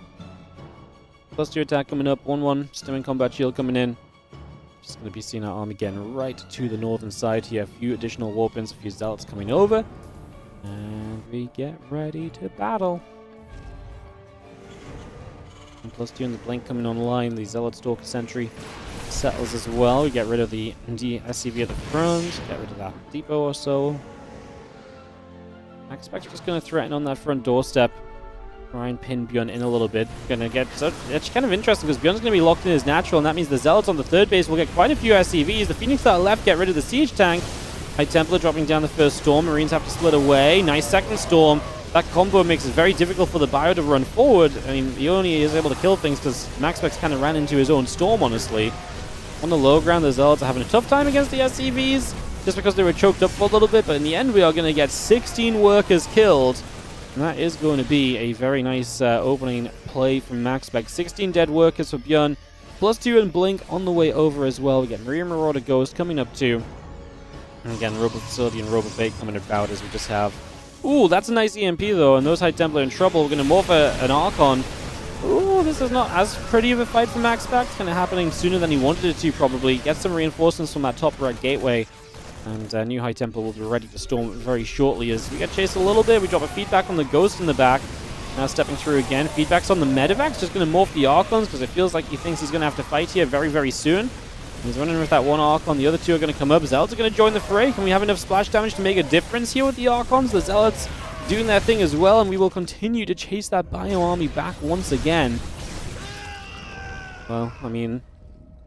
been making a pretty good go of chasing it down. I really feel like he felt he was going to get actually quite a lot of those units in the end, but not the case. Max Pax with the defense and able to do a lot. The feedback's really clutch. Taking away EMPs, taking away medevac healing did a lot to allow the Protoss player to persist in that fight. So great feedbacking from the Ghosts. Now we just have the next couple of moments of this continuing on through. Reset the medevac count as well. So no medevacs on the field right now. It just slows you down so much. And you're about to build Colossus. So you're now Chrono Boost, now double Colossus. And, well, about to be double Colossus. There we go. And you're Chrono Boost now double Colossus into someone who has to rebuild medevac. So there's not really a free kind of pathway to Vikings as there was before. There's obviously a whole new issue. This Bio stepping out. Going to come around that right-hand side. Splitting a little bit. A little bit of Zealot High Templar on the top side, warping in. Bio going to get jumped on here, perhaps. A few Zealots coming through. The rest of it, Match may get jumped on as well. That's from the bottom side also, and those few Marines getting caught. Expect still just lingering on this top side of the map as we try and run forward. There's a Prism in the main base. A couple of Zealots there, and we're going to get a much larger warping. We ate a couple of shots on the Prism. It's low, but it gets the warping off, and that's going to be difficult for Bjorn to deal with because it's really out of position. And now the Colossus shows up. No Vikings inside. He starts his first Vikings right now. He's not ready for this tech switch of the Protoss at all. And we are going to have ourselves Max Pax's Archons holding. Can't believe he dropped this Storm on nothing and it did no damage. Unbelievable. Yeah, I mean, Max Pax is just controlling this on that right-hand side. His army looking very, very good at the moment. Now the Storm coming down. The Widowmine does hit the Phoenix. A couple more feedbacks coming through. Again, trying to keep these ghosts low on energy, and we do miss that EMP, so the High Templar has the Storm remaining. You can't really run into that right now, otherwise it will kill things. And that is Bjorn walking into storms and death. And Max Pax taking game number 4 of this best of 5. Nice job from Max Pax. Really took a good little fight or so, able to get something done, put himself in a good position. Alrighty, we are going to take a moment to jump into our next game in just a second.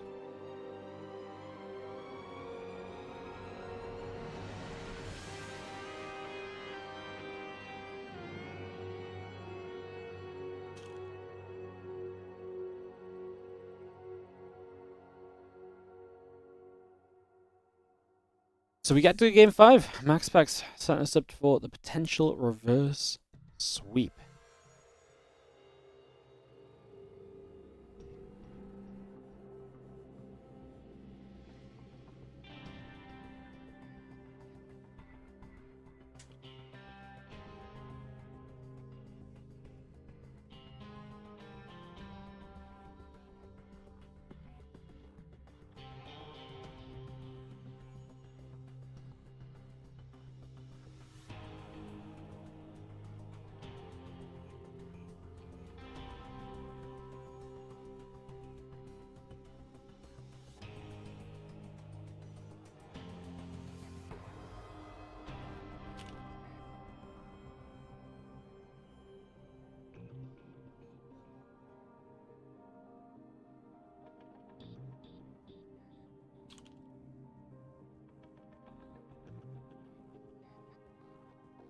Alright, guys, let's host into game number 5 of this best of 5 and see who takes it down.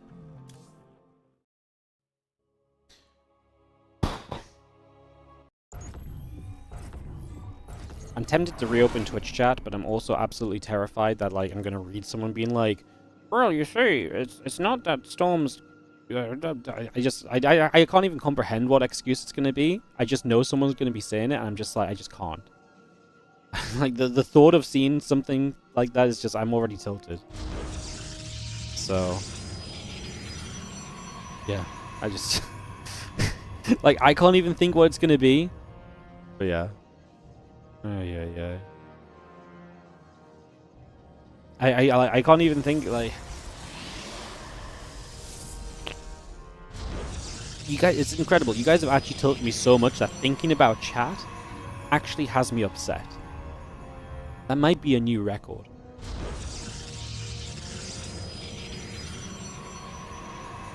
What I actually don't get is how, when the matchup was clearly broken with previous Storm, the balance whining was not even as frustrating as it is now. Like, like, it's actually gotten worse when the matchup is more balanced. It's incredible.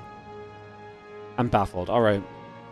Get that out of the way. Top left, our Red Pros player Max Pax is on a 2-map win streak. Is he going to swing this around? Is he going to reverse it?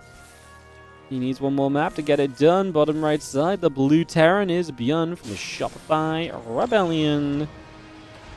Game 5 of our series, getting up and running. Cybercore Nexus on the way in, and we will see where we go. Thank you again to OSC for giving us the mid-season playoff replays that we've been covering today. You can check them out more at oscesports.com. Find out about all of the OSC esports events and systems and their world rankings.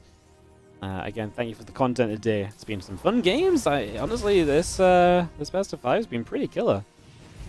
Some very different, like, every game has had a very different vibe to it, where we've had like the aggressive opener from Bjorn actually getting through, killing Max Pax kind of, you know, not super early but fairly early. We've had the very defensive game from Bjorn where Max Pax looks a bit lost. We've had the similar kind of defensive attempt from Bjorn where Max Pax cracks him down and breaks him through. And then we've had, before Bjorn can even get that defensive, Max Pax just taking a good position and really kind of bullying Bjorn a little bit for kind of being out of position a little bit and taking advantage of that. It's been 4 pretty cool games with very different kind of plays. And now we're going to proxy a gateway here in Game 5 as Max Pax looks to put some pressure out.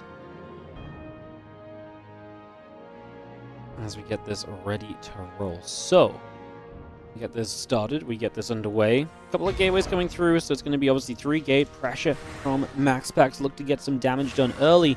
Another way to kind of mix this up, and another way to, again, keep Bjorn on his toes a little bit in an attempted reversal of momentum as he's lost the last couple.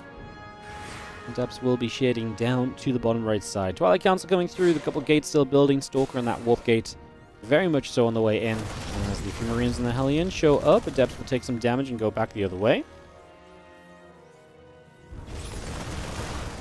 You're going to see that Adept does not shade back, so just sticks around and then gets killed. Kind of scary, this Adept's in trouble. This one's not going to shade there, but that makes kind of sense. Maybe it would have been stuck. I don't know. Adept is going to get away anyway, so I guess it's kind of fine. Cyclone Marines continue to come through. That Twilight Council building, so back to the more normal kind of build, but the outskirts, or the exception from the normality of the Twilight, is the fact that we did have this 3rd gateway. And we will still have quite a few units to poke with at the front. No ramp on this natural, so that defensive part is gone. The Cyclone's out of position, gets a lock on, but has to be forced away. It's not behind anything else. As now we get the Adept shading up into the main base, and then the Stalkers on the low ground are going to get a couple of SCVs as well, so Max Pax will start to get some damage done early. A couple SCVs going down. The Orbital is going to move over. Just going to land that in position as the Depot will come down into the back. And we're just going to relocate the Orbital back to the natural after that. But yeah, that's a painful moment or two. Gun Cyclone across the map is forcing a couple Stalkers there at least. So it's less Stalkers that are on his front doorstep, if nothing else. So there's a little bit of a win there, I suppose. The Stalkers and the Adept poking their way through the Orbital command. The Banshee still coming over, and just going to get rid of that Adept already. Stalkers will take some more damage. The Marines still stepping through. SCVs and the Cloaking coming up. The Marines continue to push. The Cyclone locking on to an additional Stalker. There's another Stalker going down. It's going to be another nice grab as our Marines and the Cyclone still pushing up into the center. Cyclone locks on. Stalker still taking some additional damage. We will see Cyclones, Marines, tanks pushing around the other way. Cloaking coming up. Banshee in the tank coming over, and these Stalkers will just continue to move to the natural bunker and the depot setting up. Now, tank looks to be in an okay spot there. We will deflect the Stalkers in the end, and we have got ourselves some Banshee play coming through from Bjorn. First Banshee just chilling in this natural, waiting for a repair, but with two Banshees out, we'll see if he can go across the map and harass, or if he just wants to kind of, maybe he does want to still try and push with everything. Not sure how much that's going to really work for him necessarily, but we shall see. Bunker is going to come online very soon. Again, just going to see that Temple Archives about halfway done. So back to the Storm once more from Max Pax in this series. A couple Marines jump out of our bunker. Again, the Engineering Bay and the Barracks all coming through. The tank is going to be done shortly.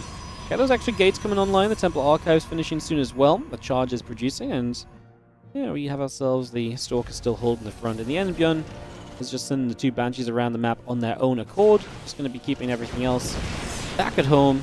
You can see the depot going down. Tank is going to go in after the Stalkers. Just going to see another depot taking some damage. Marines and a Cyclone still stepping up.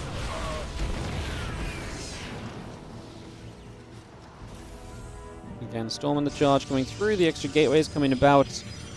Just have ourselves the Banshees still making their way up that left-hand side. Going to get past a pylon. Stimpack and the +1 coming over. We have our siege tank going to be caught in the back. Needs to be careful. Actually, probably a missed opportunity there. We focused on the Marines initially. That may have been a mistake. Those Banshees didn't realize they actually had cloak, but they are going to get here. Miss hits initially, but now will start to get some kills. 3, 4, 5, 6, 7 probes. Somehow we got only 6 probes. I don't know how, but yeah, we only got 6. I'm sure he shot 7 times, but apparently one of them didn't connect. Or maybe they were a little bit misaligned on one of the connections. So either way, 6 workers down.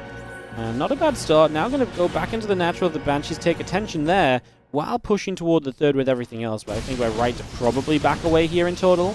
It's going to be 3 more workers for now.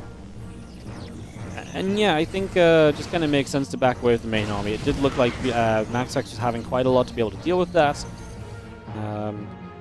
Yeah, he had charge. He had an immortal. I think it was a fine call from Bjorn, who heads back home. He's not close to stim combat or +1. Like, he's closer now, but when it was maybe going to force a fight, he was nowhere near those upgrades. So he did find damage as well with the Banshees, so I don't think he's in any rush to do anything else. There's a couple more Zealots get about. So we just cleaned the Cyclone out over to that side, and Max Pax will sit out the front of the natural. Beyond building his 3rd CC here, has that collection of siege tanks. I just can't imagine Max Pax can do anything into the natural. I don't think he can kind of push into that position at all.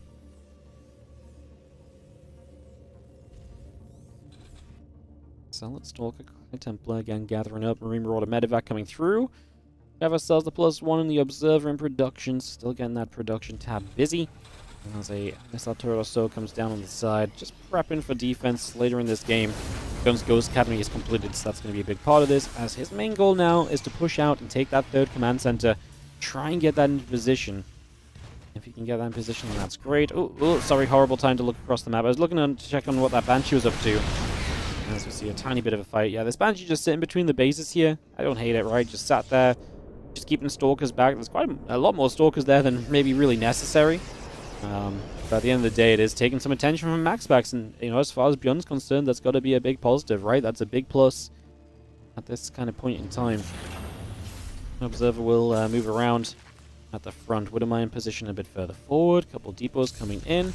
Because of Shell's armor upgrade coming about, our bio army is going to fire up and move up there.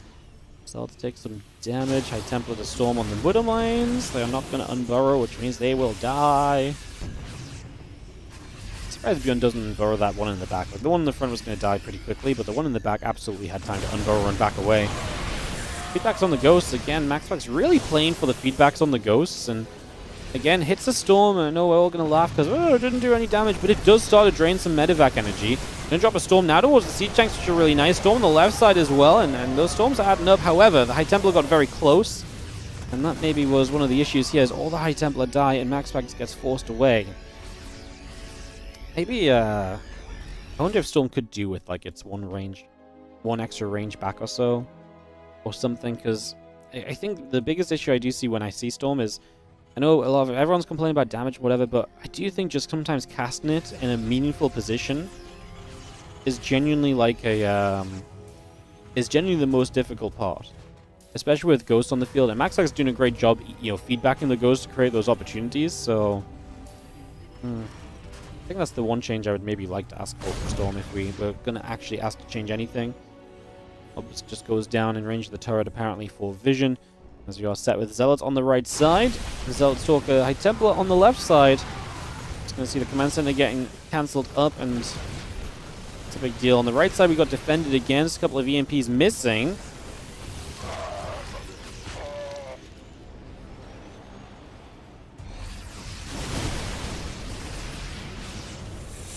A couple more shots just coming through. A couple more feedbacks coming into place. Keeping those Ghosts from being able to cast as much. Keeping as many EMPs from hitting this board. More shots coming through. The Archon still coming about. Nice feedback there. Nice EMP there. Sorry, hits that one High Templar that was approaching.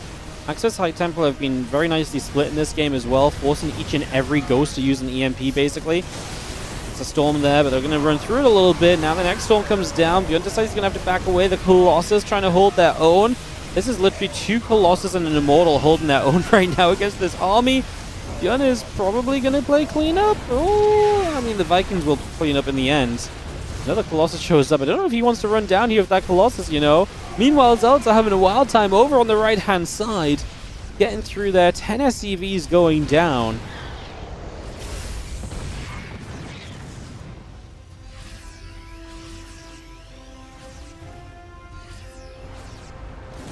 Colossus coming up. Close to attack. Thermal Lance coming over.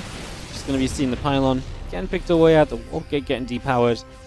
I'm just going to be seeing our command center drop into the front.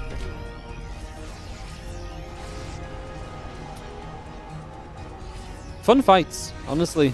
Very fun fights, back and forth, a lot being lost on either side. It's a fun game, right? Resources lost is 10.6 to 8.1, but Max Pax, I mean, that's kind of how it is meant to look in a way, right? When the Protoss is able to have such a stronger mid-game economy by just expanding so much and taking map control, it's fine that they trade inefficiently. It's fine that some of these units go down because they have the resources to replenish them, right? Like, Max Pax's economy is here to allow him to play like this. Beyond's Armory just about to finish, noticing that his upgrades are going to be kind of slow. 3-1 on the way from Max Pax. 2-2 can start from Bjorn. It's kind of fine for now, but maybe +3 against +1 armor would be kind of scary with Colossus at certain points here. Maybe something to look at. On the right-hand side, the gateway depowered, and we just have a couple of moments as the 2-2 upgrades continue about. Vikings on the way. SCV's building, depot in production. The army of Max Pax looking to try and step forward for a moment or two. Not going to happen just yet.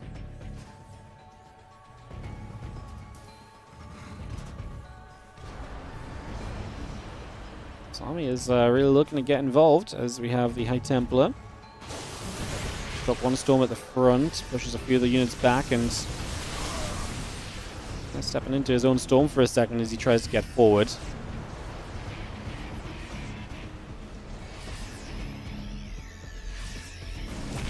So that's on the right side. Looks as though the High Templar already out of energy here, but we will charge through. So there's a lot of units from the right. Max Pax going to use that as essentially a pincer move as he moves forward there. Does he in the MP02? Has a Storm available, drops it very cautiously. And we do end up having to just back away. Still got another 7 SCVs, and these Zealots able to walk out of there alive is a big deal, right? Like, these did not go down. They survived. So a few Zealots lost, but not everything, and that means that you do not lose too much in that moment. Still about 2,000 resource loss difference. The last couple of fights have been pretty even in terms of the trades.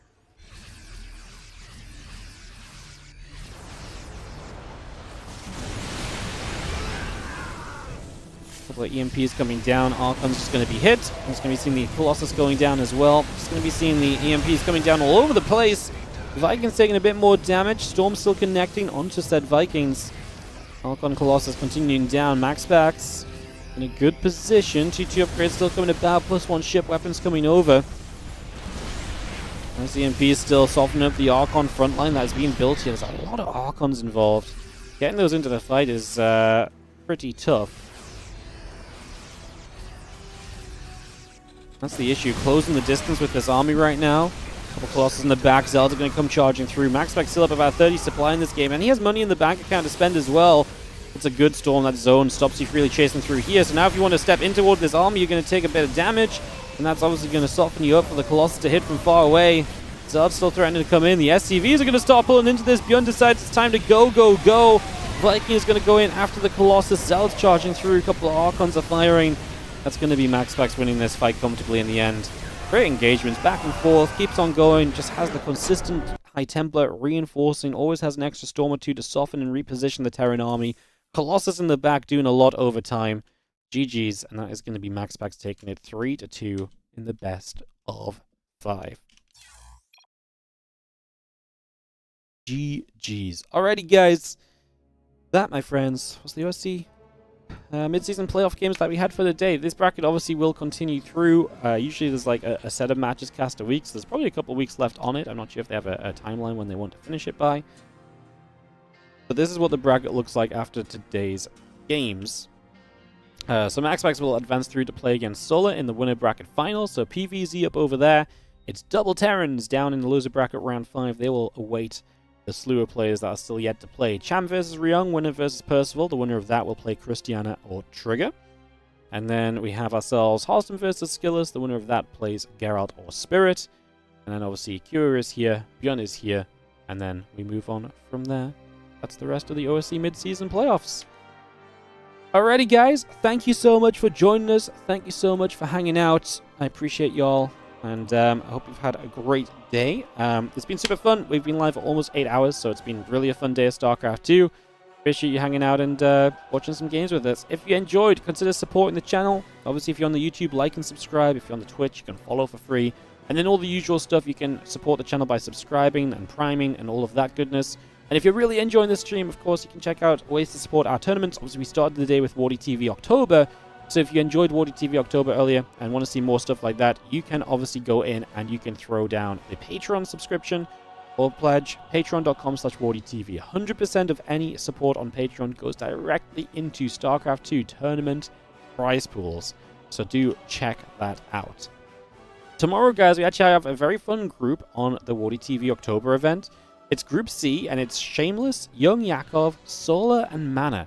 And I love this group. It might not be the all-star power that Group A and B kind of had, but I really think this is super interesting. There's a wide open second place finisher there, right? Like Solar's a favorite, and maybe there's an upset, but then there's a wide open chance for someone to kind of get through and make some crazy stuff happen. So I'm super excited to see how that plays out.